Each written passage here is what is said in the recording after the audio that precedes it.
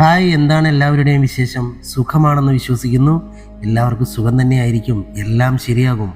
ഒന്ന് ലൈക്ക് ചെയ്ത് കണ്ടോളൂ. നല്ല അടിപൊളി കഥയാണ്. കൂടുതലൊന്നും പറയുന്നില്ല, കഥയുടെ തുടക്കത്തിൽ തന്നെ. ഇനി ഞാൻ ഓടിക്കണോ അബു? റോഡിലെ കുഴികൾ വെട്ടിയൊഴിഞ്ഞ് അതിവേഗം വണ്ടി ഓടിക്കുന്ന അബുവിനെ നോക്കി ജോ ചോദിച്ചു. വേണ്ട ജോ, ഐ ലവ് ഡ്രൈവിംഗ്.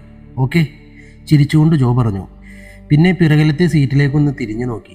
ഓടുന്ന വണ്ടിയുടെ താളത്തിനൊപ്പിച്ച് സിഗരറ്റിൽ കഞ്ചാവ് നിറക്കുകയായിരുന്ന മിഥുൻ തല ഉയർത്തി ജോയെ നോക്കി. അവൻ ഓടിക്കട്ടേടാ, മൈക്കിൾ ഷുമാക്കർ അല്ലേ അവൻ. ഷുമാക്കർ പോലും ഇത്രയും സ്പീഡിൽ ഓടിക്കത്തില്ല. ഇവനെ കുറച്ച് കഞ്ചാവ് മണപ്പിച്ചാൽ മതി. ചെറിയ സിറിഞ്ചിലെ നീലമരുന്ന് കൈത്തണ്ടയിൽ കുത്തിയിറക്കുമ്പോൾ ആൻഡോ മെല്ലെ പറഞ്ഞു.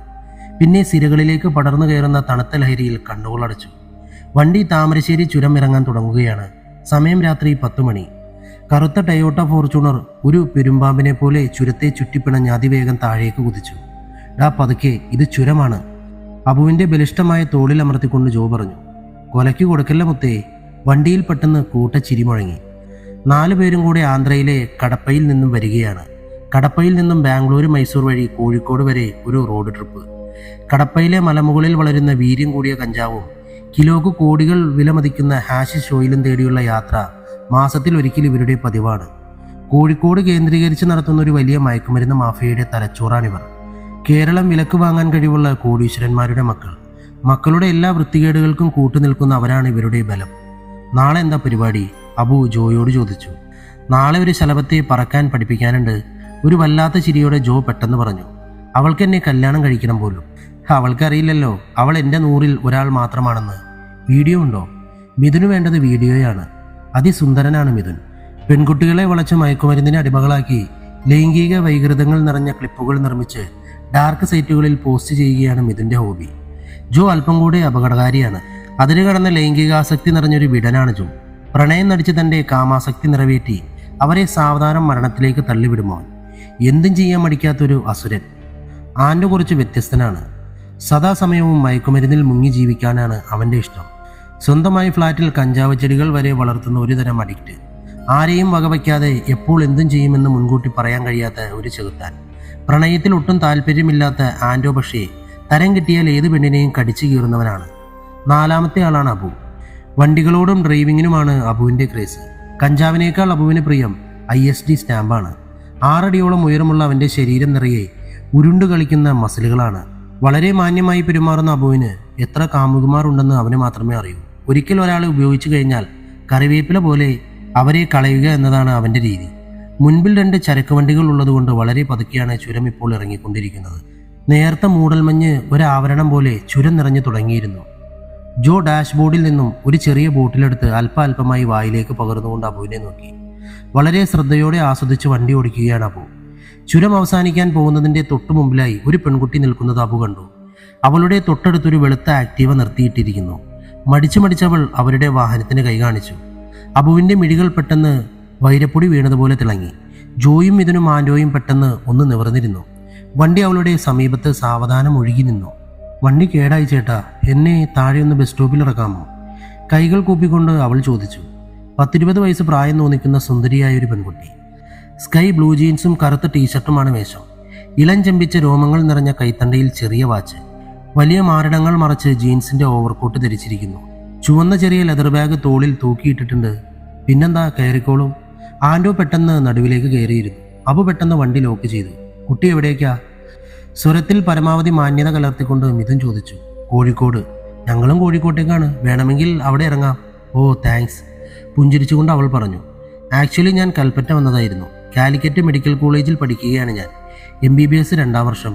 സ്കൂട്ടറിന് എന്തോ ട്രബിൾ. ഇനി വീട്ടിലേക്ക് തിരിച്ചു പോകാനും വയ്യ. പേടിച്ച് നിൽക്കുകയായിരുന്നു ഞാൻ. സാരമില്ല, ഇപ്പോൾ പേടിയൊക്കെ മാറിയില്ലേ? കുറച്ചൊക്കെ. മനോഹരമായി പുഞ്ചിരിച്ചുകൊണ്ട് അവൾ പറഞ്ഞു. വണ്ടി താമരശ്ശേരി ടൗണിലെത്തിയിരുന്നു. ജോ മെല്ലെ അബുവിൻ്റെ തുടയിലൊന്ന് തട്ടി. കാര്യം മനസ്സിലായ പോലെ അബു ഒന്ന് ചിരിച്ചു. പിന്നെ വണ്ടി അതിവേഗം വെട്ടിത്തിരിഞ്ഞ് ഒരു പോക്കറ്റ് റോഡിലേക്ക് കയറി. എന്തോ ചോദിക്കാൻ വന്ന പെൺകുട്ടിയുടെ വായ ആൻഡോ അമർത്തിപ്പിടിച്ചു. പിന്നെ അവളെ പൊക്കി അയാൾ ഇപ്പുറത്തേക്കിരുന്നു. മിഥുൻ്റെയും ആൻഡോയുടെയും കൈവിരലുകൾ അവളുടെ ശരീരത്തിലൂടെ പാമ്പിനെ പോലെ ഇഴഞ്ഞു നടന്നു. അവളുടെ ശക്തമായ പിടച്ചിൽ അവരുടെ കരങ്ങളിൽ പെട്ട് ഞെരിഞ്ഞമർന്നു. ആൻഡോ അവളുടെ ജാക്കറ്റ് വലിച്ചു പറിച്ചു. മതിയടാ, ധൃതി കൂട്ടണ്ട, തോട്ടത്തിലെത്തട്ടെ. ഒരു ചെറിയ ചിരിയോടെ ജോ പറഞ്ഞു. ജോയുടെ ഫാദറിന് താമരശ്ശേരി ടൗണിൽ നിന്നും കുറച്ചുള്ളിലേക്ക് മാറി ഒരു പഴയ തോട്ടമുണ്ട്. ഇപ്പോൾ അതൊരു ചെറിയ റിസോർട്ടാക്കി മാറ്റിയിരിക്കുകയാണ്. വല്ലപ്പോഴും ജോയും സംഘവും മാത്രമേ അവിടെ പോവാറുള്ളൂ. ബാക്കി സമയം ആ റിസോർട്ട് പൂട്ടിക്കിടക്കുകയായിരിക്കും. റിസോർട്ട് നോക്കാൻ ഒരു പയ്യനുണ്ട്. അവൻ പകൽ വന്ന് ക്ലീൻ ചെയ്തു പോകും. ജോ ചെന്ന് ഗേറ്റ് തുറന്നു. അബു വണ്ടി പോർച്ചിൽ ചെന്ന് നിർത്തി. ഇരുളിൽ കുളിച്ച് നിൽക്കുകയാണ് resort. Jo main switch on ചെയ്തു. എന്നിട്ട് വാതിൽ തുറന്ന് കുതിറിപ്പിടയുന്ന അവളെ പിടിച്ച് അവർ അകത്തേക്ക് കയറ്റി. വായ പൊത്തിപ്പിടിച്ച ആൻഡോയുടെ കൈ കടിച്ച് അവൾ ഉറക്കി കരഞ്ഞു. ആൻഡോയുടെ ഇരുമ്പ് പോലെയുള്ള കൈ അവളുടെ മുഖത്ത് ആഞ്ഞു പതിഞ്ഞു. അവളുടെ കരച്ചിൽ പൊടുന്നനെ നിന്നു. കത്തുന്ന മിഴികളോടെ അവൾ ആൻഡോയെ നോക്കി. അവളുടെ കടക്കോണിലൂടെ ചോര ഒലിച്ചു തുടങ്ങിയിരുന്നു. ജോ മെല്ലെ അവളുടെ അടുത്തേക്ക് ചെന്ന് തോളിൽ കൈവച്ചു. നീ എത്ര കരഞ്ഞാലും ആരും കേൾക്കില്ല മോളെ. ഞങ്ങളോട് സഹകരിക്കുന്നതാണ് നിനക്ക് നല്ലത്. ഇല്ലെങ്കിലും ഞങ്ങളുടെ ആവശ്യം ഞങ്ങൾ നിറവേറ്റും. ജോ അവളെ തള്ളി അകത്തെ റൂമിലേക്ക് കയറ്റി. ഒരു പുഞ്ചിരിയോടെ അവൻ തള്ളവിരൽ ഉയർത്തിക്കാട്ടി വാതിലടച്ച് കുറ്റിയിട്ടു. ഹാളിൽ ടീപ്പോയുടെ മുകളിൽ നിരത്തിവെച്ച മദ്യക്കുപ്പികൾ കാലിയാക്കുന്ന തിരക്കിലായിരുന്നു മറ്റുള്ളവർ. ജോ മെല്ലെ അവളെ നോക്കി. അവളുടെ വലിയ മിഴികൾ കണ്ടപ്പോൾ ഒരു മാൻപേടയാണ് അയാൾക്ക് ഓർമ്മ വന്നത്. വേട്ടയാടാൻ കാത്തിരിക്കുന്ന ഒരു കടുവയാണ് താനെന്ന് അയാൾക്ക് തോന്നി. വണ്ടിയിൽ കയറുമ്പോൾ ഇങ്ങനൊരു ഗണി പ്രതീക്ഷിച്ചില്ലല്ലേ. മുരണ്ടുകൊണ്ട് അയാൾ തിരക്കി. പിന്നെ അവളുടെ അരക്കെട്ടിൽ ചുറ്റിപ്പിടിച്ച് തൻ്റെ മാറിലേക്ക് ചേർത്തു. അവളുടെ ചുണ്ടിൽ ഒരു പരിഹാസച്ചിരി വിരിഞ്ഞത് പെട്ടെന്നാണ്. ശരിക്കും ഞാൻ വിരിച്ച ഗണിയിൽ നിങ്ങൾ വന്ന് വീഴുകയായിരുന്നു. ജോയിയുടെ മുഖത്തെ പുഞ്ചിരി മാഞ്ഞു. അവൾ ജീൻസിന്റെ പോക്കറ്റിൽ നിന്നും ഒരു പേനാക്കത്തി വലിച്ചെടുത്തു. ബ്ലേഡ് പോലെ അവൾ അവൻ്റെ നെഞ്ചിൽ ആഞ്ഞു വരഞ്ഞു. അലറിക്കരയാനാഞ്ഞ ജോയിയുടെ വായിലേക്ക് അവൾ തുണി തിരികെ കയറ്റി. വേദന കൊണ്ട് അവളുടെ മുഖം ലക്ഷ്യമാക്കി ആഞ്ഞു ഇടിച്ചു അവൻ. അവൾ പുഷ്പം പോലെ ഒഴിഞ്ഞു മാറി. അവൻ്റെ നാഭി ലക്ഷ്യമാക്കി ആഞ്ഞു തൊഴിച്ചു. തലയ്ക്കുള്ളിൽ 1000 വണ്ടി ഇരമ്പുന്നത് പോലെയാണ് അവന് തോന്നിയത്. സാവധാനം വേച്ച് വേച്ച് ഒരു വശത്തേക്ക് മറഞ്ഞു വീണു. അവൾ സാവധാനം ബാഗിൽ നിന്നും ഒരു ചെറിയ കുപ്പിയെടുത്ത് അവനെ മണപ്പിച്ചു. പിന്നെ അവനെ വലിച്ച് കട്ടിലിൻ്റെ താഴേക്ക് നീക്കി. അവളുടെ ചുവന്ന അധരങ്ങളിൽ എന്തിനോ വേണ്ടിയുള്ള ഒരു ചിരി വിരിഞ്ഞു. അവൾ സാവധാനം ജീൻസ് മുകളിലേക്ക് ചുരുട്ടി കയറ്റി വെച്ചു. ടീഷർട്ട് വശങ്ങളിലൂടെ താഴേക്ക് ഇറക്കി തോളുകൾ നഗ്നമാക്കി. പിന്നെ ഒരു പുതപ്പെടുത്ത് ദേഹം മൊത്തം മൂടി. റൂമിലെ വലിയ നിലക്കണ്ണാടിയിൽ തെളിഞ്ഞു കണ്ട രൂപത്തിലേക്ക് അവൾ സൂക്ഷിച്ചു നോക്കി. ഇപ്പോൾ കണ്ടാൽ നഗ്നമായ ശരീരം മൂടി പൊതച്ചതുപോലെയുണ്ട്. അവൾ മെല്ലെ വാതിൽ തുറന്നു. പിന്നെ പതിയെ അവരുടെ അടുത്തേക്ക് ചെന്നു. ഗ്ലാസ്സിലേക്ക് മദ്യം പകർന്ന് ഒറ്റയടിക്ക് വലിച്ചു കുടിച്ചു. ആൻഡോയും ഇതിനും അബുവും ആസക്തിയോടെ അവളെ നോക്കി. അവളുടെ മുഖത്തേക്ക് തന്നെ നോക്കിയിരിക്കുകയാണ് 3 പേരും. അവൾ പ്രലോഭനം കലർന്ന മുഖവുമായി അവരെ നോക്കി ഒന്ന് ചിരിച്ചു. മിഥുൻ അറിയാതെ അവളുടെ അടുത്തേക്ക് ചെന്നു. അവൻ്റെ ചെവിയിൽ അവൾ മൃദുവായി കടിച്ചു. കോരിത്തരിപ്പിന്റെ നിമിഷങ്ങളിൽ അയാൾ അവളെ മാറോട് ചേർത്തു. നിന്റെ പേരെന്താടി? ആസക്തി നിറഞ്ഞ സ്വരത്തോടെ അവൻ തിരക്കി. രാക്ഷസി. ചിരിച്ചുകൊണ്ട് അവൾ പറഞ്ഞു. പിന്നെ അവൻ്റെ കവിളിൽ തഴുകി അകത്തേക്ക് നടന്നു. അതിനിടയിൽ അവളുടെ കയ്യിലെ പൊതിയിലെ പൊടി വിസ്കി കുപ്പിയിലിട്ടത് ആരും കണ്ടില്ല. അനുസരണയുള്ള ആട്ടിൻകുട്ടിയെ പോലെ മിഥുൻ അവളുടെ പിന്നാലെ നടന്നു. അവൾ അവനെ കട്ടിലേക്ക് കിടത്തി. I am a wild animal. ചിരിച്ചുകൊണ്ട് അവൾ പറഞ്ഞു. വരാൻ പോകുന്ന അപകടമറിയാതെ മിഥുൻ അവളെ ദേഹത്തേക്ക് വലിച്ചിടാനാഞ്ഞു.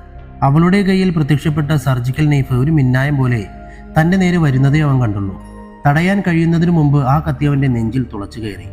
എന്താണെന്ന് മനസ്സിലാവുന്നതിന് മുമ്പേ തലയിണ അവൻ്റെ മുഖത്തേക്ക് അമർന്നു. ഇതൊന്നും അറിയാതെ മരുന്ന് കലർന്ന വിസ്കി കുടിക്കുകയായിരുന്നു അബുവും ആൻഡോയും. എവിടെയാണ് താൻ? അറിയില്ല. തലയ്ക്കുള്ളിൽ വല്ലാത്ത പെരുപ്പ്. അബു കണ്ണുകൾ വലിച്ചു തുറന്നു. കൈകാലുകൾ അനക്കാൻ കഴിയുന്നില്ല. സമയം എത്രയായി കാണും? അതും അറിയില്ല. ഇന്നലെ രാത്രിയിൽ എന്താണ് സംഭവിച്ചത്? ഒന്നും ഓർമ്മ വരുന്നില്ല. സാവധാനം കാഴ്ചകൾ വ്യക്തമായി. ചിരിച്ചിട്ട വലിയ കട്ടിലിൽ പരിപൂർണ നഗ്നനായി കെട്ടിയിട്ടിരിക്കുകയാണ് തന്നെ. തൻ്റെ ചുമലിലേക്ക് എന്തോ ഉറ്റി വീഴുന്നത് അബു അറിഞ്ഞു. ചോരയുടെ ഗന്ധമറിഞ്ഞ അബു ഒരു ഞെട്ടലോടെ മുകളിലേക്ക് നോക്കി.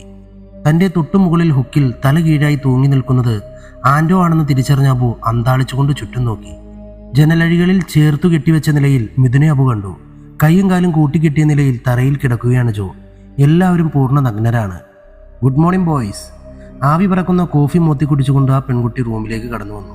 ക്ഷമിക്കണം, നിങ്ങളെല്ലാവരും കുറച്ച് ഓവറായത് കാരണം എനിക്ക് കുറച്ച് പരുഷമായി പെരുമാറേണ്ടി വന്നു.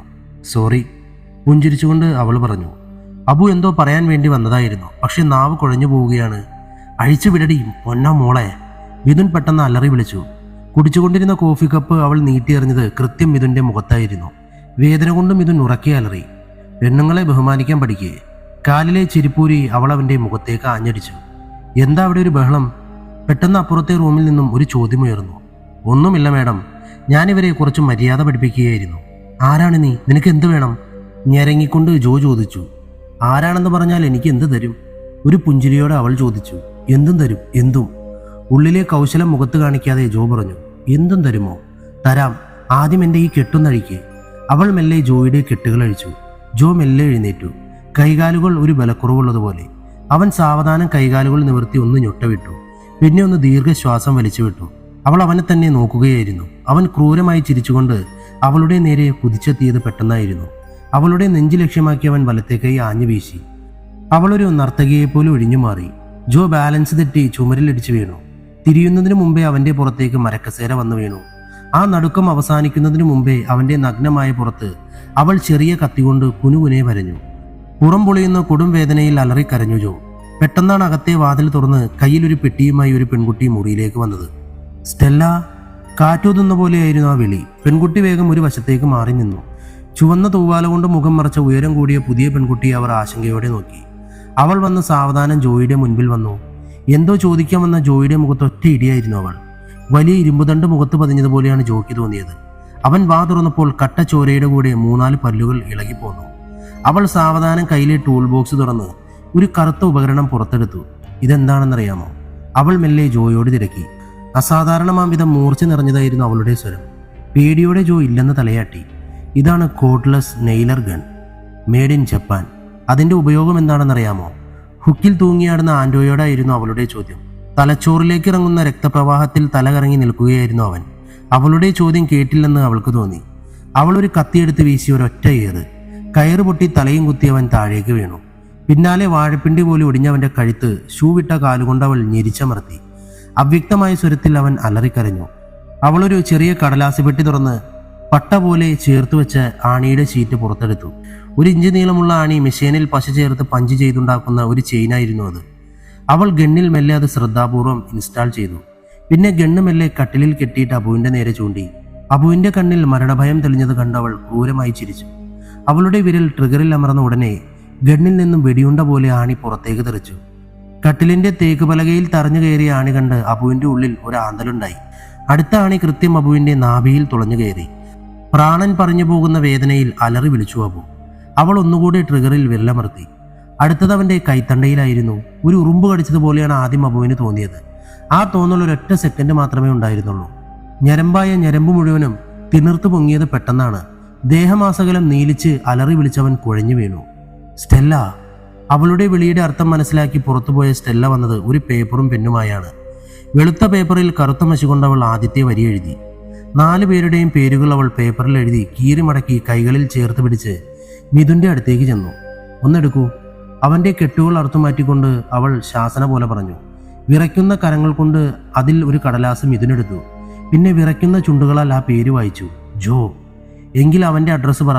മിഥുൻ പറഞ്ഞ അഡ്രസ്സ് സ്റ്റെല്ല പേപ്പറിൽ കുറിച്ചെടുത്തു. കർത്താവേ, ഈ പാപിയോട് നീ പൊറുക്കേണമേ. അവൾ പതിയെ എല്ലാവരുടെയും കെട്ടുകൾ അഴിച്ചു കളഞ്ഞു. വെള്ളം! ആൻഡോ ശ്വാസം പോകുന്ന പോലെ അലറി വിളിച്ചു. സ്റ്റെല്ല മെല്ലെ ബാത്റൂമിൽ കയറി ക്ലോസറ്റിൽ നിന്നും ചെറിയ മഗ്ഗു കൊണ്ട് വെള്ളം കോരിയെടുത്ത് കൊണ്ടുപോയി ആൻഡോയുടെ നേർക്ക് നീട്ടി. അവളുടെ കയ്യിൽ നിന്നും വെപ്രാളപ്പെട്ട മഗ്ഗു വാങ്ങി വായിലേക്ക് കമഴ്ത്തിയതും വലിയ ശബ്ദത്തോടെ അവൻ ഛർദ്ദിച്ചു. എങ്ങനെയുണ്ട് ടോയ്ലറ്റ് വാട്ടർ? ചിരിച്ചുകൊണ്ട് സ്റ്റെല്ല ചോദിച്ചു. എടി പുന്നാര മോളെ! ആ തളർച്ചയിലും ആൻഡോയുടെ വായിൽ നിന്നും പുറത്തു വന്നത് പച്ചത്തെറിയായിരുന്നു. തൂവാല കൊണ്ട് മുഖം മറച്ച കുട്ടിയുടെ ഭാവം മാറിയത് പെട്ടെന്നായിരുന്നു. പെട്ടിയിൽ നിന്നും ഒരു തിളങ്ങുന്ന കത്തിയെടുത്ത് അവൾ ആൻഡോയുടെ അടുത്തേക്ക് ചെന്നു. അവളുടെ നഖങ്ങൾ നീട്ടി വളർത്തിയ വിരലുകൾ ആൻഡോയുടെ കഴുത്തിലമർന്നപ്പോൾ ശ്വാസം മുട്ടി അവന്റെ നാക്ക് പുറത്തേക്ക് വന്നു. ഇടത്തെ കൈയിലെ കത്തി കൊണ്ട് അവന്റെ നാക്ക് അവൾ അരിഞ്ഞെടുത്തു. ഒരു ഒറ്റ നിമിഷം കൊണ്ട് അവന്റെ വായ നിറയെ ചോര നിറഞ്ഞു. കരയാൻ പോലും മറന്നവൻ അവളെ നോക്കി. മരണഭയം കൊണ്ട് അവന്റെ മിഴികൾ തുറിച്ചു. വായിൽ നിറഞ്ഞ ചോര അവൻ അവളുടെ മുഖത്തേക്ക് തുപ്പി. ചോരയിൽ കുതിർന്ന തൂവാല അവൾ മെല്ലെ അഴിച്ചു മാറ്റി. ഒരു മിന്നൽ നെഞ്ചിലൂടെ പോയതുപോലെയാണ് അബുവിന് തോന്നിയത്. ഒട്ടും മാംസമില്ലാത്ത വെന്തുരുകിയ അവളുടെ മുഖം ഹോളിവുഡ് സിനിമകളിലെ പ്രേതങ്ങളെക്കാൾ ഭീകരമായിരുന്നു. തലയിൽ വെച്ച് വെപ്പുമുടി അവൾ അഴിച്ചുമാറ്റി.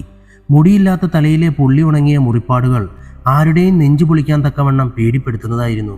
ക്രൂരമായി ചിരിച്ചുകൊണ്ട് അവൾ ആൻഡോയെ നോക്കി. പിന്നെ തിളങ്ങുന്ന കത്തികൊണ്ട് അവന്റെ കഴുത്തിൽ ഒരൊറ്റ വര.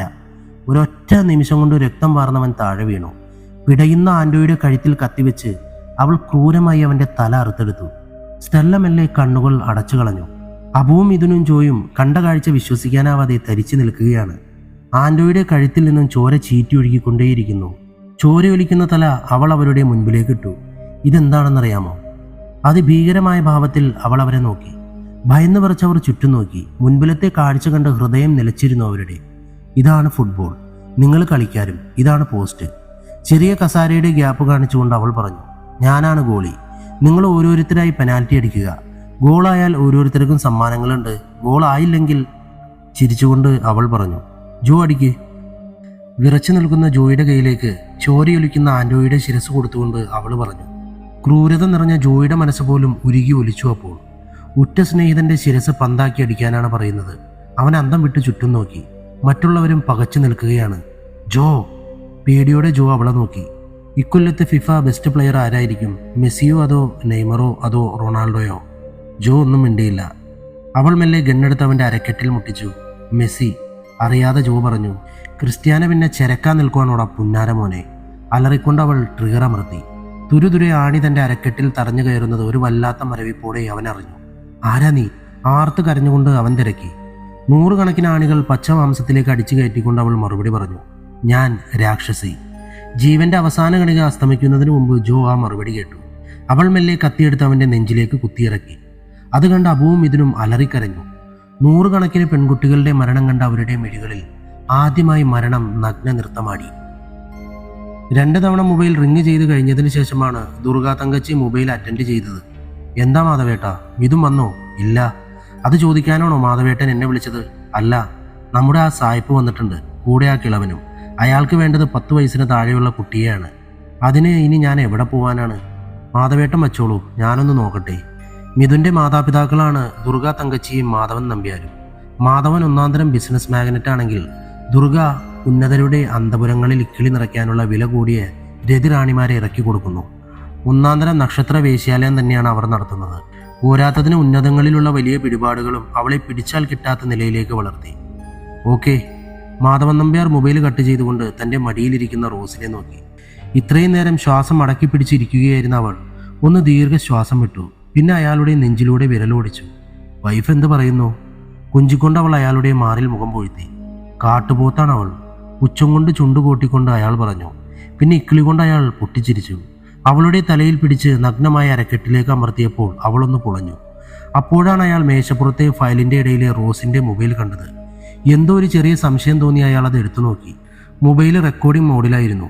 അയാളുടെ ഉള്ളിൽ നിന്നും ഒരു കാട്ടുമൃഗം ചുരമാന്തി. റോസ്! അയാൾ മെല്ലെ വിളിച്ചു. അവൾ മെല്ലെ തലയുയർത്തി അയാളെ നോക്കി.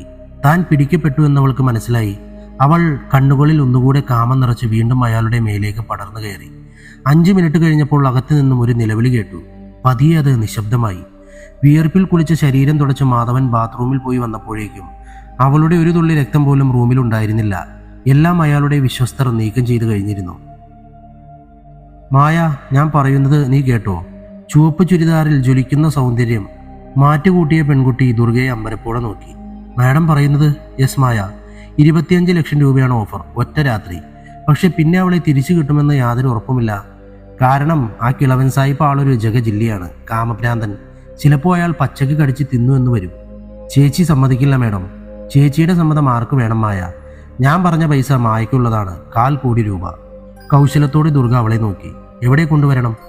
അവൾ സ്കൂൾ വിട്ടു വരുമ്പോൾ നീ അവളെ പിക്ക് ചെയ്ത് നമ്മുടെ ഹോട്ടലിൽ കൊണ്ടുവന്നാൽ മതി. ബാക്കി പിന്നെ ഞാൻ നോക്കിക്കൊള്ളാം. Thanks madam. പുഞ്ചിരിയോടെ മായ പുറത്തേക്ക് നടന്നു. 1/4 കോടി രൂപ. ആലോചിച്ചിട്ട് അവൾക്ക് സങ്കടം അടക്കാൻ കഴിഞ്ഞില്ല. സ്വന്തം ചേച്ചിയുടെ 8 വയസ്സുള്ള മാലാകക്കുട്ടിക്ക് വേണ്ടിയാണ് താൻ ഈ വില വാങ്ങുന്നതെന്ന സങ്കടം മായയെ അലട്ടിയതേയില്ല. മായ തൻ്റെ സ്കൂട്ടറിൽ പുറത്തേക്ക് പോകുന്നത് കണ്ടുകൊണ്ട് ദുർഗ മൊബൈലെടുത്ത് ആർക്കോ ഡയൽ ചെയ്തു. പിന്നെ മായയുടെ ഫോട്ടോ ആ നമ്പറിലേക്ക് വാട്സപ്പ് ചെയ്തു. ഇനി മായ സ്കൂളിൽ നിന്നും കുട്ടിയെ കൊണ്ടുവരുന്ന വഴി അവൾ ഐസ്ക്രീം പാർലറിൽ വണ്ടി നിർത്തും.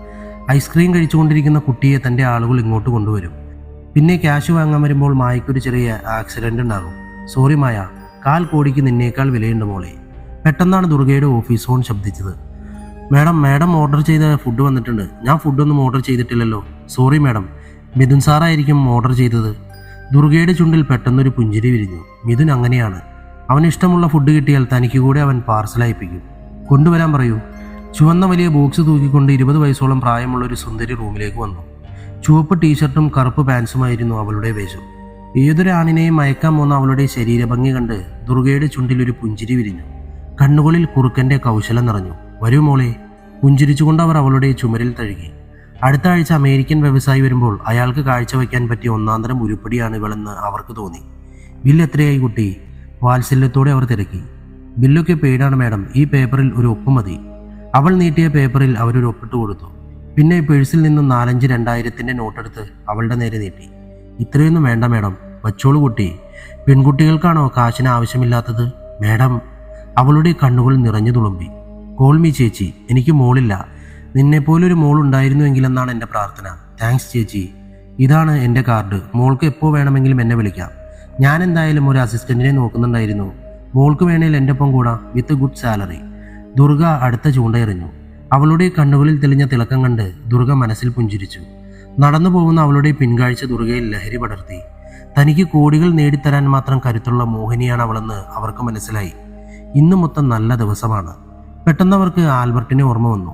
അവൻ്റെ ഉരുക്കുപോലുള്ള ശരീരവും ഒരിക്കലും തളരാത്ത ആവേശവും ഓർത്തപ്പോൾ അവരുടെ അരക്കെട്ടിൽ 1000 തിരമാലകൾ അലതല്ലി. മൊബൈലെടുത്ത് അവർ ആൽബർട്ടിനെ വിളിച്ചു. Please come dear. അപ്പുറത്ത് നിന്ന് മോഹിപ്പിക്കുന്ന വാക്കുകൾ കേട്ട് ദുർഗ പുഞ്ചിരിച്ചു. മൊബൈൽ കട്ട് ചെയ്ത് അതേ പുഞ്ചിരിയോടെ അവർ ബോക്സ് ഓപ്പൺ ചെയ്തു. അതൊരു തലയായിരുന്നു. ചോര ഉണങ്ങി പിടിച്ചൊരു തല. അത് മിഥുൻ്റെ തലയാണെന്ന് തിരിച്ചറിഞ്ഞ നിമിഷം ഒരു ആർത്തനാദത്തോടെ ദുർഗ തങ്കച്ചി ബോധം കെട്ടു വീണു. ഇത്രയും ക്രൂരമായ ഒരു കൊലപാതകം ഞാൻ എൻ്റെ ജീവിതത്തിൽ കണ്ടിട്ടില്ല മാഡം. നെറ്റിയിൽ പൊടിഞ്ഞ വിയർപ്പ് കർച്ചീഫ് കൊണ്ട് തുടച്ച് ഡോക്ടർ വർമ്മ കമ്മീഷണർ അനുപമയോട് പറഞ്ഞു. വർമ്മ ഡോക്ടർ കോഴിക്കോട് മെഡിക്കൽ കോളേജിലെ ചീഫ് സർജനാണ്. ആയിരക്കണക്കിന് പോസ്റ്റ്മോർട്ടം ചെയ്ത അനുഭവ സമ്പത്തുള്ള ഡോക്ടർ. അങ്ങനെ പറയാനുള്ള കാരണം എന്താണ് ഡോക്ടർ? കസാരയിൽ ഒന്നുകൂടെ അമർന്നിരുന്നു കൊണ്ട് അനുപമ ചോദിച്ചു. പറയാം മാഡം. കൊല്ലപ്പെട്ട 4 പേരുടെയും തലകൾ മുറിച്ചു മാറ്റിയിട്ട് പരസ്പരം മാറ്റി തുന്നി പിടിപ്പിച്ചിട്ടുണ്ട്. അതിൽ ഒരാളുടെ തല അക്രമികൾ വീട്ടിലേക്ക് അയച്ചു കൊടുത്തത് നിങ്ങൾക്കറിയാമല്ലോ. അനുപമ ഒന്ന് മൂളി. 4 പേരുടെയും ലൈംഗിക അവയവങ്ങൾ മുറിച്ചു മാറ്റിയിട്ടുണ്ട്. ദേഹം മുഴുവനും ആടി തറച്ച് കയറ്റിയിട്ടുണ്ട്. നഖങ്ങൾ മൊത്തം പിഴുതു മാറ്റിയിരിക്കുന്നു. ശരിക്കും പറഞ്ഞാൽ 2ഓ അതിൽ കൂടുതലോ ആൾക്കാർ കൂടിയോ ആണ് ഈ കൃത്യം ചെയ്തിരിക്കുന്നത്. പിന്നെ 4 പേരുടെയും രക്തത്തിൽ എന്തോ തിരിച്ചറിയാൻ കഴിയാത്ത രാസപദാർത്ഥത്തിന്റെ സാന്നിധ്യമുണ്ട്. ഒരു ബ്രൂട്ടൽ നരഹത്യ തന്നെയാണ് അവിടെ നടന്നിരിക്കുന്നത്. മറ്റെന്തെങ്കിലും അസ്വാഭാവികത? യെസ് മാഡം, അതാണ് ഞാൻ പറഞ്ഞു വരുന്നത്. കഴുത്തു മുറിച്ചതും ദേഹത്തെ മുറിപ്പാടുകൾ സൂചിപ്പിക്കുന്നത് സർജിക്കൽ നൈഫ് പോലെയുള്ള മൂർച്ചയേറിയ ആയുധമാണ് ഉപയോഗിച്ചതെന്നാണ്. അപ്പോൾ മെഡിക്കൽ ഫീൽഡുമായി ബന്ധമുള്ള ആരോ ആണ് ഇതിൻ്റെ പിറകിലെന്നാണോ ഡോക്ടർ പറഞ്ഞു വരുന്നത്? തീർച്ചയായും അങ്ങനൊരു സംശയം എനിക്കുണ്ട്. വർമ്മ ഡോക്ടർ കണ്ണടയൂരി ഗ്ലാസ് തുടച്ച് തിരിച്ചു വെച്ചു. പിന്നെ മേശപ്പുറത്തു നിന്നും 4 ഫയലുകൾ എടുത്ത് അനുപമയ്ക്ക് നേരെ നീട്ടി. 4 പേരുടെയും പോസ്റ്റ്മോർട്ടം റിപ്പോർട്ടിൻ്റെ കോപ്പിയാണത്. മൊത്തം വിവരങ്ങൾ അതിൽ രേഖപ്പെടുത്തിയിട്ടുണ്ട്. എന്തെങ്കിലും സംശയമുണ്ടെങ്കിൽ വിളിക്കുക. Thanks doctor. ഫയലുകളുമായി അനുപമ പുറത്തേക്ക് നടന്നു. വണ്ടിയിൽ കയറുന്നതിന് മുൻപായി അവരുടെ മൊബൈൽ റിംഗ് ചെയ്തു. മിനിസ്റ്ററിൻ്റെ ഓഫീസിൽ നിന്നായിരുന്നു അത്. പറയൂ സാർ. അനുപമ, എന്തായി കാര്യങ്ങൾ? അനുപമയ്ക്ക് ദേഹം മൊത്തം ചൊറിഞ്ഞു വരുന്നത് പോലെ തോന്നി. അല്ലെങ്കിലും മിനിസ്റ്റർ, ഇയാളുടെ കണ്ണിലെ കരടാണ് താൻ. ഈ കേസിൽ മിനിസ്റ്റർ തന്നെ വേട്ടയാടുമെന്ന് ഉറപ്പാണ്. ഊർജിതമായ അന്വേഷണം നടക്കുന്നുണ്ട് സാർ. പോസ്റ്റ്മോർട്ടം റിപ്പോർട്ട് ഇപ്പോഴാണ് കയ്യിൽ കിട്ടിയത്. അറിയാലോ, കേരളം വിലക്ക് വാങ്ങാൻ കഴിയുള്ള കൊമ്പൻ സ്രാവുകളുടെ മക്കളാണ് കൊല ചെയ്യപ്പെട്ടത്. മന്ത്രിസഭ പോലും വീഴ്ത്താൻ ശേഷിയുള്ളവരാണവർ. So be careful. Okay sir. Mobile cut ചെയ്ത അനുപമ വണ്ടിയിൽ കയറി. ഡ്രൈവർ അതിവേഗം വണ്ടി കമ്മീഷണർ ഓഫീസിലേക്ക് കുതിച്ചു. അനുപമ സീറ്റിൽ ചാരി കണ്ണുകളടച്ചു. ആൻഡോയുടെ വീട്. റിസോർട്ട് പോലെ മനോഹരമായ കൊട്ടാരം പോലെയുള്ള വീടിൻ്റെ സ്വകാര്യ മുറിയിലായിരുന്നു അവർ. മിഥുൻ്റെ അച്ഛൻ മാധവൻ നമ്പ്യാർ. അബുവിൻ്റെ ബാപ്പ വിദേശ ബിസിനസ് രാജാവ് ദുബായ് മരയ്ക്ക. ആൻഡോയുടെ അച്ഛൻ മധ്യരാജാവ് പീറ്റർ. പിന്നെ ജോയിയുടെ അച്ഛൻ ജോസഫ് കുര്യൻ. ഇയാൾക്ക് ഇന്ത്യയിൽ ഒട്ടാകെ 100 കണക്കിന് വിദ്യാഭ്യാസ സ്ഥാപനങ്ങളുണ്ട്. റഷ്യൻ നിർമ്മിത വോഡ്ക സാവധാനം സിപ്പ് ചെയ്യുകയായിരുന്നു 4 പേരും. അവരുടെ ജീവിതത്തിലെ ഏറ്റവും വലിയ പ്രതിസന്ധി ഘട്ടത്തിലൂടെയാണ് ഇപ്പോൾ 4 പേരും കടന്നുപോയിക്കൊണ്ടിരിക്കുന്നത്. ആർക്കും ഒന്നും പറയാൻ കഴിയുന്നില്ല. പീറ്ററേ, നമ്മളെ മക്കളെ ആരോ വെട്ടിമുറിച്ചിട്ട് ഇപ്പോൾ ഒരാഴ്ച കഴിഞ്ഞു. എന്തേലും ചെയ്യണ്ടേ? നരവീണ ബുൾഗാന്താടി തടവിക്കൊണ്ട് മരക്കാർ പീറ്ററെ നോക്കി. പീറ്റർ ഒന്നും മിണ്ടാതെ വോഡ്ക നുകർന്നുകൊണ്ടിരിക്കുന്നു. എന്താ മാധവ ഒന്നും മിണ്ടാത്തത്? മരക്കാർ ഒരാശ്വാസത്തിനായി മാധവനെ നോക്കി. നമ്മുടെ കൂട്ടത്തിലെ ബുദ്ധി രാക്ഷസൻ നീയല്ലേ? മാധവൻ ഗ്ലാസ്സിലെ അവസാന തുള്ളി നാക്കിലേക്ക് ഇറ്റിച്ചുകൊണ്ട് മരക്കാരെ നോക്കി. വികാരക്ഷോഭത്താൽ ചുവന്നു തുടുത്തിരുന്നു മാധവന്റെ മുഖം. അയാൾ ഒന്നും മിണ്ടാതെ മൊബൈലെടുത്ത് ഡയൽ ചെയ്തു. കമ്മീഷണർ അനുപമയുടെ നമ്പറായിരുന്നു അത്. എന്തായി കമ്മീഷണറെ, ആരെയെങ്കിലും കിട്ടിയോ? പരിഹാസ ചുവന്നിറഞ്ഞ ചോദ്യം കേട്ട അനുപമയ്ക്ക് ദേഹം മൊത്തം പുഴുവരിക്കുന്ന പോലെ തോന്നി. ഇല്ല സാർ, ഉണ്ടാവില്ല. കാരണം നീയൊക്കെ കാത്തിരിക്കുന്നത് മാധവന്റെ പട്ടട എരിയുന്നത് കാണാനല്ലേ? പഴയതൊന്നും മറന്നിട്ടില്ലല്ലോ അല്ലേ? മറുപടി പറയാൻ വന്നതാണ് അനുപമ. അതിനു മുമ്പേ ഫോൺ കട്ടായി. രോഷത്തോടെ ടേബിളിൽ ആഞ്ഞടിച്ചു അനുപമ. ടേബിളിലിരുന്ന ഫ്ലവർ വേഴ്സ് നിലത്തേക്ക് വീണ് പൊട്ടിച്ചിതറി. മാഡം. കോപം അല്പമൊന്ന് ശമിച്ചപ്പോൾ അനുപമ തിരിഞ്ഞു നോക്കി. ഇൻസ്പെക്ടർ ടോണി ആയിരുന്നു അത്. പുതിയ ആളാണ്, പക്ഷേ ആത്മാർത്ഥതയും കഠിനാധ്വാനവും കൈമുതലുള്ള ചെറുപ്പക്കാരൻ. ടോണി അകത്തേക്ക് വന്ന് അനുപമയെ സല്യൂട്ട് ചെയ്തു. എനിക്കൊരു സംശയമുണ്ട് മാഡം. പറയൂ ടോണി. മാഡം, മിഥുൻ്റെ തല ദുർഗാ തങ്കച്ചിക്ക് ആരോ പെട്ടിയിലാക്കി കൊണ്ടുവന്ന് കൊടുത്തു എന്നല്ലേ അവർ പറഞ്ഞത്? അതെ ടോണി. ദുർഗയും അവരുടെ സഹായിയായ പെൺകുട്ടിയും മാത്രമല്ലേ അത് കൊണ്ടുവന്ന യുവതിയെ കണ്ടിട്ടുള്ളൂ എന്നല്ലേ പറഞ്ഞത്? അതെ. അനുപമ ടോണിയുടെ മുഖത്തേക്ക് തന്നെ സൂക്ഷിച്ചു നോക്കി. അവരുടെ വീട് നിറയെ CCTV അല്ലേ? എന്നിട്ടും അതിൽ അവളുടെ ഫോട്ടോസൊന്നും ഇല്ല എന്ന് പറയുന്നത് വിശ്വസനീയമാണോ? അല്ല ടോണി, ഒരിക്കലുമല്ല. ദുർഗ നമ്മളോട് സഹകരിക്കാത്തതാണ് ഇപ്പോഴത്തെ വലിയ പ്രശ്നം. ആ സഹായി പെൺകുട്ടിയെ കാണാനുമില്ല. അവൾ മിസ്സിംഗ് ആണ്. ടോണിയുടെ മുഖത്ത് എന്തോ ചിന്തകൾ നിറഞ്ഞു. മാഡം, എനിക്ക് തോന്നുന്നു ആ ദുർഗ എന്ന സ്ത്രീ ഒന്നാന്തരം ഫ്രോഡാണെന്നാണ്. തീർച്ചയായും. ടോണി പോയിക്കോളൂ. തിരിഞ്ഞു നടക്കുമ്പോൾ അനുപമയുടെ മുഖത്ത് വിരിഞ്ഞ ചെറുപുഞ്ചിരി ടോണി കണ്ടില്ല. അനുപമ ഒരു പേപ്പറിൽ ദുർഗയുടെ പേരെഴുതി. പിന്നെ ചുവന്ന മഷി കൊണ്ട് ആ പേര് കുത്തിവരച്ചു. ഒടുവിൽ ആ പേപ്പർ കീറിമുറിച്ച് വായിലേക്കിട്ട് ചവച്ച് തുപ്പിക്കളഞ്ഞു. രാത്രി 10 മണി. ദുർഗയുടെ വെളുത്ത ബെൻസ് മെല്ലെ ഒഴുകിയ ആൽബർട്ടിന്റെ വീടിന്റെ മുൻപിൽ വന്നു. പാർക്കിങ്ങിൽ ആൽബർട്ടിന്റെ കാറ് കിടക്കുന്നത് കണ്ടു. ദുർഗയ്ക്ക് ശരീരം മൊത്തം ഒരു ഉന്മേഷം വന്ന് നിറയാൻ തുടങ്ങി. Anglo ഇന്ത്യനാണ് Albert. 10 വർഷങ്ങൾക്ക് മുമ്പ് ഒരു പാർട്ടിയിൽ വെച്ചാണ് ദുർഗ ആൽബർട്ടിനെ കാണുന്നത്. അന്ന് ആൽബർട്ടിന്റെ വിരലിൽ പിടിച്ച് നൃത്തം ചെയ്തു. എത്തിയത് അവസാനം അവന്റെ കിടപ്പറയിലായിരുന്നു. ഒരു പെണ്ണിന്റെ ഏറ്റവും വലിയ സംതൃപ്തി എന്താണെന്ന് മനസ്സിലായ അന്ന് മുതൽ ദുർഗയുടെ വലങ്കൈയാണ് ആൽബർട്ട്. ദുർഗ കുറച്ചെങ്കിലും ഒരു പെണ്ണാവുന്നത് അവന്റെ മുന്നിൽ മാത്രമാണ്. വാതിൽ ലോക്ക് ചെയ്തിരുന്നില്ല. Welcome my princess. നഗ്നമായ നെഞ്ചിൽ ഒരു ചെറിയ ടവൽ പുതച്ചുകൊണ്ട് ആൽബർട്ട് ദുർഗയെ സ്വാഗതം ചെയ്തു. ദുർഗ ആവേശത്തോടെ അവന്റെ നെഞ്ചിലേക്ക് ചാഞ്ഞു. ടവൽ ഊർന്ന് താഴേക്ക് വീണു. പെട്ടെന്ന് ലൈറ്റ് അണഞ്ഞു. റൂമിലേക്ക് ആരോ വന്നതുപോലെ അവർക്ക് തോന്നി. ആൽബർട്ട് പതുക്കെ സ്വിച്ചമർത്തി.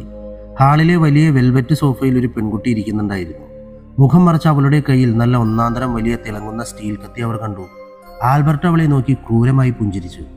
അവൾ സാവധാനം എഴുന്നേറ്റ് വന്ന് ആൽബർട്ടിന്റെ മുൻപിൽ വന്നു. അവൻ പുഞ്ചിരിച്ചുകൊണ്ട് അവളുടെ കയ്യിൽ തഴുകി. പിന്നെ കത്തി പിടിച്ചു വാങ്ങി എറിഞ്ഞു കളഞ്ഞു. Come on dear. അവൻ പതിയെ അവളുടെ മുഖം മറച്ച തുണി മാറ്റാനാഞ്ഞു. മിന്നൽ പോലെയാണ് അവളുടെ കൈകൾ ചലിച്ചത്. വിരലുകൾക്കിടയിൽ തിരികെ ബ്ലേഡ് കൊണ്ട് അവൾ അവന്റെ തുറന്ന നെഞ്ചിൽ ആഞ്ഞു വരഞ്ഞു. ഭീകരമായി അലറി കരഞ്ഞുപോയി ആൽബർട്ട്. ശ്വാസം കിട്ടാതെ അവൻ കിടന്നു പുളഞ്ഞു. ദുർഗയാകെ അമ്പരന്ന് നിൽക്കുകയാണ്. ആൽബർട്ട് വിശ്വസിക്കാനാകാതെ ദുർഗയെ നോക്കി. അയാളുടെ വെളുത്ത നെഞ്ചിൽ ചോരച്ചാല് പോലെ വലിയ ചുവന്ന വിടവ് ദുർഗ കണ്ടു. എടി. അലറിക്കൊണ്ട് ആൽബർട്ട് അവളുടെ നെഞ്ചിനെ ആഞ്ഞു ചവിട്ടി. അവൾ തെറിച്ച് സോഫയുടെ മുകളിലേക്ക് വീണു. അവളുടെ ഭാരം താങ്ങാനാവാതെ സോഫ താഴേക്ക് മറിഞ്ഞു. വീണ് കിടന്ന ടവലെടുത്ത് ആൽബർട്ട് മുറിവിന് മേലെ വരിഞ്ഞു കെട്ടി. അടുത്തേക്ക് ചെന്ന ദുർഗയെ അയാൾ ഇടത് കൈ കൊണ്ട് വശത്തേക്ക് തള്ളി മാറ്റി. പിന്നെ വീണ് കിടക്കുന്ന മുഖം മറച്ച പെൺകുട്ടിയുടെ അടുത്തേക്ക് ചെന്നു. അവൾ സാവധാനം എഴുന്നേറ്റ് നിന്നു. ഒന്ന് ഞൊട്ട വിട്ട് മുഖത്തെ ടവൽ സാവധാനം അഴിച്ചു മാറ്റി. അവളുടെ പാതി പുള്ളി ഭീകരമായ മുഖത്ത് ക്രൂരമായ ഒരു പുഞ്ചിരി വിരിഞ്ഞു. ആൽബർട്ട് മിടുക്കനാണല്ലോ. വെറുതെയല്ല ദുർഗ കൊച്ചമ്മ തന്നെ കാവൽപ്പട്ടിയായി വച്ചിരിക്കുന്നത്. വായിൽ നിറഞ്ഞ ചോര അവൾ കാർപ്പറ്റ് വിരിച്ച തറയിലേക്ക് നീട്ടിത്തുപ്പി. ആരാണ് നീ? നിനക്ക് എന്താണ് വേണ്ടത്? ഉള്ളിലെ പകപ്പൽപ്പം കുറഞ്ഞപ്പോൾ കിതച്ചുകൊണ്ട് ദുർഗ അവളെ നോക്കി. ഞാൻ ആരാണെന്ന് അവിടെ നിൽക്കട്ടെ. എനിക്ക് വേണ്ടത് നീ തരുമോ? കുപ്പിച്ചില്ല് പോലെ മൂർച്ചയേറിയ സ്വരത്തിൽ അവൾ ചോദിച്ചു. നിനക്ക് എന്താണ് വേണ്ടത്? പറയൂ, ഞാൻ തരാം. ഒരു തികഞ്ഞ ബിസിനസ്സുകാരിയുടെ സ്വരത്തിൽ ദുർഗ പറഞ്ഞു. തൻ്റെ ചുവന്ന വലിയ അധരങ്ങൾക്ക് പിന്നിലെ വെളുത്ത പല്ലുകളുടെ ഞെരിച്ചിൽ അവൾ കാണാതിരിക്കാൻ ദുർഗ മുഖം താഴേക്ക് താഴ്ത്തി. എനിക്ക് വേണ്ടത് നിന്റെ ജാരന്റെ തലയാണ്. തരുമോ തമ്പുരാട്ടി? ദുർഗയുടെ നെഞ്ചിൽ ഒരു അഗ്നിഗോളം എരിഞ്ഞു. ആ അഗ്നി കണ്ണുകളിലേക്ക് ആവാഹിച്ച് ദുർഗ അവളെ നോക്കി. തമ്പുരാട്ടി എന്തിനാ ഇങ്ങനെ കോപിക്കുന്നേ? നിന്റെ ചക്കരയെ ജാരൻ എന്ന് വിളിച്ചതുകൊണ്ടാണോ? എടീ. എന്തോ പറയാൻ വന്ന ദുർഗയുടെ വായ ആൽബർട്ട് മെല്ലെ പൊത്തിപ്പിടിച്ചു. ഇത് എന്നോടുള്ള കളിയല്ലേ മോളെ. ഇതെനിക്ക് തീർക്കാവുന്നതല്ലേ ഉള്ളൂ. മുറിവിൽ കെട്ടിയ ടവൽ ഒന്നുകൂടെ മുറുക്കി ഒരു ദീർഘ നിശ്വാസം വിട്ട് ആൽബർട്ട് അവളെ ഒന്ന് നോക്കി. അധികം വണ്ണമില്ലാത്ത അത്യാവശ്യം ഉയരമുള്ള പെൺകുട്ടി. നീല ജീൻസും വെളുത്ത അഡിഡാസിന്റെ ഷൂവും ചാരനിറത്തിലുള്ള ഹാഫ് കട്ട് ടീഷർട്ടുമാണ് വേഷം. ആഭരണങ്ങൾ ധരിക്കാത്ത ദേഹത്തിൽ കഴുത്തിന് മുകളിലേക്ക് മൊത്തം ഒരു ഭാഗം പൊള്ളി ഉണങ്ങിയ പാടുകൾ. എന്താ ഇങ്ങനെ നോക്കുന്നേ? എനിക്ക് നാണമാവുന്നു. നാണം മുഖത്ത് വരുത്തിക്കൊണ്ടവൾ ഷൂ ഇട്ട കാലുകൊണ്ട് നിലത്ത് കോലം വരച്ചു. ആൽബർട്ടിന്റെ മുഖത്ത് കോപം വന്ന് നിറഞ്ഞത് പെട്ടെന്നാണ്. നിന്റെ നാണം ഞാൻ തീർത്തു തരാമടി ഒന്ന മോളെ. അലറിക്കൊണ്ട് അയാൾ വെട്ടിത്തിരിഞ്ഞ് അവളുടെ മുഖം ലക്ഷ്യമാക്കി കാൽപാദം മാഞ്ഞു വീശി. അവൾ നിസാരമായി ഒഴിഞ്ഞു മാറി. ശേഷം ആൽബർട്ടിനെ നോക്കി ചിരിക്കാൻ തുടങ്ങി. അപ്പോഴാണ് ആൽബർട്ട് ചെറിയ ഷോക്കേസിൽ വെച്ച മദ്യക്കുപ്പി കണ്ടത്. അയാൾ അതെടുത്ത് അവളുടെ ശിരസ് ലക്ഷ്യമാക്കി ആഞ്ഞെറിഞ്ഞു. അവൾ ഇടത് കൈകൊണ്ട് കണ്ണ് ചിമ്മി തുറക്കുന്ന നേരം കൊണ്ടത് പിടിച്ചെടുത്തു. പിന്നെ അത് ചുമരിൽ ആഞ്ഞടിച്ച് പൊട്ടിച്ചു കളഞ്ഞു. പിന്നെ അവൾ മെല്ലെ ജീൻസിന്റെ പോക്കറ്റിൽ നിന്നും എന്തോ എടുത്ത് വായിലേക്കിട്ടു. പല്ലുകൾ കൊണ്ട് അത് കടിച്ചു പിടിച്ചുകൊണ്ട് അവൾ ആൽബർട്ടിനെ നോക്കി. മുഷ്ടി ചുരുട്ടിക്കൊണ്ട് അവളുടെ നേരെ കുതിച്ചു വരികയായിരുന്നു അയാൾ. അവൾ കടിച്ചു പിടിച്ച സാധനം അയാളുടെ നേർക്ക് ആഞ്ഞു തുപ്പി. തിളങ്ങുന്ന എന്തോ സാധനം 100,000 വെള്ളി വെളിച്ചം പോലെ തൻ്റെ നേരെ വരുന്നതായാണ് ആൽബർട്ടിന് തോന്നിയത്. ഒഴിഞ്ഞു മാറാൻ കഴിയുന്നതിന് മുമ്പേ സ്റ്റീലിന്റെ തിളങ്ങുന്ന മുട്ടുസൂചികൾ അയാളുടെ മുഖത്തേക്ക് തറച്ചു കയറി. 100 കണക്കിന് കടന്നലുകൾ ഒരുമിച്ച് കുത്തിയതുപോലെയാണ് അയാൾക്ക് തോന്നിയത്. നിലത്തേക്ക് വീഴാൻ പോയ അയാളുടെ മുറിവിൽ കെട്ടിയ ടവൽ അവൾ വലിച്ചു പറിച്ചു. പിന്നെ തുറന്നു കിടന്ന മുറിവിലേക്ക് നീട്ടി വളർത്തിയ നഖങ്ങൾ ആഴ്ത്തി. ദിഗന്ധം പൊട്ടുമാറുച്ചത്തിൽ അലറി കരഞ്ഞു ആൽബർട്ട്. പിന്നെ അയാൾ നിലത്തേക്ക് വീണ് പിടഞ്ഞു. ഷൂ ഇട്ട കാലുകൊണ്ട് അവൾ അയാളെ ചവിട്ടി മെതിച്ചു. എന്തോ തെറി പറയാമെന്ന ആൽബർട്ടിന്റെ തല ലക്ഷ്യമാക്കി അവളുടെ ഉരുക്കുപോലുള്ള കാൽ ഉയർന്നതാണു. പിന്തല ചുമരിലിടിച്ച അയാൾ ഒന്നു പിടഞ്ഞു. ജീൻസിന്റെ പോക്കറ്റിൽ നിന്നും ഒരു ചെറിയ കത്തിയെടുത്തവൾ ആൽബർട്ടിന്റെ ദേഹം മൊത്തം കീറി വരഞ്ഞു. പേടിച്ച രണ്ട മാൻപേടയെ പോലെ പതുങ്ങി നിൽക്കുന്ന ദുർഗയെ അവൾ സ്നേഹത്തോടെ നോക്കി. പിന്നെ കയ്യിലിരുന്ന കത്തി അവരുടെ നേരെ വീശിയെറിഞ്ഞു. പച്ചമാംസത്തിലേക്ക് കത്തി കുത്തിക്കയറിയ വേദനയാൽ പൊളഞ്ഞു ദുർഗ.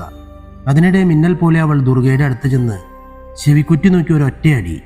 അടിയുടെ ആഘാതത്തിൽ ദുർഗ ഒന്ന് ഉലഞ്ഞു. പിന്നീട് ബോധരഹിതയായി താഴെ വീണു.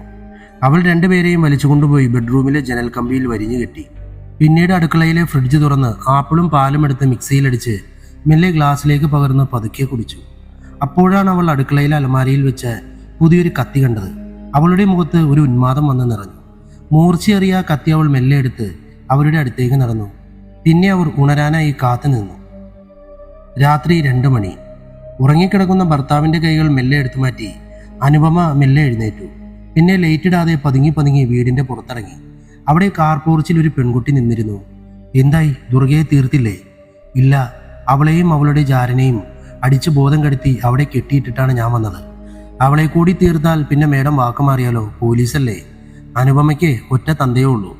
അനുപമ കയ്യിൽ കരുതിയ നോട്ടുകെട്ടുകൾ അവളുടെ നേരെ നീട്ടി. അവൾ അത് വാങ്ങി തോളിലെ ചെറിയ ബാഗിലേക്ക് ഇട്ടു. പിന്നെ മറ്റൊരു കാര്യം, നമുക്കിടയിലെ ഇടിയിൽ മറ്റാരും അറിയരുത്. ദുർഗയെ ഇനി കൊല്ലണമെന്നില്ല. നാളെ രാവിലെ പോലീസ് എത്തുന്നതിന് മുമ്പേ മഞ്ഞപ്പത്രക്കാർ അവിടെ എത്തും. നാളത്തെ ഹോട്ട് ന്യൂസ് അതായിരിക്കും. മകൻ ചത്ത് 16 ആകുന്നതിന് മുമ്പ് കാമുകന്റെ കൂടെ രതിക്കേളികൾ ആടുന്ന ദുർഗ തങ്കച്ചിയുടെ കഥ ലോകമറിയട്ടെ. അത്രയും വേണോ മേഡം? വേണം. അവൾ നാണം കെടണം. അവളുടെ ജീവനെടുത്താൽ പിന്നെ അവൾ ഒന്നും അറിയില്ലല്ലോ. നാളെ അവളെ ലോകം മുഴുവനും കാർക്കിച്ചു തുപ്പണം. അപ്പോ കൊല്ലണ്ടാലേ? വേണ്ട, എന്നാ നീ പോയിക്കോ. ഇനി ഒരിക്കലും കേരളത്തിലേക്ക് വരരുത്. അങ്ങനെ പോയാൽ എങ്ങനെയാ മേഡം? എനിക്കും ജീവിക്കണ്ടേ? യൂബ്. പിറകിൽ വെച്ചിരുന്ന റിവോൾവർ എടുക്കാൻ വേണ്ടി കൈകൾ കൊണ്ട് പരതി നോക്കിയ അനുപമ. മേഡം ഇതാണോ നോക്കുന്നത്? കയ്യിലെ റിവോൾവർ കാണിച്ചുകൊണ്ട് അവൾ ചോദിച്ചു. താൻ ഒളിപ്പിച്ചു വെച്ച റിവോൾവർ എങ്ങനെയാണ് അവളുടെ കയ്യിൽ എത്തിയതെന്ന് എത്ര ആലോചിച്ചിട്ടും അനുപമയ്ക്ക് മനസ്സിലായില്ല. മേഡം പേടിക്കണ്ട. 5 പേരെ കൊല്ലാനാണ് ഞാൻ നിങ്ങളുടെ കയ്യിൽ നിന്നും പണം വാങ്ങിയത്. പക്ഷെ എൻ്റെ ജോലി കൃത്യമായി ചെയ്യണമെന്നത് എൻ്റെ നിർബന്ധമാണ്. ദുർഗയെ ഞാൻ കൊന്നിരിക്കും. അവളൊന്ന് അമർത്തി മൂളി. പക്ഷെ മേഡം ചെയ്തത് എന്താണ്? ഞാൻ തിരിച്ചു പോകുന്ന സമയത്ത് പിറകിൽ നിന്നും ഷൂട്ട് ചെയ്ത് എൻകൗണ്ടർ ആക്കാനായിരുന്നില്ലേ മേഡത്തിന്റെ പ്ലാൻ? ഒരു വെടിക്ക് 2 പക്ഷി.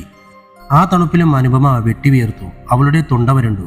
ചതിക്ക് മാപ്പില്ല മേഡം, എന്നോട് ക്ഷമിച്ചേക്കണേ. മിന്നൽ പോലെ അവളുടെ വിരലുകൾ ഒന്ന് ഉയർന്നു താണു. കഴുത്തിലൂടെ ഒരു നൂൽക്കമ്പി ഉരസിയതുപോലെയാണ് അനുപമയ്ക്ക് തോന്നിയത്. ഒന്ന് കരയാൻ പോലും ആവാതെ കഴുത്തു മുറിഞ്ഞ അനുപമ താഴെ വീണ് പിടഞ്ഞു. രക്തം വാർന്ന് ജീവൻ വെടിയുന്നത് ഒരു തരം വെറിയോടെ അവൾ നോക്കി നിന്നു. പുറത്ത് മഴ പെയ്യുന്നുണ്ടായിരുന്നു. അപ്പോൾ ആ മഴയിലേക്കൊരു ചുവന്ന സ്കൂട്ടറിൽ അവൾ മെല്ലെ യാത്ര തുടങ്ങി. ദുർഗയുടെയും ആൽബർട്ടിന്റെയും അടുത്തേക്ക്. ചോരയുടെ മണം അവളെ മത്തുപിടിപ്പിക്കാൻ തുടങ്ങിയിരിക്കുന്നു. ആരോ തന്റെ പേര് ചൊല്ലി വിളിക്കുന്നത് കേട്ടാണ് ദുർഗ കണ്ണു തുറന്നത്. അവർക്ക് കണ്ണുകൾ തുറക്കാൻ കഴിയുന്നുണ്ടായിരുന്നില്ല. മുഖത്തു മൊത്തം നീര് നിറഞ്ഞിരിക്കുന്നു.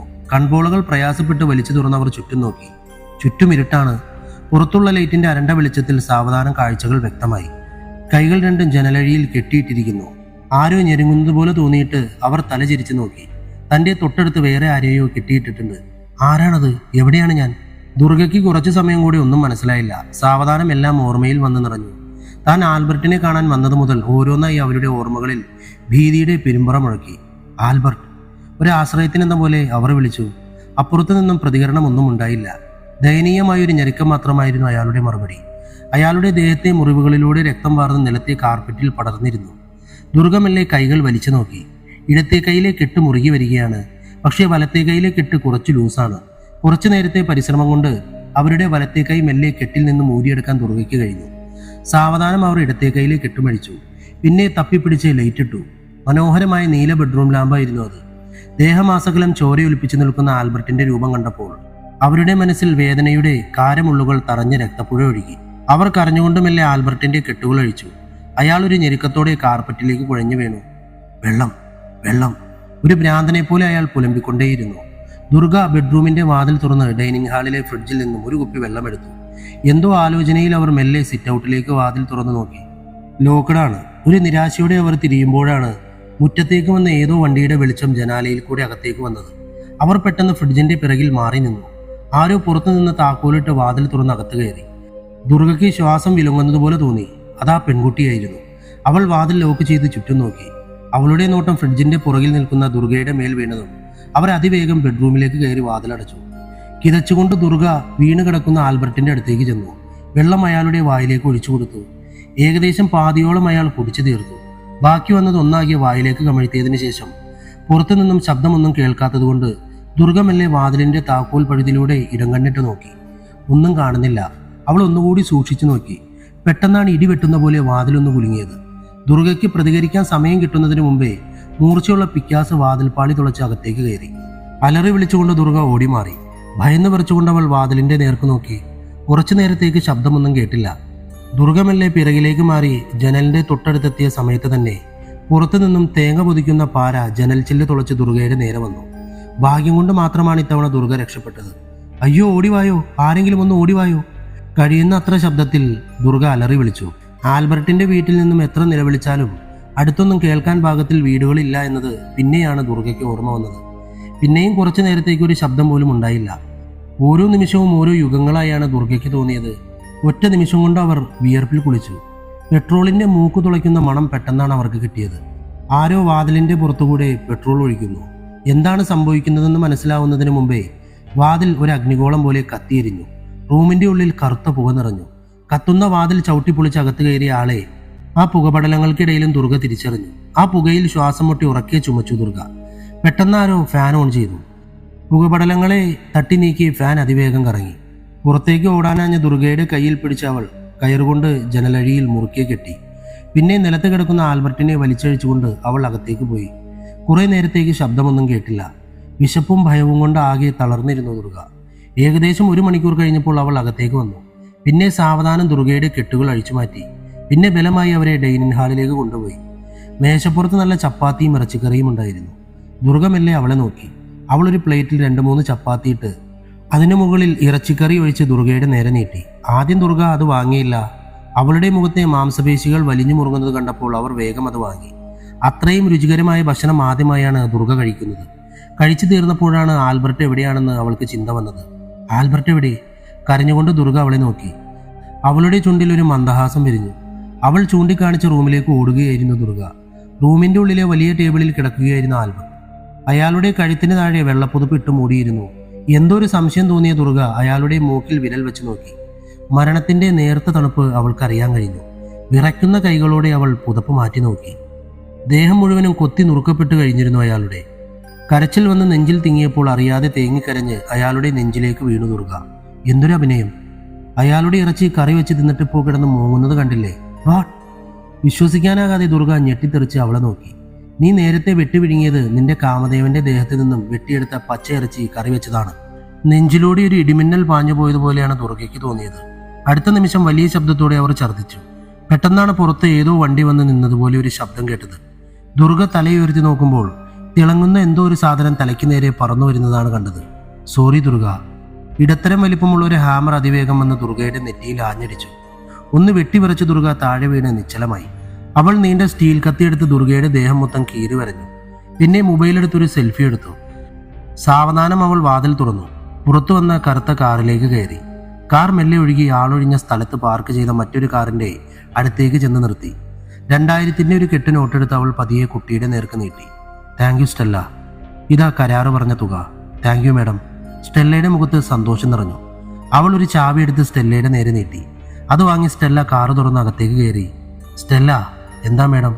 Thanks for everything. അവൾ സ്റ്റെല്ലയ്ക്ക് നേരെ കൈ നീട്ടി. തൻ്റെ വെളുത്ത മനോഹരമായ കൈകൾ കൊണ്ട് അവൾ സ്റ്റെല്ലയുടെ കൈ പിടിച്ചു കുലുക്കി. എന്തോ കൈയിൽ തറഞ്ഞു കയറുന്നത് പോലെ തോന്നിയിട്ട് സ്റ്റെല്ല കൈ കുടഞ്ഞു. അടുത്ത നിമിഷം സ്റ്റെല്ലയ്ക്ക് തൻ്റെ കൈകാലുകൾ തളരുന്ന പോലെ തോന്നി. Sorry Stella, good bye. അവൾ മെല്ലെ കയ്യിലിരുന്ന തൂവാല സ്റ്റെല്ലയുടെ മുഖത്തോട് ചേർത്ത് വെച്ചു. നേരിയൊരു പിടച്ചിലോടെ സാവധാനം സ്റ്റെല്ല മരണത്തിലേക്ക് നടന്നുപോയി. അവൾ സാവധാനം സ്റ്റെല്ലയുടെ മൊബൈലും കാർഡുകളും എല്ലാം എടുത്തു. തിരിച്ചു വരുമ്പോൾ ദൂരെ ഏതോ പള്ളിയിൽ നിന്നും സുബഹിബാങ്ക് വിളിക്കുന്നത് കേട്ടു. ഏതോ ഓർമ്മയിൽ അവളുടെ മനസ്സ് തരളിതമായി. പച്ച വിരിച്ച നെൽപ്പാടങ്ങൾക്ക് നടുവിലൂടെയുള്ള ഒറ്റയടി പാതയിലൂടെ പമ്മി പമ്മി വന്ന ഒരാൾ ഓടിട്ട വീടിന്റെ തേക്കാത്ത ചുമരിനോട് ചാരി തുറന്നിട്ട ജനവാതിലിലൂടെ അകത്തേക്ക് നോക്കി പതിയെ വിളിച്ചു. അനസൂയ. ആരാ അനുവത്? അനാമിക തലവഴി മൂടിയ പുതുപ്പ് മാറ്റാതെ പതുക്കെ അനസൂയയോട് ചോദിച്ചു. ഇത് കുറെ കൂടുന്നുണ്ട് കേട്ടോ. ഞാൻ അച്ഛനോട് പറഞ്ഞു കൊടുക്കും. എൻ്റെ പൊന്നാമി ഒന്നും മിണ്ടാതെ കിടക്ക്. അനസൂയമല്ലേ കിളിവാതിൽ തുറന്നു. പുറത്ത് ജനലിനോട് ചേർന്ന് ഒരു പയ്യൻ നിൽക്കുന്നുണ്ടായിരുന്നു. അവൻ കയ്യിലിരുന്ന ചെറിയ കവർ അവളുടെ നേരെ നീട്ടി. എത്രയായി? ആ കവർ വാങ്ങിച്ച് അവൾ തിരക്കി. 100 രൂപ. എല്ലാം ഉണ്ടല്ലോ അല്ലേ? കമ്പിത്തിരി, പടക്കം, പൂത്തിരി എല്ലാം ഉണ്ട്. പൈസ താ, എനിക്ക് പോണം. നിന്റെ അച്ഛൻ കണ്ട അത് മതി. അനസൂയ പൈസ കൊടുത്തതും അവൻ ചാടിയിറങ്ങി പാടവരമ്പത്തുകൂടെ ഒരു ഒറ്റ ഓട്ടമായിരുന്നു. നിനക്ക് ഇതിൻ്റെ വലിയ ആവശ്യമുണ്ടോ അനു? ഒരുമാതിരി ആൺകുട്ടികളെ പോലെ. അനാമിക കുറച്ച് ദേഷ്യത്തിൽ അവളോട് തിരക്കി. ഞാൻ ആൺകുട്ടി തന്നെയാടി അനാമിക, നീ കണ്ടോ? ഞാൻ അച്ഛനോട് പറയും. അച്ഛാ! അനസൂയ പെട്ടെന്ന് അനാമികയുടെ വായ പൊത്തിപ്പിടിച്ചു. അനാമിക അവളുടെ കയ്യിൽ ആഞ്ഞു കടിച്ചു. ആ, എവിടെ നോക്കിയാടി വണ്ടി ഓടിക്കുന്നത്? പെട്ടെന്നാണ് അനസൂയ ഓർമ്മയിൽ നിന്നും ഉണർന്നത്. പുലർച്ചെ തന്നെ വണ്ടി പരിശോധനയ്ക്ക് ഇറങ്ങിയ പോലീസുകാരായിരുന്നു അത്. വണ്ടി നിർത്തി ഇറങ്ങി വാ. കൂട്ടത്തിൽ പ്രായം ചെന്ന പോലീസുകാരൻ അവളെ നോക്കി പറഞ്ഞു. അനസൂയ വണ്ടി നിർത്തി അവരുടെ അടുത്തേക്ക് ചെന്നു. ബുക്കും പേപ്പറും ലൈസൻസും എല്ലാം എടുക്ക്. അവൾ തിരിച്ചു ചെന്ന എല്ലാ രേഖകളും എടുത്ത് അവരുടെ അടുത്തേക്ക് ചെന്നു. കറുത്തു തടിച്ച് ഉയരം കൂടിയ ഇൻസ്പെക്ടർ രേഖകളെല്ലാം പരിശോധിച്ച് ഉറപ്പുവരുത്തി. അതിലെഴുതിയ പേര് അയാൾ വായിച്ചു. സോഫിയ റോബിൻ അല്ലേ? അതെ. എവിടെ പോകുന്നു ഈ നേരത്ത്? റെയിൽവേ സ്റ്റേഷനിൽ അനിയത്തി വരുന്നുണ്ട്, അവളെ പിക്ക് ചെയ്യാൻ.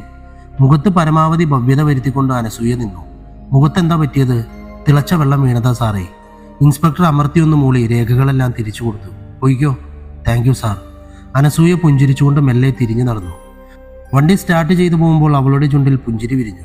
ആ തണുത്ത പ്രഭാതത്തിലും അവൾക്ക് ശരീരം ചൂട് പിടിക്കുന്ന പോലെ തോന്നി. പാലത്തിന് തൊട്ടു മുമ്പിലുള്ള ചെറിയ കോൺക്രീറ്റ് വഴിയിലൂടെ അവൾ മെല്ലെ വണ്ടി ഇറക്കി. ആ വഴി ചെന്നവസാനിക്കുന്നത് കുത്തിയൊലിക്കുന്ന പുഴക്കരയിലാണ്. വണ്ടി നിർത്തി അവൾ മെല്ലെ പുഴക്കരയിലേക്ക് നടന്നു. നേരം വെളുത്തു വരുന്നതേ ഉള്ളൂ. പുഴക്കരയിൽ എങ്ങും ആരുമില്ല. സാവധാനം അവൾ പുഴയിലേക്ക് ഇറങ്ങി. പിന്നെ കുത്തിയൊലിച്ച് ഉഗ്രകോപിയായി ഒഴുകുന്ന പുഴയിലേക്ക് ഓടിയിട്ടു. 2 ദിവസങ്ങൾക്ക് ശേഷം ആഭ്യന്തരമന്ത്രിയുടെ ഓഫീസ്. നമ്മുടെ മൂക്കിന്റെ താഴെയാണ് ഇത്രയും മർഡർ നടന്നിരിക്കുന്നത്. അതും കേസ് അന്വേഷിക്കുന്ന കമ്മീഷണർ അനുപമ ഉൾപ്പെടെ ദാരുണമായ കൊലപാതകം. കേരള പോലീസിന്റെ ചരിത്രത്തിൽ തന്നെ ഇത്രയും നാണം കെട്ട അവസ്ഥ ഇതിനു മുമ്പ് ഉണ്ടായിട്ടില്ല. എനിക്ക് ഡിപ്പാർട്ട്മെന്റിനെ കുറിച്ച് ലജ്ജ തോന്നുന്നു. ആഭ്യന്തരമന്ത്രി ദിവാകരൻ തെല്ല് ഉറക്കെ പറഞ്ഞുകൊണ്ട് ചുറ്റും നോക്കി. എല്ലാവരും തലയും താഴ്ത്തിയിരിപ്പാണ്. എന്താ ആരും ഒന്നും മിണ്ടാത്ത? മേശയിൽ അടിച്ചുകൊണ്ട് മന്ത്രി ദേഷ്യത്തോടു കൂടി ചോദിച്ചു. പെട്ടെന്ന് വാതിലിൽ ആരോ മുട്ടി. Yes, come in. അകത്തേക്ക് വന്നത് അരുണായിരുന്നു. അയാൾ വന്ന മന്ത്രിയെ സല്യൂട്ട് ചെയ്തു. ഇതരുൺ, അനുപമയ്ക്ക് പകരം കോഴിക്കോട് ചാർജ് എടുക്കുന്ന പുതിയ കമ്മീഷണർ. അരുൺ എല്ലാവരെയും ഒന്ന് പാളി നോക്കി. എല്ലാവരെയും പരിചയമുള്ളത് തന്നെയാണ്. സോ ഈ മീറ്റിംഗ് ഇവിടെ അവസാനിക്കുന്നു. ഈ കേസിന്റെ മൊത്തം ഫയൽ എനിക്ക് 1 മണിക്കൂറിന്റെ ഉള്ളിൽ എൻ്റെ മേശപ്പുറത്ത് കിട്ടണം. So please. ഓരോരുത്തരായി സല്യൂട്ട് ചെയ്ത് പിരിഞ്ഞുപോയി. അരുൺ വരൂ. മന്ത്രിയുടെ കൂടെ അരുൺ അദ്ദേഹത്തിന്റെ റൂമിലേക്ക് നടന്നു. ഈ കേസിന്റെ മുഴുവൻ രേഖകളും 1 മണിക്കൂറിന്റെ ഉള്ളിൽ അരുണിന്റെ കയ്യിൽ കിട്ടും. ഒരാഴ്ച ഞാൻ സമയം തരുന്നു. അതിനു മുമ്പ് കൊലയാളിയെ പിടിച്ചിരിക്കണം. ഞാൻ ശ്രമിക്കാം സാർ. ഇതെന്റെ ആജ്ഞയല്ല അരുൺ, അപേക്ഷയാണ്. അരുണിന്റെ മൊത്തം ഡീറ്റെയിൽസ് എനിക്കറിയാം. ഇതുപോലെയുള്ള എത്രയോ കേസുകൾ അരുൺ തെളിയിച്ചിരിക്കുന്നു. അരുൺ മെല്ലെ തലയാട്ടി. 1 മണിക്കൂർ തികയുന്നതിന് മുമ്പ് എല്ലാ ഫയലുകളും അരുണിന്റെ മുമ്പിലെത്തി. അപ്പോൾ അന്വേഷണം ഇപ്പോൾ തന്നെ തുടങ്ങുകയാണോ? അല്ല, നാളെ രാവിലെ. ഇന്നെനിക്ക് ഈ ഫയലുകളെല്ലാം പഠിക്കണം. Okay, thank you sir. Arun പുറത്തേക്ക് വരുമ്പോൾ CI സമതും ഇരുമ്പൻ നെൽസണും വണ്ടിയുടെ പുറത്ത് കാത്തിരിക്കുന്നുണ്ടായിരുന്നു. ഈ ഫയലുകൾ വായിച്ചിട്ട് എന്ത് തോന്നുന്നു നെൽസ? മധുരം കൂട്ടിയിട്ട ചൂടുള്ള കാപ്പി ഒരു ഇറുക്ക് സാവധാനം കുടിച്ചുകൊണ്ട് അരുൺ നെൽസനെ നോക്കി. ഈ FIR അപൂർണമാണ് സാർ. ഒരു താല്പര്യമില്ലാത്ത ആളെ എഴുതിയതുപോലെ. ശരിയാണ് സാർ, ഞാനും ശ്രദ്ധിച്ചു. സമത പെട്ടെന്ന് പറഞ്ഞു. ഈ മരിച്ച അനുപമ മേഡമായിരുന്നു പ്രമാദമായ ലിസി കൊലക്കേസ് അന്വേഷിച്ചത്. ആ ഫയലുകളുടെ ബ്രില്യൻസ് മനസ്സിലുള്ളതുകൊണ്ട് ഇതെനിക്ക് വിശ്വസിക്കാൻ പറ്റുന്നില്ല. എനിക്കും, നെൽസൺ പറഞ്ഞു. കൊല്ലപ്പെട്ട മിഥുന്റെ തല പെട്ടിയിലാക്കി ദുർഗ തങ്കച്ചിക്ക് വീട്ടിലെത്തിച്ചു കൊടുത്തത് ഒരു പെൺകുട്ടിയാണെന്ന് പറയുന്നു. ആ പെൺകുട്ടിയെ കണ്ടത് ദുർഗയും പിന്നെ അവരുടെ അസിസ്റ്റന്റും മാത്രമാണ്. ദുർഗ പിന്നീട് കൊല്ലപ്പെട്ടു. പക്ഷെ നേരത്തെ പറഞ്ഞ പെൺകുട്ടിയെ പറ്റി ഇതിൽ വ്യക്തമായി പറയുന്നില്ല. അരുണിന്റെ നെറ്റിയിൽ വലിയ ചുളിവുകൾ വീണു. പിന്നെയും ഉണ്ടല്ലോ പൊരുത്തക്കേടുകൾ. ഇത്തവണ പറഞ്ഞത് സമതായിരുന്നു. പട്ടാപ്പകൽ ഇത്രയും ക്യാമറകളുള്ള ദുർഗയുടെ വീട്ടിലെ ഓഫീസിൽ വന്ന ആ പെൺകുട്ടിയുടെ ഫോട്ടോസോ വീഡിയോസോ ഒന്നും അവൈലബിൾ അല്ലെന്ന് പറയുന്നതിൽ എന്തോ ഒരു സംശയം. ശരിയാണ്, ആദ്യം കൊല്ലപ്പെട്ട 4 പേരുടെയും കേസിൽ തെളിവുകൾ ഉണ്ടാവാൻ സാധ്യതയില്ലാത്തതിനാൽ നമുക്ക് ഏക പ്രതീക്ഷ ദുർഗയുടെ അസിസ്റ്റന്റ് പെൺകുട്ടി മാത്രമാണ്. അവിടെ നിന്നും ആ ബോക്സ് കൊണ്ടുവന്ന കുട്ടിയുടെ ഫോട്ടോസ് കിട്ടിയാൽ അന്വേഷണം ശരിയായ ദിശയിലാവുമെന്ന് നമുക്ക് പ്രത്യാശിക്കാം. അപ്പോൾ നമുക്ക് പോകാം ദുർഗയുടെ വീട്ടിലേക്ക്. നമ്മുടെ അന്വേഷണത്തിന്റെ തുടക്കം അവിടെ നിന്നാവട്ടെ. ശരി സാർ. അരുണും സംഘവും ദുർഗയുടെ വീട്ടിലെത്തുമ്പോൾ തന്നെ ശ്രദ്ധിച്ചത് വലിയ മതിൽക്കെട്ടിന് മുകളിൽ റോഡിലേക്ക് തിരിച്ചുവെച്ച വലിയ ക്യാമറയാണ്. ഇന്റർലോക്ക് വിരിച്ച മുറ്റത്ത് 4 ഭാഗത്തും 360 ഡിഗ്രി റൊട്ടേഷൻ ചെയ്യുന്ന ക്യാമറ വെച്ചിരുന്നു. ആരാ? വണ്ടി അകത്ത് നിർത്തിയ ഉടനെ ഒരാൾ ഓടി വന്ന് ചോദിച്ചു. മാധവനെ ഒന്ന് കാണാൻ. സാർ ഇവിടെ ഇല്ല. അകത്തു നിന്നും വെളുത്ത ചുരിദാറിട്ട ഒരു പെൺകുട്ടി ഇറങ്ങി വന്നു. അതാരാ? അരുൺ അവളെ ചൂണ്ടി അയാളോട് തിരക്കി. അത് ബെറ്റി, മാഡത്തിന്റെ ഓഫീസ് സ്റ്റാഫാണ്. അരുണിന്റെ കണ്ണുകൾ പെട്ടെന്നൊന്ന് തിളങ്ങി. അയാൾ ബെറ്റിയുടെ അടുത്തേക്ക് ചെന്നു. ബെറ്റി, ഞാൻ അരുൺ, പുതിയ കമ്മീഷണറാണ്. പറയൂ സാർ. അവൾ ഭവ്യതയോടെ അയാളോട് പറഞ്ഞു. ഇവിടുത്തെ ക്യാമറകളൊന്നും വർക്ക് ചെയ്യുന്നില്ലേ? ഉണ്ടല്ലോ സാർ. എന്താണ് സാർ? അല്ല, അന്ന് ആ ബോക്സ് കൊണ്ടുവന്ന പെൺകുട്ടിയുടെ ഫോട്ടോയൊന്നും അവൈലബിൾ അല്ലെന്ന് പറയുന്നു. അയ്യോ, അതെല്ലാം അനുപമ മേഡത്തിന്റെ കയ്യിൽ കൊടുത്തതാണല്ലോ സാർ. അരുണിന്റെ കണ്ണിൽ പെട്ടെന്നൊരു തിളക്കം വന്നു. തലയിൽ ഒരൊറ്റ നിമിഷം കൊണ്ട് 1000 ചിത്രങ്ങൾ തെളിഞ്ഞു വന്നു. ഓഹോ, ആ ഡീറ്റെയിൽസ് ഒന്നുകൂടി എടുത്തു തരാമോ? അതിനെന്താണ് സാർ, അതൊക്കെ ഞാൻ പെൻഡ്രൈവിൽ സൂക്ഷിച്ചു വെച്ചിട്ടുണ്ട്. കൊണ്ടുവരൂ. ബെറ്റി അകത്തേക്ക് പോയി ഒരു പെൻഡ്രൈവുമായി വന്ന് അരുണിന് കൊടുത്തു. എനിക്ക് വീടൊക്കെ ഒന്ന് കാണണമായിരുന്നു. ക്ഷമിക്കണം സാർ, മാധവൻ സാർ ഇല്ലാതെ അകത്ത് കയറാൻ പറ്റില്ല സാർ. Okay Betty, thanks. അരുണും സംഘവും പോയ ഉടനെ ബെറ്റി ഫോണെടുത്ത് ആർക്കോ ഡയൽ ചെയ്തു. വളരെ പതുക്കെ എന്തോ പറഞ്ഞ് മൊബൈൽ കട്ട് ചെയ്ത് അതിവേഗം സ്കൂട്ടർ എടുത്ത് അവൾ പുറത്തേക്ക് പോയി. ഇനി എന്താണ് സാർ പ്ലാൻ? ചിന്താഭാരവുമായി ഇരിക്കുകയാണ് അരുൺ. അയാളുടെ അല്പം കഷണ്ടി കയറിയ നെറ്റിയിലെ തടിച്ച ഞരമ്പുകൾ വലിഞ്ഞു മുറുകി നിൽക്കുകയാണ്. സമതും നെൽസണും അക്ഷമരായി ഇരിക്കുകയാണ്. നെൽസ, ഇത് വളരെ കുഴപ്പം പിടിച്ചൊരു കേസായിട്ടാണ് എനിക്ക് തോന്നുന്നത്. കാരണം കൊല്ലപ്പെട്ട അനുപമയ്ക്ക് ഇതിൽ വ്യക്തമായ പങ്കുള്ളതായാണ് എനിക്ക് തോന്നുന്നത്. കാരണം പകൽ പോലെ വ്യക്തമായ പല കാര്യങ്ങളും വളരെ അവ്യക്തമായാണ് അനുപമ മെൻഷൻ ചെയ്തിരിക്കുന്നത്. സാർ എന്താണ് ഉദ്ദേശിക്കുന്നത്? സമതിന്റെ വകയായിരുന്നു ആ ചോദ്യം. നീ ഉദ്ദേശിക്കുന്നത് തന്നെ സമത്. ഈ കേസ് തെളിയിക്കാൻ ഒരൊറ്റ വഴിയേ ഉള്ളൂ. അനുപമയ്ക്ക് ഈ കേസുമായി എന്താണ് ബന്ധമെന്നറിയണം. അനുപമയ്ക്ക് ഈ കേസുമായി ബന്ധമുണ്ടെങ്കിൽ പിന്നെ അവർ കൊല്ലപ്പെട്ടത് എങ്ങനെ? നെൽസന്റെ ചോദ്യം അരുണിന്റെ മനസ്സിലും ഒരുപാട് ആശയക്കുഴപ്പങ്ങളുണ്ടാക്കി. എന്തായാലും കൊലയാളിക്ക് വ്യക്തമായ ലക്ഷ്യമുണ്ടായിരുന്നു. എന്റെ സംശയം അയാളുടെ ലക്ഷ്യം നിറവേറ്റി കഴിഞ്ഞിട്ടുണ്ടാകും എന്നത് തന്നെയാണ്. അങ്ങനെയാണെങ്കിൽ ഇനിയൊരു കൊലപാതകം ഉണ്ടാവാൻ സാധ്യത കുറവാണ്. നമുക്ക് കൊലയാളിയെ കിട്ടാനും. അപ്പോൾ നമുക്ക് അനുപമയുടെ വീട്ടിലേക്ക് പോകാമല്ലേ? ചോദിച്ചുകൊണ്ട് അരുൺ മെല്ലെ വണ്ടിയിൽ കയറി. അവരെയും കൊണ്ട് ആ വെളുത്ത ബൊലേറോ അതിവേഗം അനുപമയുടെ വീടിന് നേരെ കുതിച്ചു. അതേസമയം ജോയിയുടെ അച്ഛൻ ജോസഫ് കുര്യൻ വയനാട് മീനങ്ങാടിയിലുള്ള തന്റെ റിസോർട്ടിൽ പോവുകയാണ്. കൂട്ടിന് അയാളുടെ ഒപ്പം 20 തികയാത്ത ഒരു കോളേജ് കുമാരി കൂടെ ഉണ്ടായിരുന്നു. മീനങ്ങാടി ടൗൺ കഴിഞ്ഞ ഉടനെ അയാളുടെ വണ്ടി പഴയൊരു ചർച്ചിന് തൊട്ടുചാരെയുള്ള റോഡിലേക്ക് വെട്ടിത്തിരിഞ്ഞു കയറി. അയാളുടെ ബെൻസിന് കുറച്ചു പിന്നിലായി റെയിൻകോട്ടും ഹെൽമറ്റും ഇട്ടൊരു പെൺകുട്ടി ഒരു വെളുത്ത ആക്റ്റീവയുമായി വരുന്നുണ്ടായിരുന്നു. കരളിൽ പകയും സിരകളിൽ പ്രതികാരത്തിന്റെ വേവും മനസ്സിൽ ക്രൂരതയുടെ കൊടും ചിന്തകളും ഏറ്റിയ ആ പെൺകുട്ടി അനസൂയ. വശ്യമായ മുഖത്തെ പാതിവെന്ത ഭാഗത്ത് നിഗൂഢതയുടെ അഗ്നി ഒളിപ്പിച്ച രാക്ഷസി അനസൂയ. ഇതൊന്നും അറിയാതെ കൂടെയുള്ള കൊച്ചുപെണ്ണിന്റെ സർപ്പസൗന്ദര്യം കോരി കുടിക്കാൻ വെമ്പൽ കൊള്ളുകയായിരുന്നു ജോസഫ് കുര്യൻ. ആസക്തിയുടെ അഗ്നിനാളങ്ങൾ അയാളുടെ ചിന്തകളെ വിഴുങ്ങാൻ തുടങ്ങിയിരുന്നു. ജോസഫ് കുര്യൻ മെല്ലെ കൈയെത്തിച്ച് അപ്പുറത്തിരിക്കുന്ന പെൺകുട്ടിയുടെ കവിളിൽ തഴുകി. അവൾ ചെറുതായി ഒന്ന് പൊളഞ്ഞു. പഴയ പള്ളിയുടെ മതിലിനോട് ചേർന്നാണ് ആ റോഡ് പോകുന്നത്. പോകുന്ന വഴിയിലെല്ലാം പച്ചപ്പ് നിറഞ്ഞ പ്രകൃതിയാണ്. ചുവന്ന രക്തത്തുള്ളികൾ പോലെ തൂങ്ങിയാടുന്ന വലിയ ചാമ്പക്ക നിറഞ്ഞു നിൽക്കുന്ന ചാമ്പക്ക മരങ്ങളും വലിയ വലിയ പേരക്കുകൾ പഴുത്തു പാകമായ പേരമരങ്ങളും അങ്ങനെയെല്ലാമുള്ള ചെറിയ ചെറിയ കോൺക്രീറ്റ് വീടുകൾ പിന്നിട്ട് കാറ് സാവധാനം വനത്തിന്റെ നിഗൂഢതയിലേക്ക് കടന്നു. പോകുന്ന വഴിയിൽ ഒരല്പം കഷണ്ടിയുള്ള വയറു കുറച്ചു ചാടിയ അജാനുബാഹുവായ ഒരാൾ തീക്ഷ്ണമായ മിഴികളോടെ തന്നെ നോക്കുന്നത് പോലെ ജോസഫിന് തോന്നി. അയാൾ മെല്ലെ കൈ ആ പെൺകുട്ടിയുടെ ദേഹത്ത് നിന്നും മാറ്റി. ചാറ്റൽ മഴ പോലെ പെയ്യുകയാണ് മഞ്ഞുതുള്ളികൾ. കുറച്ചു ദൂരം ഓടിയപ്പോഴേക്കും കാട്ടാറിന്റെ തീരത്താണ് ആ ബെൻസ് ചെന്ന് നിന്നത്. പാറക്കല്ലുകൾ നിറഞ്ഞ കാട്ടാറിന്റെ വലതുഭാഗത്തായി കാടിന്റെ ഉള്ളിൽ പണി തീർത്ത മനോഹരമായൊരു കൊച്ചു റിസോർട്ടായിരുന്നു അത്. ജോസഫ് കുര്യൻ ഡോർ തുറന്ന് പുറത്തിറങ്ങി ഒന്ന് മൂരി നിവർത്തി. പിന്നെ ഒന്ന് ദീർഘമായി ശ്വാസം വലിച്ചുകൊണ്ട് വയനാടിന്റെ ശാന്തമായ പ്രകൃതി ആസ്വദിച്ചു. വാ മോളെ. അയാൾ ആ കുട്ടിയുടെ അരക്കെട്ടിൽ ചുറ്റിപ്പിടിച്ച് തന്റെ ദേഹത്തേക്ക് അമർത്തി. മോളുടെ പേരെന്താ? Nayana. Beautiful name, I like it. അയാൾ മെല്ലെ അവളെയും കൊണ്ട് റിസോർട്ടിന്റെ ഉള്ളിലേക്ക് പോയി. അവിടെ റൂമിന്റെ ഉള്ളിൽ എല്ലാം റെഡിയായിരുന്നു. ജോസഫ് കുര്യൻ അങ്ങനെയാണ്. എല്ലാം വളരെ കൃത്യമായി ആസൂത്രണം ചെയ്ത് നടപ്പിലാക്കുന്ന ഒന്നാന്തരം ബിസിനസ് രാജാവ്.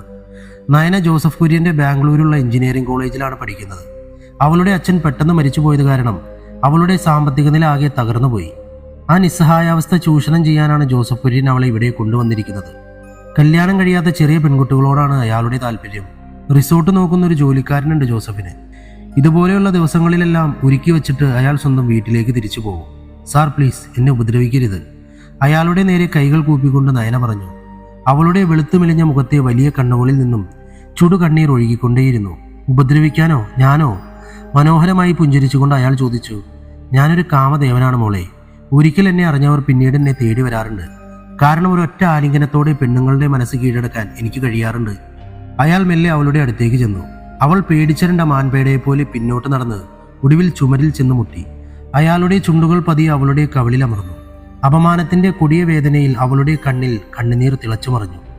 ജോസഫ് അലമാര തുറന്ന് കറുത്ത 4-5 കയറുകൾ എടുത്തു. പിന്നെ ഒരു കറുത്ത തൂവാലെടുത്ത് നയനയുടെ കയ്യിൽ കൊടുത്തു. പിന്നെ ഡ്രസ്സുകളെല്ലാം അഴിച്ചു കളഞ്ഞ് പൂർണ്ണ നഗ്നനായി കട്ടിലിൽ കിടന്നു. നയനയുടെ കയ്യിലെ തൂവാല വാങ്ങി അയാൾ കണ്ണുകൾ ബന്ധിച്ചു. എൻ്റെ കൈകാലുകൾ കട്ടിൽ കാലിന്മേൽ ചേർത്ത് കെട്ടു. അവൾ പേടിയോടെ അയാളുടെ കൈകാലുകൾ കട്ടിലേക്ക് ചേർത്ത് ബന്ധിച്ചു. നൈസ്, വികാര തള്ളിച്ചയോടെ അയാൾ പറഞ്ഞു. Please open the cabin. Nayana പതിയെ അയാൾ ചൂണ്ടിക്കാണിച്ച ക്യാബിൻ തുറന്നു നോക്കി. അതിൻ്റെ ഉള്ളിൽ നല്ല ഒന്നാന്തരം ചാട്ടവാറായിരുന്നു. അതെടുത്തിട്ട് എന്നെ അടിക്കിടിയർ. ഒരു വല്ലാത്ത സ്വരത്തിൽ അയാൾ പറഞ്ഞത് കേട്ട് നയന അമ്പരന്ന് നോക്കി. Please hit me dear. ഇത്തവണയും നയന മടിച്ചു നിന്നു. അടിക്കടി ചൂലേ.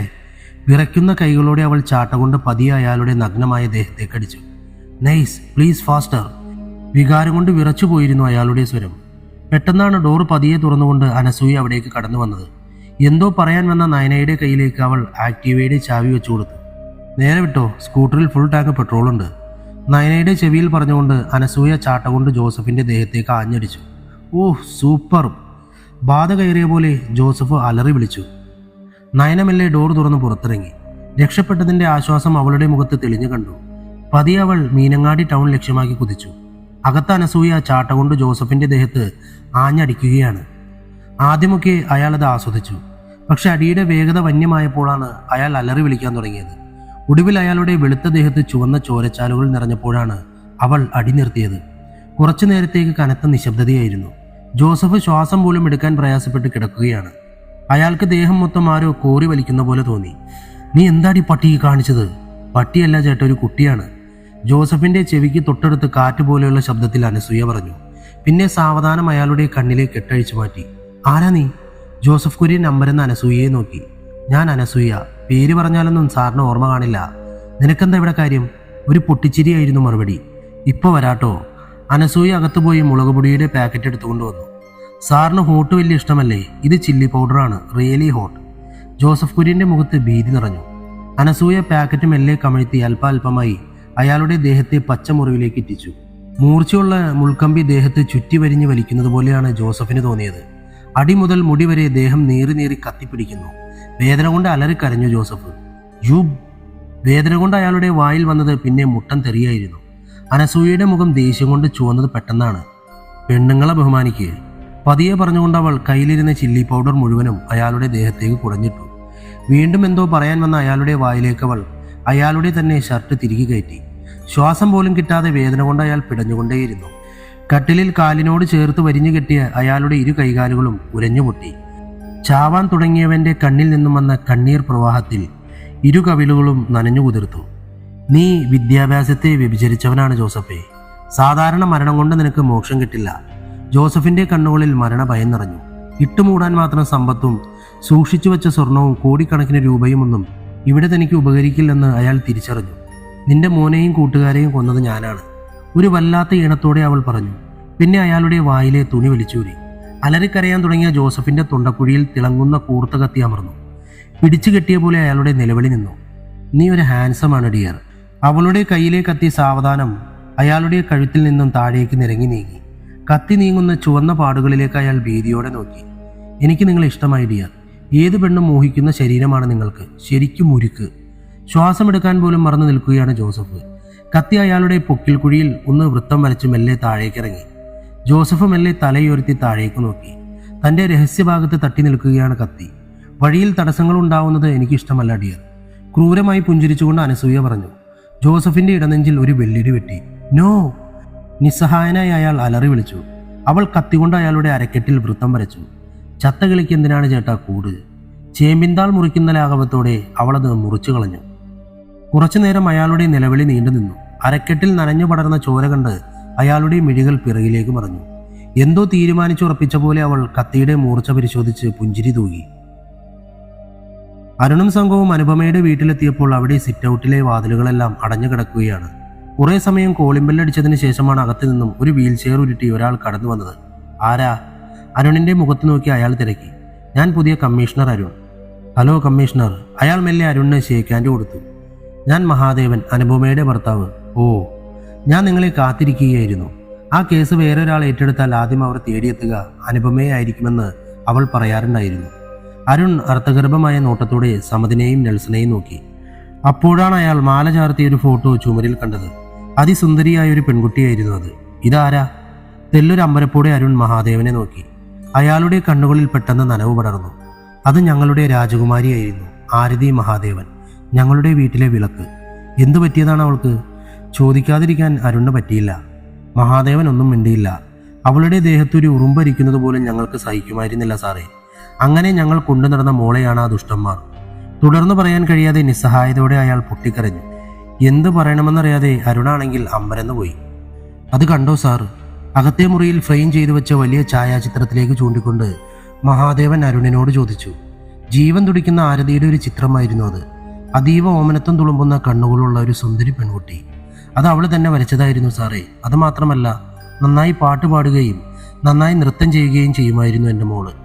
വികാരവിക്ഷോഭം കൊണ്ട് ഇടറിയിരുന്നു അയാളുടെ സ്വരം. മോൾക്ക് എന്താണ് സംഭവിച്ചത്? അയാളുടെ മുഖത്തേക്ക് തന്നെ സൂക്ഷിച്ചു നോക്കിക്കൊണ്ട് അരുൺ തിരക്കി. മഹാദേവൻ കണ്ണുകൾ തുടച്ചുകൊണ്ട് അരുണിനെ നോക്കി. ഒരുപാട് അർത്ഥങ്ങൾ നിറഞ്ഞൊരു നോട്ടമായിരുന്നു അത്. അയാൾ മെല്ലെ ഒരു ഷെൽഫ് തുറന്ന് ഒരു പ്ലാസ്റ്റിക് കുപ്പിയിൽ ഇട്ട് വെച്ച ഗുളികകൾ 2 എടുത്ത് വായിലേക്കിട്ട് ചവച്ചരച്ച് ഒരു എമ്പക്കം വിട്ടു. പിന്നെ വീൽ ചെയർ ഉരുട്ടി അകത്തുള്ള ഒരു ബെഡ്റൂമിലേക്ക് പോയി. അരുണിൻ്റെയും സംഘത്തിൻ്റെയും മുമ്പിൽ ആ വാതിലടഞ്ഞു. അവർ പരസ്പരം നോക്കി അമ്പരന്ന് പോയി. സാറിന് എന്താണ് അറിയേണ്ടത്? ഞാൻ പറയാം. പിറകിൽ നിന്നും ശാന്തതയോടെയുള്ള ഒരു ചോദ്യം കേട്ട് അരുൺ തിരിഞ്ഞു നോക്കി. 70 വയസ്സോളം പ്രായമുള്ളൊരു വൃദ്ധയായിരുന്നു അത്. വലിയ വട്ടക്കണ്ണടകളുള്ള തീക്ഷ്ണതയുള്ള 2 കണ്ണുകളാണ് അരുൺ ആദ്യം ശ്രദ്ധിച്ചത്. ഹാഢ്യത്വം നിറഞ്ഞു തുളുമ്പുന്ന രൂപവും മനോഹരമായ ശബ്ദവും ആരുടെയും ബഹുമാനം നേടിയെടുക്കാൻ പോകുന്നതായിരുന്നു. ആരാ നിങ്ങൾ? ചോദിക്കാതിരിക്കാൻ അരുണിന് കഴിഞ്ഞില്ല.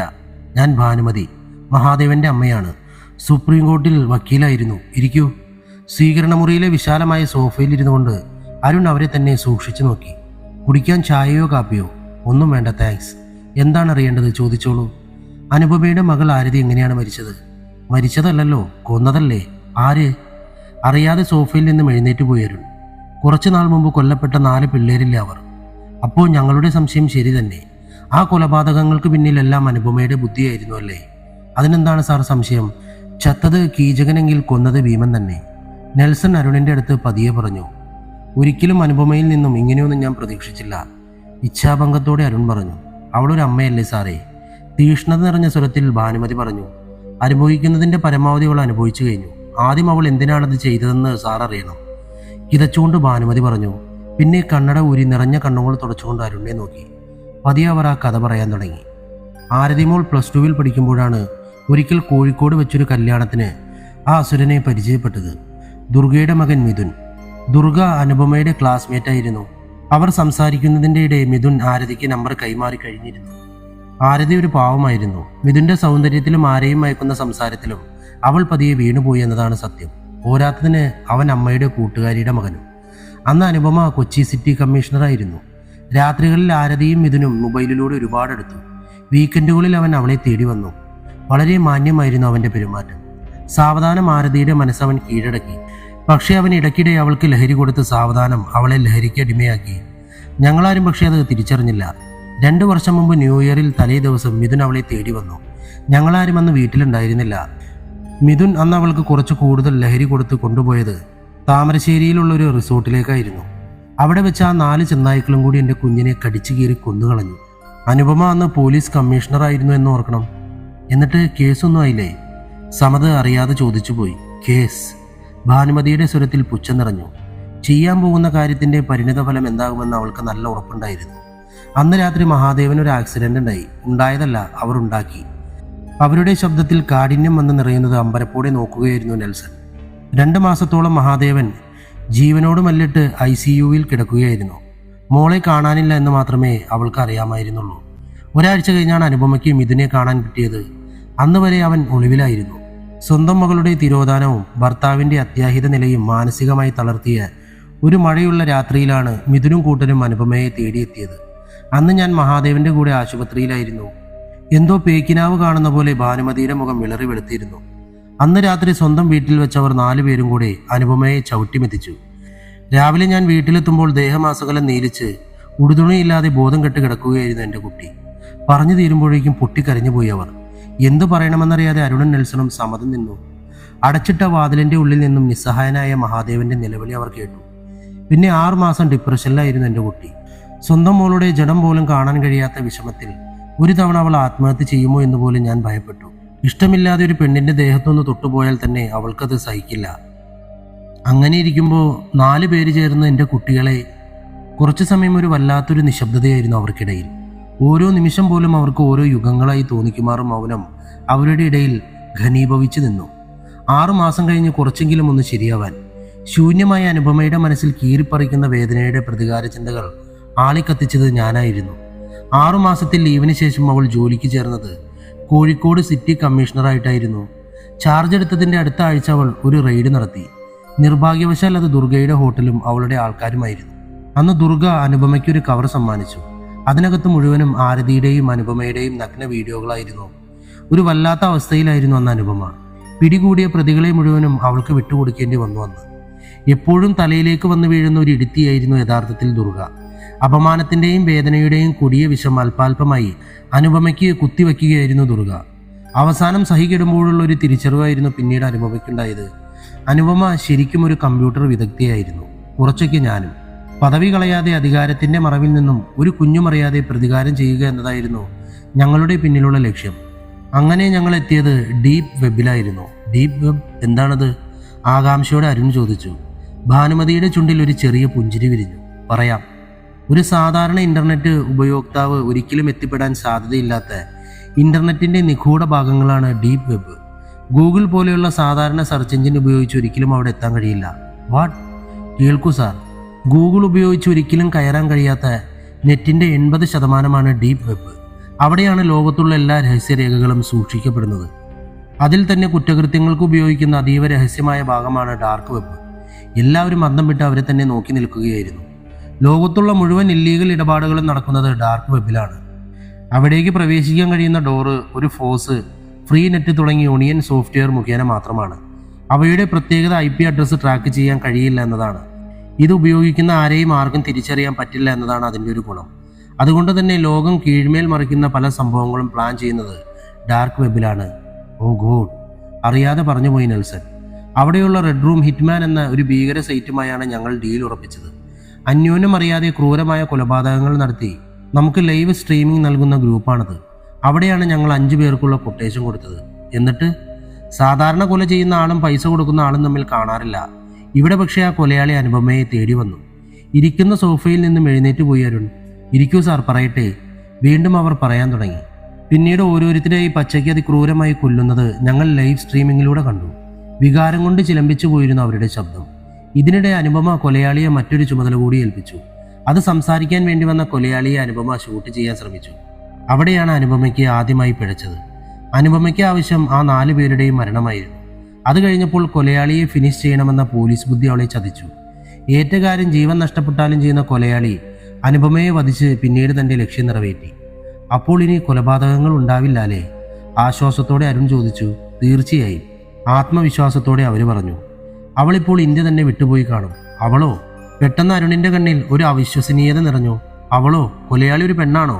അതെ, പുഞ്ചിരിച്ചുകൊണ്ട് അവർ പറഞ്ഞു. എന്തേ ഒരു പെണ്ണിന് കൊലയാളിയായിക്കൂടെ? മൂവരും അമ്പരന്ന് നിൽക്കുകയാണ്. അവരുടെ ഫോട്ടോസ് വല്ലതുമുണ്ടോ? നോ, ഒന്നും ലഭ്യമല്ല.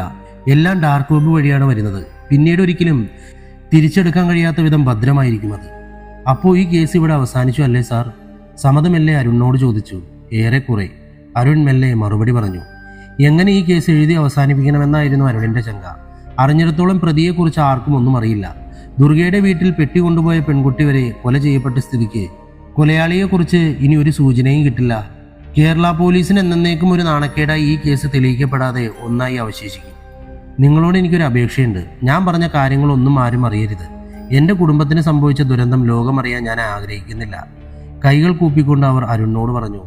പെട്ടെന്നാണ് അരുണിൻ്റെ മൊബൈൽ ശബ്ദിച്ചത്. മന്ത്രിയുടെ ഓഫീസിൽ നിന്നായിരുന്നത്. ഫോൺ അറ്റൻഡ് ചെയ്ത അരുണിൻ്റെ മുഖം മൊത്തം വിയർത്തു കുളിക്കുന്നത് കാണാമായിരുന്നു. ഫോൺ കട്ട് ചെയ്ത അരുൺ മേശപ്പുറത്ത് വെച്ചിരുന്ന വെള്ളക്കുപ്പി എടുത്ത് വായിലേക്ക് കമിഴ്ത്തി. എന്തു പറ്റി സാർ? ഈ കേസ് അവസാനിച്ചിട്ടില്ല നെൽസ, തുടങ്ങിയിട്ടേ ഉള്ളൂ. ആ രാക്ഷസി തിരിച്ചു പോയിട്ടില്ല. ആ ജോസഫ് കുര്യൻ കൊല്ലപ്പെട്ടു, അതും അതിക്രൂരമായി. വാട്ട്? അമ്പരന്നുകൊണ്ട് നെൽസൺ സമതിനെ നോക്കി. ഒരു ചോദ്യം മാത്രം അവരുടെ മനസ്സിൽ അവശേഷിച്ചു. അനുപമ ഏൽപ്പിച്ച ജോലി കഴിഞ്ഞ സ്ഥിതിക്ക് എന്തായിരിക്കും ഇനി അവളുടെ ലക്ഷ്യം? സാർ, ഇനി എന്താ പ്ലാൻ? ജോസഫ് കുര്യൻ കൊല്ലപ്പെട്ട വയനാട് മീനങ്ങാടിയിലെ റിസോർട്ടിലായിരുന്നു അരുണും സമതും നെൽസണും. എത്ര അരിച്ചു പെറുക്കിയിട്ടും കേസിനെ സഹായിക്കുന്ന ഒന്നും അവിടുന്ന് അരുണിന് കണ്ടെടുക്കാൻ കഴിഞ്ഞില്ല. കട്ടിലിൽ കെട്ടിയിടപ്പെട്ട നിലയിൽ നഗ്നനായാണ് മൃതദേഹം കിടന്നിരുന്നത്. ദേഹമാസകലം കീറി വരഞ്ഞ് മുളകുപൊടി തേച്ചത് കാരണം പോലീസ് നായക്ക് മണം പിടിക്കാൻ കഴിയുമായിരുന്നില്ല. മീനങ്ങാടി മുതൽ റിസോർട്ട് വരെ ഒരു വീട്ടിലും ക്യാമറകൾ ഒന്നുമില്ലാത്തത് കാരണം ഒരു ദൃശ്യവും ലഭ്യമായിരുന്നില്ല. കൈവിരലുകളിലെ മൊത്തം നഖങ്ങൾ പിഴുതെടുത്ത് കളഞ്ഞിരുന്നു. പോസ്റ്റ്മോർട്ടം റിപ്പോർട്ടിൽ മരണം ഉറപ്പിച്ചു കഴിഞ്ഞും ശവശരീരത്തിൽ ക്രൂരമായ മർദ്ദനം ഏൽപ്പിച്ചതിന്റെ അടയാളങ്ങളെക്കുറിച്ച് പ്രതിപാദിക്കുന്നു. അയൽവാസികളോട് ചോദിക്കുമ്പോഴാണ് മറ്റൊരു വിവരം അരുണിന് കിട്ടിയത്. പഴയ പള്ളിയുടെ തോട്ടത്തിനോട് ചേർന്ന് താമസിക്കുന്ന ആളാണ് ആ വിവരങ്ങൾ നൽകിയത്. കുര്യന്റെ ബെൻസിന് പിന്നാലെ ഒരു വെളുത്ത ആക്ടിവയിൽ കോട്ടിട്ട ഒരു പെൺകുട്ടി റിസോർട്ടിൽ ചെന്നിരുന്നു. ഹാഫ് ഹെൽമറ്റ് വെച്ച് അവളുടെ ഇടത്തെ മുഖം പൊള്ളിയ പോലുള്ള പാടുകളുണ്ടായിരുന്നു. ഏകദേശം 5 മിനിറ്റ് കഴിഞ്ഞപ്പോൾ ആ ആക്ടീവ തിരിച്ചു പോകുന്നുണ്ടായിരുന്നു. പക്ഷെ അപ്പോൾ വേറൊരു പെൺകുട്ടിയായിരുന്നു അത് ഓടിച്ചിരുന്നത്. അത് കുര്യന്റെ കൂടെ ബെൻസിൽ പോയ പെൺകുട്ടിയെ പോലെ തോന്നിച്ചിരുന്നു. അരുണിന് പക്ഷേ അങ്ങനെ ഒരു ആക്ടീവ കണ്ടെത്താനായില്ല. മീനങ്ങാടി ടൗണിലുള്ള മുഴുവൻ ക്യാമറ പരിശോധിച്ചിട്ടും അങ്ങനെ ഒരു ആക്ടീവ ആ സമയത്ത് കണ്ടെത്താൻ അവർക്ക് സാധിച്ചില്ല. ഇനി നമ്മൾ എന്ത് ചെയ്യും സാർ? ഹതാശനായിരിക്കുന്ന അരുണിനെ നോക്കി സമത് ചോദിച്ചു. ഇത്രയും നിസ്സഹായനായി അരുണിനെ അവർ ഇതിനു മുമ്പ് കണ്ടിട്ടേയില്ല. 4-5 ദിവസത്തെ അലച്ചിൽ അവരെ ആകെ തളർത്തിയിരുന്നു. എൻ്റെ ഊഹം ശരിയാണെങ്കിൽ അടുത്ത ഇര മാധവൻ നമ്പ്യാർ, മരക്കാർ, പീറ്റർ ഇവരിൽ ആരെങ്കിലും ആയിരിക്കും. മിക്കവാറും ഈ കൊലയാളിക്ക് ഇവരുമായി എന്തെങ്കിലും ഫ്ലാഷ് ബാക്ക് ഉണ്ടായിരിക്കും. അരുൺ മെല്ലെ പറഞ്ഞുകൊണ്ട് നെൽസനെ നോക്കി. ശരിയാണ് സാർ, എനിക്കും അങ്ങനെ തോന്നുന്നു. ഇവിടുത്തെ പൊതുജനങ്ങളെയോ മറ്റോ ലക്ഷ്യങ്ങളോ ഇതുവരെ അക്രമി ടാർഗറ്റ് ചെയ്യാത്ത സ്ഥിതിക്ക് അവളുടെ ലക്ഷ്യം അത് തന്നെയാവും. അങ്ങനെയെങ്കിൽ അവളെ പിടികൂടാനുള്ള വഴി ഇനി കൊല്ലപ്പെടാൻ സാധ്യതയുള്ള 3 പേരെ ഫോളോ ചെയ്യുക എന്നതല്ലേ സാർ? സമതിൻ്റെ ചോദ്യത്തിനൊരു പുഞ്ചിരിയായിരുന്നു അരുണിന്റെ മറുപടി. ആ പുഞ്ചിരിക്കുള്ളിലെ കുശാഗ്ര ബുദ്ധി മനസ്സിലായതും നെൽസണും സമതിനും ഒരു കോരിത്തരിപ്പ് അനുഭവപ്പെട്ടു. കാരണം അരുൺ അങ്ങനെ പുഞ്ചിരിക്കണമെങ്കിൽ അതിനു പിറകിൽ തക്കതായ കാരണമുണ്ടാവുമെന്ന് അവർക്കറിയാമായിരുന്നു.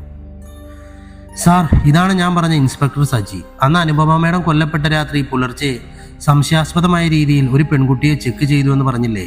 അത് ഇയാളായിരുന്നു. പറയൂ സജി. അരുൺ സജിയെ പ്രോത്സാഹിപ്പിച്ചു. സജി പറഞ്ഞതിൽ നിന്നും 2 കാര്യമാണ് അരുൺ എടുത്തത്. സോഫിയ റോബിൻ എന്ന പേരും പിന്നെ ഇടത്തെ മുഖത്തെ പൊള്ളിയ പാടുകളും.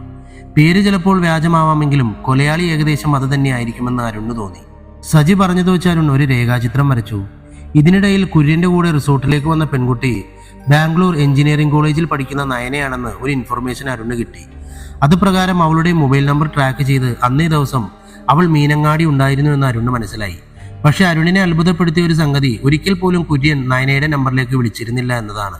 സജി പറഞ്ഞ പോലെ അരുൺ വരപ്പിച്ച ഛായാചിത്രം കൊലയാളിയുടേത് തന്നെയാണെന്ന് അരുണിന് തീർച്ചയായി. എല്ലാ സംഭവങ്ങളും ചോദിച്ചറിഞ്ഞ ശേഷം വിളിക്കുമ്പോൾ ഹാജരാവണമെന്ന നിർദ്ദേശത്തോടെ അവളെ ബാംഗ്ലൂരിലേക്ക് തിരിച്ചുവിടുകയാണ് അരുൺ ചെയ്തത്. നിരപരാധിനിയായ അവളുടെ ജീവിതം തകർക്കാൻ അരുൺ ആഗ്രഹിച്ചില്ല എന്നതായിരുന്നു കാരണം. മാധവനെയും മരക്കാരെയും പീറ്ററെയും രഹസ്യമായി നിരീക്ഷിക്കാൻ ആൾക്കാരെ ഏർപ്പാട് ചെയ്താണ് അന്ന് രാത്രി അരുൺ ഉറങ്ങാൻ കിടന്നത്. ക്ഷീണം കാരണം കിടന്ന പാടെ അരുൺ ഉറങ്ങുകയും ചെയ്തു. രാത്രി 12 മണി. രാത്രി ഉറങ്ങാതെ തന്റെ ഡ്രസ്സുകൾ പാക്ക് ചെയ്യുകയായിരുന്നു മരക്കാർ. സ്വന്തം മകന്റെ മരണത്തേക്കാൾ അയാളെ തളർത്തിയത് ജോസഫ് കുര്യന്റെ മരണമായിരുന്നു. അതുകൊണ്ട് തന്നെ ആരും അറിയാതെ ദുബായിലേക്ക് കടക്കാനായിരുന്നു അയാളുടെ പ്ലാൻ. വീട്ടുകാരോടും കൂട്ടുകാരോടും ഒന്നും പറയാതെ ഒരു ഒളിച്ചോട്ടം, അതായിരുന്നു അയാളുടെ ലക്ഷ്യം. കാലിക്കറ്റ് എയർപോർട്ടിൽ നിന്നും പുലർച്ചെയുള്ള ഫ്ലൈറ്റായിരുന്നു യാത്രയ്ക്ക് അയാൾ തിരഞ്ഞെടുത്തത്. ഇനി ഇവിടെ നിൽക്കുന്ന ഓരോ സമയവും തന്റെ ജീവൻ അപകടത്തിലാണെന്ന അയാളുടെ 6ാം ഇന്ദ്രിയം അയാൾക്ക് മുന്നറിയിപ്പ് കൊടുത്തിരുന്നു. അതീവ രഹസ്യമായത് കാരണം പിറകുവശത്തെ ചെറിയ ഗേറ്റ് വഴി പോകാനാണ് അയാൾ ഉദ്ദേശിച്ചത്. തന്റെ സ്വന്തം വണ്ടിയും ഡ്രൈവറെയും ഉപയോഗിക്കാതെ വിശ്വസ്തനായ ഒരു അനുയായിയെയാണ് അയാൾ അതിനായി തിരഞ്ഞെടുത്തത്. സ്ത്രീ വിഷയങ്ങളിൽ അതീവ തൽപരനായ മരക്കാരുടെ എല്ലാ വൃത്തികേടുകൾക്കും കൂട്ടുനിൽക്കുന്ന ഒരാളായിരുന്നു അത്. അയാളുടെ വിശ്വസ്തനായ ഒരു ഡ്രൈവറെയായിരുന്നു അയാൾ മരക്കാർക്ക് വേണ്ടി ഏർപ്പാട് ചെയ്യാറുള്ളത്. ചെറിയൊരു ബാഗ് മാത്രമാണ് അയാളുടെ കയ്യിലുണ്ടായിരുന്നത്. ഗേറ്റിന്റെ സമീപം നിർത്തിയിട്ട BMW കാറിലേക്ക് അയാൾ പെട്ടെന്ന് കടന്നിരുന്നു. വിശാലമായ പിൻസീറ്റിൽ വിസ്തരിച്ചിരുന്ന അയാൾ ദീർഘനിശ്വാസം വിട്ടു. കാർ അതിവേഗം എയർപോർട്ട് ലക്ഷ്യമാക്കി കുതിച്ചുകൊണ്ടേയിരുന്നു. കുറെ നേരത്തെ ഓട്ടത്തിന് ശേഷം കാലിക്കറ്റ് എയർപോർട്ട് ജംഗ്ഷനിൽ നിന്നും കാർ അതിവേഗം നേരെ ഓടിപ്പോയപ്പോഴാണ് മരക്കാർക്ക് ഒരു ശങ്ക തോന്നിയത്. ഏയ്, വലത്തോട്ട് തിരികെ, ഡ്രൈവറുടെ തോളിൽ തട്ടിക്കൊണ്ട് അയാൾ പറഞ്ഞു. ഡ്രൈവർ പെട്ടെന്ന് വണ്ടി ഒതുക്കി നിർത്തി. എയർപോർട്ടിലേക്കുള്ള വഴി അതാണ്, പിറകിലേക്ക് ചൂണ്ടി മരക്കാർ പറഞ്ഞു. അതിന് നമ്മൾ എയർപോർട്ടിലേക്കാ പോകുന്നതെന്ന് ആര് പറഞ്ഞു? കൂർത്ത ഉളികൊണ്ട് കുത്തുന്നതിന് സമാനമായിരുന്നു അവളുടെ സ്വരം. ഒരു മിന്നൽ പിണർ മരക്കാരുടെ നെഞ്ചിലൂടെ കടന്നുപോയി. ആരാ നീ? എന്നെ എങ്ങോട്ടാ നീ കൊണ്ടുപോകുന്നേ? ഞാൻ രാക്ഷസി, മാമനെ ഞാൻ കൊല്ലാൻ കൊണ്ടുപോവുകയാണ്. മരക്കാരുടെ കണ്ണിൽ പെട്ടെന്ന് ഭയം ദൃശ്യമായി. ഡോർ തുറന്ന് പുറത്തിറങ്ങാൻ അയാൾ ശ്രമിച്ചു. അപ്പോഴേക്കും അവളുടെ കൈ അയാളുടെ കഴുത്തിൽ ആഞ്ഞടിച്ചു. കഴുത്തൊടിഞ്ഞതുപോലെ അയാളുടെ തല ഒരു ഭാഗത്തേക്ക് ചെരിഞ്ഞുപോയി. മരക്കാരെയും കൊണ്ട് ആ കാറ് അടുത്ത ചെറിയ പോക്കറ്റ് റോഡിലേക്ക് തിരിഞ്ഞു. കുറച്ചു ദൂരം ഓടി മലമുകളിലുള്ള ഖനനം നിർത്തിവെച്ച മെറ്റൽ ക്രഷറിൽ ചെന്ന് കാറി നിന്നു. മഴ അപ്പോഴേക്കും നിലച്ചിരുന്നു. അനസൂയ മെല്ലെ തിരിഞ്ഞു നോക്കി. ബോധം കെട്ട പോലെ കിടക്കുകയാണ് മരക്കാർ. അവളുടെ ചുണ്ടിൽ ഒരു പുഞ്ചിരി വിടർന്നു. പതിയെ പുറത്തിറങ്ങി അവൾ മരക്കാരെ വലിച്ചു പുറത്തിട്ടു. അയാളുടെ തടിച്ച ശരീരം വലിച്ചിറക്കാൻ അവൾ കുറച്ചു പാടുപെട്ടു. പെട്ടെന്നാണ് അവൾക്ക് പിറകിൽ ഒരു ചവിട്ട് കിട്ടിയത്. പണ്ടങ്ങോ കൂട്ടിയിട്ട മെറ്റൽ കൂമ്പാരത്തിലാണ് അവൾ ചെന്ന് വീണത്. ഒരുവിധം മെറ്റലിൽ നിന്നും എഴുന്നേറ്റ് അവൾ മരക്കാരെ നോക്കി. അയാൾ ഒരു മഹാമേരുവിനെ പോലെ അവളുടെ മുമ്പിൽ നിറഞ്ഞു നിന്നു. അനസൂയ ഒരു പുഞ്ചിരിയോടെ മരക്കാരെ നോക്കി. പിന്നെ വലത്തെ കൈകൊണ്ട് ജീൻസിന്റെ പോക്കറ്റിൽ വെച്ച് ഒരു ചെറിയ കത്തിയെടുത്ത് പിറകിലേക്ക് പിടിച്ച് അയാളുടെ നേർക്ക് ചെന്നു. ഒരു കഴുകനെ പോലെ അവളെ തന്നെ നോക്കി നിൽക്കുകയായിരുന്നു മരക്കാർ. ഒന്നു കുനിഞ്ഞ് വലത്തെ കൈയിലെ കത്തി കൊണ്ട് അവൾ അയാളുടെ ഇടത്തെ നെഞ്ച് ലക്ഷ്യമാക്കി ആഞ്ഞുകുത്തി. പക്ഷെ അയാളത് മനോഹരമായി ബ്ലോക്ക് ചെയ്തു. പിന്നെ ഉരുക്കുപോലെയുള്ള കാൽമുട്ടുകൊണ്ട് അവളുടെ വയറ്റിൽ ആഞ്ഞടിച്ചു. ഒരു അഗ്നിഗോളം മുകളിലേക്ക് കയറുന്ന പോലെയാണ് അവൾക്ക് തോന്നിയത്. തൊട്ടുപുറകെ അയാൾ മുഷ്ടി ചുരുട്ടി അവളുടെ മുഖത്ത് ആഞ്ഞിടിച്ചു. അനസൂയ പെട്ടെന്ന് മുഖം വെട്ടിച്ചു. പിന്നെ ബാലൻസ് തെറ്റിയ മരക്കാരെ വട്ടം പിടിച്ച് ചുമലിലൂടെ പിന്നിലേക്ക് മറിച്ചിട്ടു. പക്ഷെ മരക്കാർ വീഴുന്നതിന് മുമ്പേ കൈകൾ കുത്തി പൂച്ച വീഴും പോലെ ലാൻഡ് ചെയ്തു. പിന്നെ അരയിൽ നിന്നും ഒരു ചെറിയ റിവോൾവർ എടുത്ത് അനസൂയയുടെ നേരെ ചൂണ്ടി. നീ ഇപ്പോൾ കാണുന്ന മരക്കാരെയെ അറിയൂ. കുറെ മുമ്പ് ദുബായിയെ ഇളക്കിമറിച്ച ദുബായ് മരക്കാരെ നിനക്കറിയില്ല. അനസൂയയുടെ ചുണ്ടിൽ ഒരു പുഞ്ചിരി വിരിഞ്ഞു. എന്തിനാടി ഇളിക്കുന്ന പുന്നാര മോളെ? നിന്റെ ഉണ്ടയില്ലാത്ത തോക്ക് കണ്ടിട്ട് കൂസലില്ലാതെ അവൾ പറഞ്ഞു. കാശ് കൊടുത്താൽ കൂടെ വന്ന് കിടക്കുന്ന പെണ്ണുങ്ങളെ നീ കണ്ടിട്ടുള്ളൂ. കാശ് വാങ്ങി തല കൊയ്യുന്ന പെണ്ണുങ്ങളെ നീ കണ്ടിട്ടുണ്ടാവില്ല. നിർത്തിടി പുന്നാര മോളെ. അയാൾക്ക് ദേഷ്യം ഇരച്ചു കയറി. ഉറക്കെ ആക്രോശിച്ചുകൊണ്ട് അയാൾ അവളെ ലക്ഷ്യമാക്കി ട്രിഗറിൽ വിരലമർത്തി. ആദ്യത്തെ വെടി അനസൂയയുടെ ശിരസിന് നേരെയായിരുന്നു. ഒരു വണ്ട് മൂളിക്കൊണ്ടുവരുന്നത് പോലെയാണ് അവൾക്ക് തോന്നിയത്. മിന്നൽ പോലെ വെടിയുണ്ട് അവളുടെ മുടിയിൽ ഉരസി കടന്നുപോയി. Shoot me dear. ഒരു ചെറുപുഞ്ചിരിയോടെ അനസൂയ പറഞ്ഞു. ഒരു പെണ്ണിനെ പോലും കീഴ്പ്പെടുത്താൻ കഴിയാത്തൊരു നപുംസകം. വാക്കുകളിൽ പരമാവധി പുച്ഛമൊളിപ്പിച്ചുകൊണ്ട് അവൾ പറഞ്ഞു. മരക്കാരുടെ മുഖഭാവം മാറിയത് പെട്ടെന്നാണ്. അയാൾ അവളെ ആവാതെ ചൂടം നോക്കി. മുഖം പാതി പുള്ളി വികൃതമായി തൊഴിച്ചാൽ നല്ല മനോഹരമായ രൂപം. അയാളുടെ ഉള്ളിൽ ഒരു തരം വെറി നിറഞ്ഞു. വിശന്നു വലഞ്ഞ ഒരു ചെന്നായിക്ക് ഒരു മുയൽക്കുട്ടിയെ കാണുമ്പോൾ തോന്നുന്ന ഒരു തരം വെറി. അയാൾ തോക്കുമെല്ലെ അരയിലേക്ക് തിരികെ. പിന്നെ കൈകൾ വിടർത്തി അവളുടെ അടുത്തേക്ക് ചെന്നു. വാ വാ. മനോഹരമായി പുഞ്ചിരിച്ചുകൊണ്ട് അവൾ പറഞ്ഞു. പെൺകുട്ടികൾ എൻ്റെ ഒരു ഹരമാണ് മോളെ. ഇനി അടുത്തൊന്നും ഞാൻ നാട്ടിലേക്ക് വരില്ല. ദുബായിലെ റഷ്യക്കാർക്കും യൂറോപ്യൻ പെണ്ണുങ്ങൾക്കൊന്നും ഇല്ലാത്ത എന്തോ ഒന്ന് നിനക്കുണ്ട്. ആസക്തി നിറഞ്ഞ ഒരു വിടന്റെ രൂപമായിരുന്നു അയാൾക്ക്. അനസൂയ പെട്ടെന്നൊന്ന് കുനിഞ്ഞു. നിവരുമ്പോൾ അവളുടെ വലത്തെ കൈ വിരലുകൾക്കിടയിൽ തിളങ്ങുന്ന ഒരു ബ്ലേഡിന്റെ പാതി കഷ്ണമുണ്ടായിരുന്നു. മരക്കാർ അവളുടെ കൈയകലെ എത്തിയതും അനസൂയ വലത്തെ കൈ കൊണ്ട് മെല്ലെ അയാളുടെ കവിളിലൊന്ന് തഴുകി. പിന്നെ വിരലമർത്തിയ ഒരൊറ്റ വലിയായിരുന്നു. ഒരു മിന്നൽ കണ്ണിലേക്ക് അടിച്ചതുപോലെയാണ് അയാൾക്ക് തോന്നിയത്. എന്താണെന്ന് മനസ്സിലാവുന്നതിന് മുമ്പേ അവൾ 4-5 തവണ ബ്ലേഡ് കൊണ്ട് ആഞ്ഞു വരഞ്ഞിരുന്നു. ഒരൊറ്റ നിമിഷം കൊണ്ട് എല്ലാം കഴിഞ്ഞു. വേദന കൊണ്ട് പുളഞ്ഞുകൊണ്ട് മരക്കാർ അവളെ നോക്കി. അയാളുടെ മുഖം നിറയെ നെടുകയും കുറുകയും പിളർന്ന പാടുകളായിരുന്നു. പിറന്ന മുറിവിലൂടെ ചോര വാർന്നൊഴുകി അയാളുടെ ഷർട്ടിലേക്ക് ചുവപ്പ് നിറം പടർന്നു. ഡീ പൊന്ന മോള്. അലറിക്കൊണ്ട് സ്വബോധം നഷ്ടപ്പെട്ടവനെ പോലെ അയാൾ അവളുടെ നേരെ ചീറി. പിന്നെ വലത്തേ കൈ കൊണ്ട് അവളുടെ മുഖം ലക്ഷ്യമാക്കി ആഞ്ഞടിച്ചു. അനസൂയയുടെ കാലുകൾ ഇരുവശങ്ങളിലേക്ക് നിരങ്ങി നീങ്ങിയത് പെട്ടെന്നാണ്. മിന്നൽ പോലെ അവൾ അയാളുടെ നെഞ്ചിന് നേരെ താഴ്ന്ന് അയാളുടെ ഇടത്തെ നെഞ്ചിൽ ആഞ്ഞടിച്ചു. വേദന കൊണ്ട് പുളഞ്ഞ് പിറകിലേക്ക് നീങ്ങിയ മരക്കാരുടെ തുടകളുടെ ഇടയിലേക്ക് ഷൂ വിട്ട കാലുകൊണ്ട് അവൾ ആഞ്ഞു തൊഴിച്ചു. തലയിലേക്ക് എന്തോ വന്ന് വീണതുപോലെയാണ് അയാൾക്ക് തോന്നിയത്. 2-3 നിമിഷം കുനിഞ്ഞിരുന്നു. അയാൾ മെല്ലെ പിറകിലേക്ക് മറിഞ്ഞു വീണു. അനസൂയ മെല്ലെ പോക്കറ്റിൽ നിന്നും ചെറിയൊരു കത്തിയെടുത്ത് അയാളുടെ വസ്ത്രങ്ങൾ മുഴുവനും കീറിക്കളഞ്ഞു. പിന്നെ കീറിയ തുണി കൊണ്ട് അയാളുടെ കൈകാലുകൾ ചേർത്ത് കെട്ടി. ശസ്ത്രക്രിയക്ക് ചെയ്യുന്ന ഒരു സർജന്റെ ലാഘവത്തോടെ അവൾ മെല്ലെ കത്തി അയാളുടെ നഗ്നമേനിയിലേക്ക് ആഞ്ഞമർത്തി. ഒരു ഞെരുക്കത്തോടെ അയാൾ കണ്ണു തുറന്ന് ഉറക്കെ അലറി. അവൾ കുറച്ച് തുണിയെടുത്ത് അയാളുടെ വായിലേക്ക് തിരികെ. ദയനീയമായി അവളുടെ മുഖത്തേക്ക് നോക്കി അയാൾ കണ്ണുനീർ വാർത്തു. പേടിക്കണ്ടാട്ടോ, ചേച്ചി ഒന്നും ചെയ്യില്ല. പതുക്കെ പറഞ്ഞുകൊണ്ട് അവൾ കത്തിയെടുത്ത് അയാളുടെ കണ്ണിന് നേരെ ചൂണ്ടി. അയാളുടെ കണ്ണിൽ പ്രാണഭീതി നിറഞ്ഞു. ഒരുപാട് ആളുകളുടെ മരണഭയം കണ്ട് അയാളുടെ കണ്ണുകളിൽ തെളിഞ്ഞ ഭാവം കണ്ട് അവൾ ഊറി ഊറി ചിരിച്ചു. ഒരു ഉറുമ്പ് കടിക്കുന്ന നിസ്സാര വേദനയെ ഉണ്ടാവും. പതിയെ പറഞ്ഞുകൊണ്ട് അവൾ കത്തി സാവധാനം അയാളുടെ ഇടത്തെ കണ്ണിന് നേർക്ക് താഴ്ത്തി. കൃഷ്ണമണിയിൽ തൊട്ടു തൊട്ടില്ല എന്ന മട്ടിൽ അവൾ മെല്ലെ നിർത്തി. കുത്തട്ടെ? ചിരിച്ചുകൊണ്ട് അവൾ ചോദിച്ചു. അയാളൊന്ന് ഞെരുങ്ങി. അവൾ മെല്ലെ കത്തി ഉയർത്തി. അയാളൊന്ന് ദീർഘശ്വാസം വിട്ടു.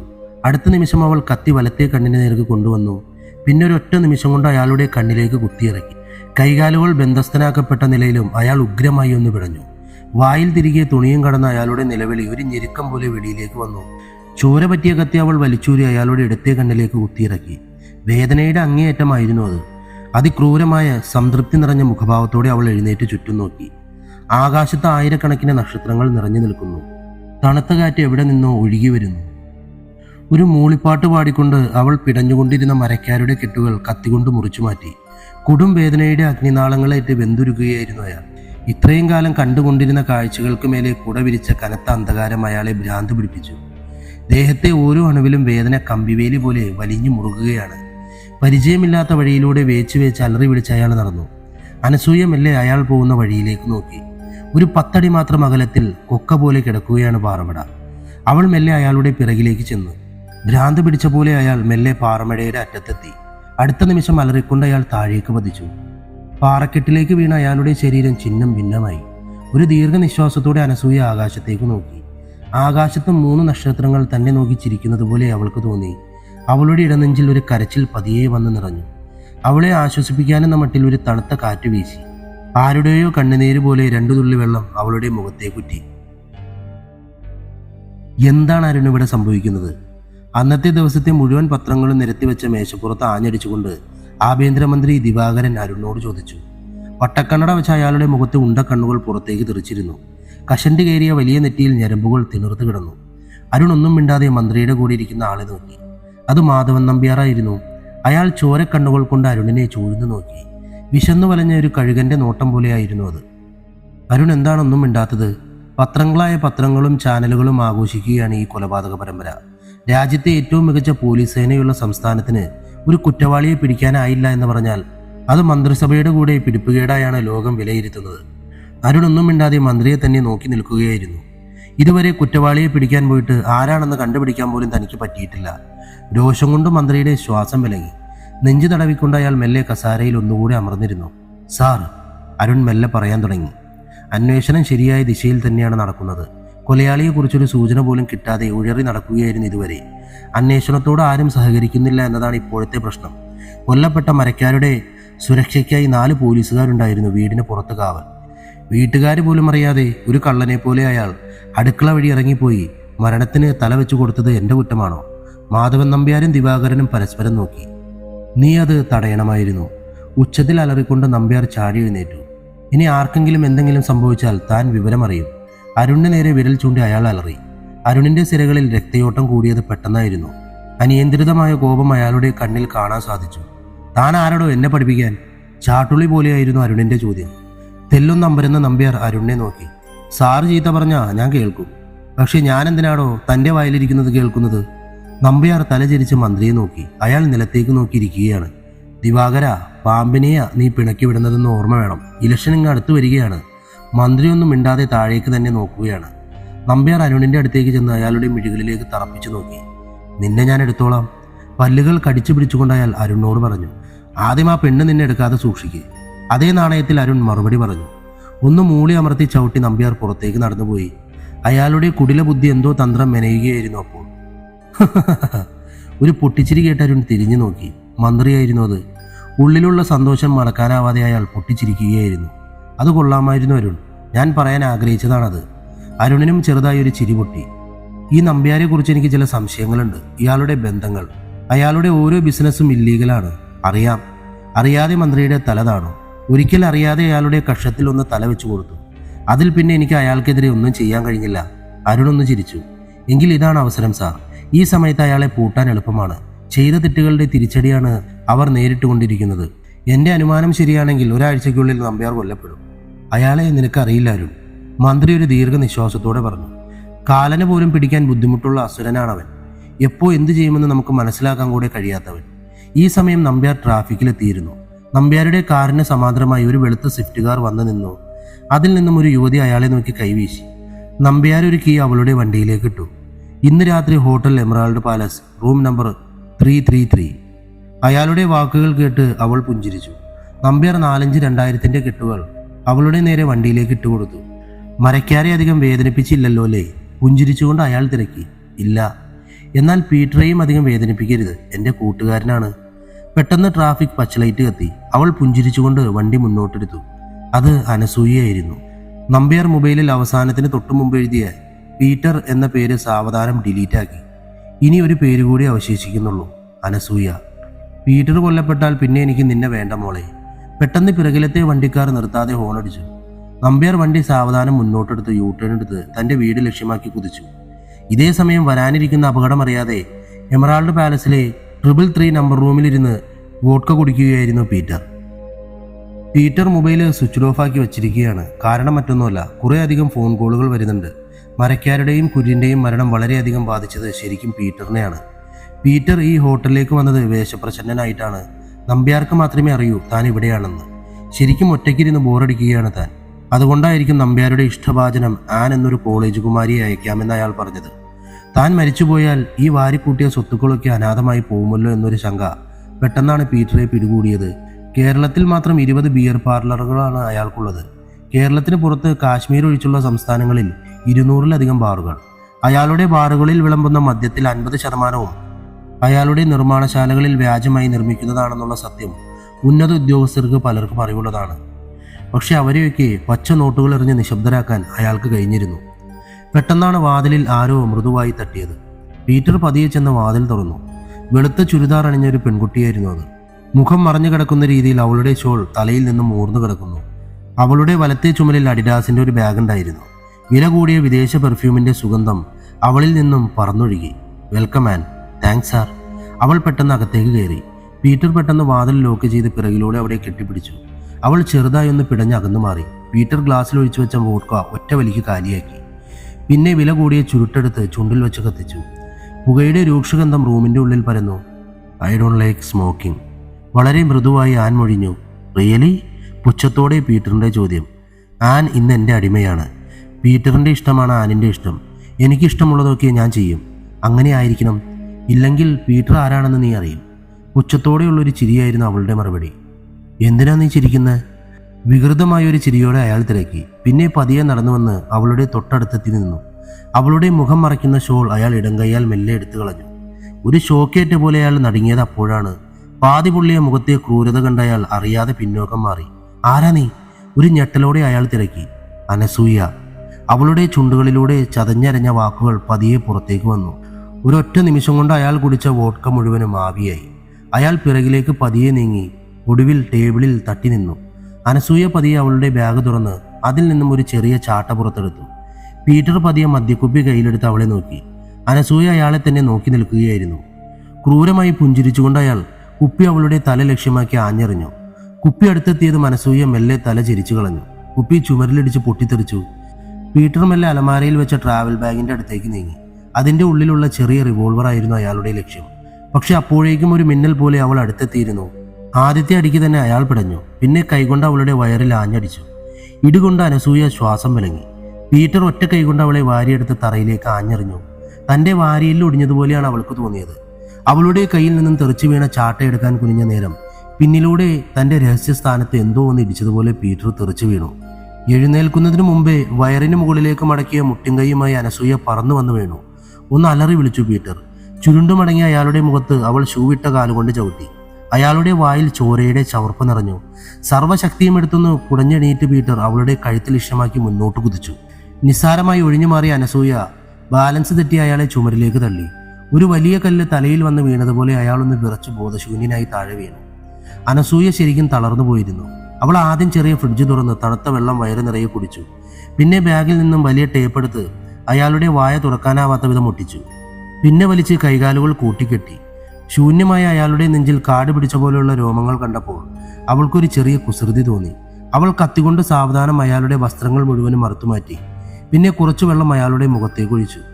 ഒന്ന് ഞെട്ടി പീറ്റർ കണ്ണു തുറന്നു. ആദ്യം അയാൾക്കൊന്നും വ്യക്തമായില്ല. പതിയെ പതിയെ അയാൾക്ക് സ്ഥലകാല ബോധം തിരികെ കിട്ടി. അയാൾക്കെന്തോ പറയണമെന്നുണ്ടായിരുന്നു. അനസൂയ ഒരു ടേപ്പിന്റെ കഷ്ണമെടുത്ത് അയാളുടെ വിരിമാറിൽ ഒട്ടിച്ചു. സാവധാനം അവൾ മെല്ലെ ആ ടേപ്പിൽ തഴുകി. അയാൾക്ക് നെഞ്ചിലൂടെ ഒരു പാമ്പ് ഇഴയുന്ന പോലെയാണ് തോന്നിയത്. നന്നായി ഒട്ടിയെന്ന് മനസ്സിലായ ഉടനെ ഒരു ചെറു പുഞ്ചിരിയോടെ അവൾ ഒറ്റ വലിയായിരുന്നു. കട്ടിപ്പശ നിറഞ്ഞ ടേപ്പിന്റെ കൂടെ ഒരു അല്പം നരച്ച അയാളുടെ രോമങ്ങളും ഇളകി പറഞ്ഞു പോന്നു. ഇന്നേ വരെ അനുഭവിക്കാത്ത ഒരു തരം വേദനയായിരുന്നു അത്. ചവിട്ട് കിട്ടിയൊരു മൂർഖം പാമ്പിനെ പോലെ പീറ്റർ തറയിൽ കിടന്ന് പൊളഞ്ഞു. കട്ടിരോമങ്ങൾ പറഞ്ഞുപോയ സ്ഥലത്ത് ചോരപ്പാടുകൾ തെളിഞ്ഞു വന്നു. നേരത്തെ പീറ്റർ എറിഞ്ഞു പൊട്ടിച്ച കുപ്പിപ്പൊട്ടുകൾ പെറുക്കിയെടുത്ത് അനസൂയ അയാളുടെ ദേഹം പൊക്കി നിലത്തേക്കിട്ട് കൊടുത്തു. അവളുടെ കൈ വിട്ടതും അയാളുടെ ദേഹത്തേക്ക് കൂർത്ത കുപ്പിച്ചുള്ളുകൾ തുളച്ചു കയറി. വേദന കൊണ്ട് എരിപിരി കൊള്ളുകയായിരുന്നു പീറ്റർ. മഴ പോലെ പെയ്യുന്ന കണ്ണുനീരിൻ്റെ ഇടയിലൂടെ അയാൾ നടക്കുന്ന മറ്റൊരു കാഴ്ച കണ്ടു. ബാറ്ററി ഉപയോഗിച്ച് പ്രവർത്തിക്കുന്ന ഒരു ചെറിയ ചെയിൻസോ ആയിരുന്നു അത്. അതിൻ്റെ ചെയിനിൻ്റെ ഉള്ളിലൂടെ പുറത്തേക്ക് ഉന്തി നിൽക്കുന്ന പല്ലുകൾ മെഷീൻ കറങ്ങുമ്പോൾ തിളങ്ങുന്ന ഒരു കമ്പി പോലെ തോന്നിച്ചു. സാറിനെ മസാജ് ചെയ്യുന്ന ഇഷ്ടമാണല്ലോ. വളരെ പതുക്കിയായിട്ട് കൂടെ അവളുടെ ചോദ്യത്തിലെ കുടിലത അയാളിൽ ഒരു പ്രകമ്പനമുണ്ടാക്കി. അനസൂയ മിഷീൻ മെല്ലെ അയാളുടെ മുഖത്തേക്ക് അടുപ്പിച്ചു. സാവധാനം മെഷീൻ അയാളുടെ നെഞ്ചിൽ കൂടി അമർന്നു. ഒരു ചിത്രകാരിയുടെ മെഴിവഴക്കത്തോടെ അയാളുടെ പരുപരുത്ത ദേഹത്ത് അവൾ വരഞ്ഞുകൊണ്ടേയിരുന്നു. കരയാൻ പോലും അറിയാതെ അതിദാരുണമായി പീറ്റർ പിടഞ്ഞൊടുവിൽ നിശ്ചലനായി. അയാളുടെ ദേഹത്ത് നിന്നും പടർന്നു പോകുന്ന ചോരയിലേക്ക് അവൾ ബെഡ്ഷീറ്റ് വലിച്ചിട്ടു. ഹോട്ടൽ എമറാൾഡ് പാലസിന്റെ മുൻപിലേക്ക് അരുണിന്റെ വണ്ടി പറന്നു വന്ന് നിന്നത് ആ നേരത്താണ്. എമറാൾഡ് പാലസിന്റെ 333 നമ്പർ മുറിയിൽ പീറ്റർ കൊല ചെയ്യപ്പെടുമെന്ന് ഒരു അനോണിമസ് കോൾ വന്നതുകൊണ്ടാണ് അരുണും സമതും ഓടിക്കിതച്ചു വന്നത്. അവർ റൂമിന്റെ മുമ്പിലെത്തുമ്പോൾ വാതിൽ അടഞ്ഞു കിടക്കുകയാണ്. അല്പനേരം അരുൺ വാതിലിൽ മുട്ടിനോക്കി. അകത്തു നിന്നും ഒരു പ്രതികരണവും ഉണ്ടായില്ല. ഒടുവിൽ സമത തന്റെ ഉരുക്കുപോലുള്ള ചുമൽ കൊണ്ട് ഇടിച്ച് വാതിൽ തുറന്ന് അകത്ത് കയറുകയായിരുന്നു. രക്തം തളം കെട്ടിയ നിലയിലാണ് റൂമിന്റെ ഉൾവശം. പച്ചച്ചോരയുടെ മനം പുരട്ടുന്ന ഗന്ധം അവർക്ക് ഓക്കാനമുണ്ടാക്കി. തല അറുത്തുമാറ്റിയ നിലയിലാണ് മൃതദേഹം കിടന്നിരുന്നത്. മേശപ്പുറത്തൊരു ലേഡീസ് ബാഗ് കിടന്നിരുന്നു. റൂമിലും ബാത്റൂമിലും ഒന്നും ആരും ഉണ്ടായിരുന്നില്ല. അരുൺ വെറുതെ ജനൽ വീരി മാറ്റി നോക്കിയപ്പോഴാണ് ജനൽ ഗ്ലാസ് പൊട്ടിക്കിടക്കുന്നത് കണ്ടത്. റൂമിന്റെ ജനലിനോട് ചേർന്ന മഴവെള്ളം ഒഴുകിപ്പോകുന്ന PVC പൈപ്പ് വഴി ആരോ താഴേക്ക് ഇറങ്ങുന്നത് അയാൾ കണ്ടു. നോക്കി നിൽക്കി അവർ മതിൽ ചാടിക്കടന്ന് അപ്പുറത്തേക്ക് ഓടി. അരുണിന്റെ ചുണ്ടിൽ ഒരു ചെറിയ പുഞ്ചിരി വിടർന്നു. അവൾ ഓടിച്ചെല്ലുന്നത് മതിലിന്റെ പുറത്ത് അവളുടെ വണ്ടിയുടെ നേർക്കാവും. അവിടെ അവളെ കാത്തിരിക്കുന്ന നെൽസനെയും സംഘത്തെയും എല്ലാം പറഞ്ഞേൽപ്പിച്ചാണ് അരുൺ മുകളിലേക്ക് വന്നത്. വളരെ വേഗത്തിൽ തന്റെ വണ്ടിക്ക് അടുത്തെത്തിയ അനസൂയ ഒന്ന് നിന്നു. തന്റെ കാറിൽ ചാരി നിൽക്കുന്ന കറുത്ത ആരോഗ്യവാനായ ആള് പോലീസുകാരനാണെന്ന് അവൾക്ക് മനസ്സിലായി. അവൾ മെല്ലെ ഒന്ന് ചുറ്റും നോക്കി. തന്റെ ചുറ്റും പല ഭാഗത്തായി അലക്ഷ്യമായി നിൽക്കുന്നത് എല്ലാവരും മഫ്റ്റിയിലുള്ള പോലീസുകാരാണെന്ന് അവൾ തിരിച്ചറിഞ്ഞു. ഇത്തരമൊരു ചതി അനസൂയ പ്രതീക്ഷിച്ചിരുന്നില്ല. തന്റെ ആയുധങ്ങൾ നിറഞ്ഞ ബാഗ് ഹോട്ടൽ റൂമിലാണെന്ന് അവൾ പെട്ടെന്ന് ഓർമ്മ വന്നു. അരുൺ ആദ്യം വാതിലിൽ മുട്ടിയപ്പോഴേ അവൾക്ക് അപകടം ഫീൽ ചെയ്തിരുന്നു. പിന്നെ വളരെ പെട്ടെന്നാണ് എല്ലാം സംഭവിച്ചത്. ജനാലച്ചില്ല് പൊട്ടിച്ച് പൈപ്പ് വഴി താഴേക്ക് ഇറങ്ങുകയായിരുന്നു. നെൽസൺ തോക്ക് ചൂണ്ടി അവളുടെ അടുത്തേക്ക് ചെന്നു. കീഴടങ്ങുന്നതാണ് ബുദ്ധി എന്ന് അവൾക്ക് മനസ്സിലായി. അവളെ തോക്കിൻമുനയിൽ നിർത്തി നെൽസൺ പോലീസുകാരെ കൊണ്ട് കയ്യാമം വെച്ച് വണ്ടിയിലേക്ക് തള്ളി. അപ്പോഴേക്കും മരണം സമ്മതം അവിടെ എത്തിയിരുന്നു. ബോഡി എടുക്കാനും പോസ്റ്റ്മോർട്ടത്തിനുമുള്ള ഏർപ്പാടുകൾ ചെയ്ത ശേഷം അനസൂയയെയും കൊണ്ട് അരുൺ തന്റെ രഹസ്യ സങ്കേതത്തിലേക്ക് പോയി. ഇതെല്ലാം കണ്ടുകൊണ്ട് നിൽക്കുകയായിരുന്നു നമ്പ്യാർ. അയാളുടെ ഉള്ളിൽ ഒരു പുഞ്ചിരി വിടർന്നു. അയാൾ മെല്ലെ തന്റെ വണ്ടി തിരിച്ചു. തന്റെ പ്ലാനിംഗ് എല്ലാം പൂർണ്ണമായിരിക്കുന്നു. അയാൾ അതിവേഗം വണ്ടി ഓടിച്ച് തന്റെ ഓഫീസിലേക്ക് പോയി. അതേസമയം അരുണിന്റെ രഹസ്യ സങ്കേതത്തിലായിരുന്നു അനസൂയ. അപ്പോൾ അവളെ വിലങ്ങടിച്ചൊരു കസാരയിൽ ബന്ധിച്ചിരിക്കുകയായിരുന്നു.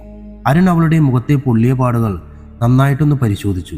അത് കൃത്രിമമാണോ എന്നൊരു ശങ്ക അരുണിന് പിടികൂടിയിരുന്നു. മേക്കപ്പാണ്, അനസൂയ പെട്ടെന്ന് പറഞ്ഞു. വാട്ട്? എന്റെ മുഖത്തെ പാടുകൾ മേക്കപ്പാണെന്ന്? നെൽസൺ മെല്ലെ കൂർത്ത നഖം കൊണ്ട് അത് ചുരണ്ടി നോക്കി. കട്ടിയുള്ള റബ്ബർ പോലെ എന്തോ ഒന്ന്. എന്റെ കെട്ടഴികെ. അവളുടെ കൈകൾ സ്വതന്ത്രമാക്കാൻ അരുൺ നിർദ്ദേശം കൊടുത്തു. അരുണും സമ്മതും റിവോൾവർ അവളെ തന്നെ ഉന്നം വെച്ച് നിന്നു. നെൽസൺ അവളുടെ കെട്ടുകൾ അഴിച്ചു. അവൾ ആദ്യം തലയിലെ വെപ്പുമുടി പതിയെ എടുത്തു മാറ്റി. പിന്നെ നെറ്റിയുടെ മുകളിൽ നിന്നും പതിയെ നേർമയുള്ള തൊലി പോലെയുള്ള ഭാഗം പറിച്ചെടുത്തു. അരുൺ അമ്പരന്ന് നിൽക്കുകയാണ്. അതൊരു മുഖംമൂടി പോലത്തെ ഒരു ആവരണമായിരുന്നു. ഹോളിവുഡ് സിനിമകളെ വെല്ലുന്ന ഒരു സൃഷ്ടി. അവൾ വളരെ ശ്രദ്ധയോടെ കഴുത്തുവരെ മൂടിയ ആ ആവരണം പറിച്ചു കളഞ്ഞു. എനിക്കൊന്ന് മുഖം വാഷ് ചെയ്യണം. അരുൺ സമതനെ നോക്കി. അയാൾ കെട്ടുകളെല്ലാം അയച്ചു കളഞ്ഞു. പിന്നെ അവളെ നടത്തി വാഷ് ബേസിന്റെ അടുത്തേക്ക് കൊണ്ടുപോയി. അനസൂയ സാവധാനം മുഖമമർത്തി കഴുകി. പിന്നെ അവിടെ ഇരുന്ന് സോപ്പ് പതപ്പിച്ച് മുഖം വീണ്ടും കഴുകി. മുഖം കഴുകി അവൾ തിരിഞ്ഞതും അവർ അത്ഭുതപ്പെട്ടുപോയി. അതീവ സുന്ദരിയായ ഒരു പെൺകുട്ടിയായിരുന്നു അത്. ആരും കണ്ടാൽ ഒന്നുകൂടെ അറിയാതെ നോക്കിപ്പോകുന്ന തരത്തിലുള്ള നിഷ്കളങ്കത നിറഞ്ഞു നിൽക്കുന്ന മുഖം. ഇത്രയും ക്രൂരത നിറഞ്ഞ കൊലകൾ ചെയ്ത് ഒരു കൊടും കുറ്റവാളിയാണെന്ന് ആർക്കും വിശ്വസിക്കാനാകില്ല. ആരാ നീ? അരുൺ അവളുടെ കണ്ണിലേക്ക് തന്നെ സൂക്ഷിച്ചു നോക്കിക്കൊണ്ട് ചോദിച്ചു. ഞാൻ അനസൂയ. എന്തിനു വേണ്ടിയായിരുന്നു ഈ കൊലപാതക പരമ്പരകൾ? പതിയെ അവളുടെ മുഖഭാവം മാറി. സുന്ദരമായ മുഖം രൗദ്രഭാവം പൂണ്ടത് പെട്ടെന്നായിരുന്നു. അരുണിന്റെ കൈകൾ സർവീസ് റിവോൾവറിൽ അമർന്നു. അവളുടെ തീ നിറഞ്ഞ നോട്ടം കണ്ട അയാൾക്ക് വേവലാതി തോന്നി. ഒരു മനുഷ്യ സ്ത്രീ നോക്കും പോലെയുള്ള നോട്ടമായിരുന്നില്ല അത്. ശരിക്കും ഒരു പ്രതികാര ദുർഗ.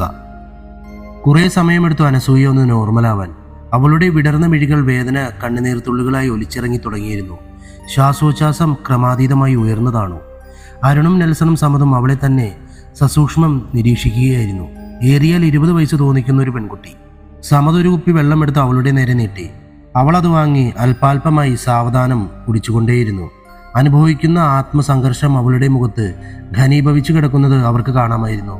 സാവധാനം അവളുടെ മനോനില ശരിയാവുന്നതുവരെ അവർ ക്ഷമയോടെ കാത്തിരുന്നു. ചത്തവരൊക്കെ കൊല്ലപ്പെടേണ്ടവർ തന്നെയായിരുന്നു സാർ. അരുൺ പതിയെ ഒന്ന് മൂളി. എൻ്റെ അമ്മ അഞ്ജലിയും ദുർഗാ തങ്കച്ചിയും കമ്മീഷണർ അനുപമയും കളിക്കൂട്ടുകാരായിരുന്നു. അവൾ പതിയെ പറയാൻ തുടങ്ങി. അരുൺ പെട്ടെന്ന് സമതിനെയും നെൽസനെയും പാളി നോക്കി. അവരുടെ മിഴികൾ തമ്മിലുടഞ്ഞു. പഠനശേഷം 3 പേരും 3 വഴിക്ക് പിരിഞ്ഞുപോയി. പിന്നീട് അവർ കണ്ടുമുട്ടുന്നത് എൻ്റെ അമ്മയുടെ കല്യാണത്തിനായിരുന്നു. നിലമ്പൂർ കോവിലകത്തെ പിൻതലമുറക്കാരനായിരുന്നു എൻ്റെ അച്ഛൻ അനന്തൻ. അന്നത്തെ കാലത്ത് കോടിക്കണക്കിന് രൂപയുടെ സ്വത്തുക്കളുടെ ആസ്തി ഉണ്ടായിരുന്നു അച്ഛന്. അച്ഛൻ്റെ ഓരോരോ ബിസിനസ്സുകൾ നോക്കി നടത്തുന്ന മാനേജർമാരായിരുന്നു മാധവൻ നമ്പ്യാരും പീറ്ററും മരക്കാരും പിന്നെ ജോസഫ് കുര്യനും. അമ്മയുടെ കല്യാണത്തിൻ്റെ അന്നാണ് നമ്പ്യാർ ദുർഗാ തങ്കച്ചിയെ പരിചയപ്പെടുന്നത്. അന്നേ സർപ്പസൗന്ദര്യത്തിന് ഉടമയായിരുന്നു ദുർഗ. അവളുടെ കാമദാഹം നിറഞ്ഞ നോട്ടത്തിന് മുമ്പിൽ വീണുപോയിരുന്നു നമ്പ്യാർ. എൻ്റെ അമ്മയുടെ നിർബന്ധത്തിന് വഴങ്ങിയാണ് അച്ഛൻ ദുർഗയെ തൻ്റെ ഓഫീസ് സെക്രട്ടറിയായി നിയമിച്ചത്. അത് നമ്പ്യാർക്കും ദുർഗയ്ക്കും കുറച്ചുകൂടി അടുക്കാൻ കാരണമായി. കൂടെയുള്ളവരെ അന്ധമായി വിശ്വസിക്കുന്ന സ്വഭാവമായിരുന്നു അച്ഛന്. എല്ലാവരെയും കൈയയച്ച് സഹായിക്കും. അത് പക്ഷേ സ്വന്തം മാനേജർ മുതലെടുക്കുകയായിരുന്നു. ഇതിനിടെ നമ്പ്യാർ ദുർഗയെ വിവാഹം കഴിച്ചു. പിന്നെയും ഏറെ കഴിഞ്ഞാണ് അച്ഛനും അമ്മയ്ക്കും ഞങ്ങൾ പിറന്നത്. ഞങ്ങളോ? ആകാംക്ഷ നിറഞ്ഞ സ്വരത്തിൽ അരുൺ തിരക്കി.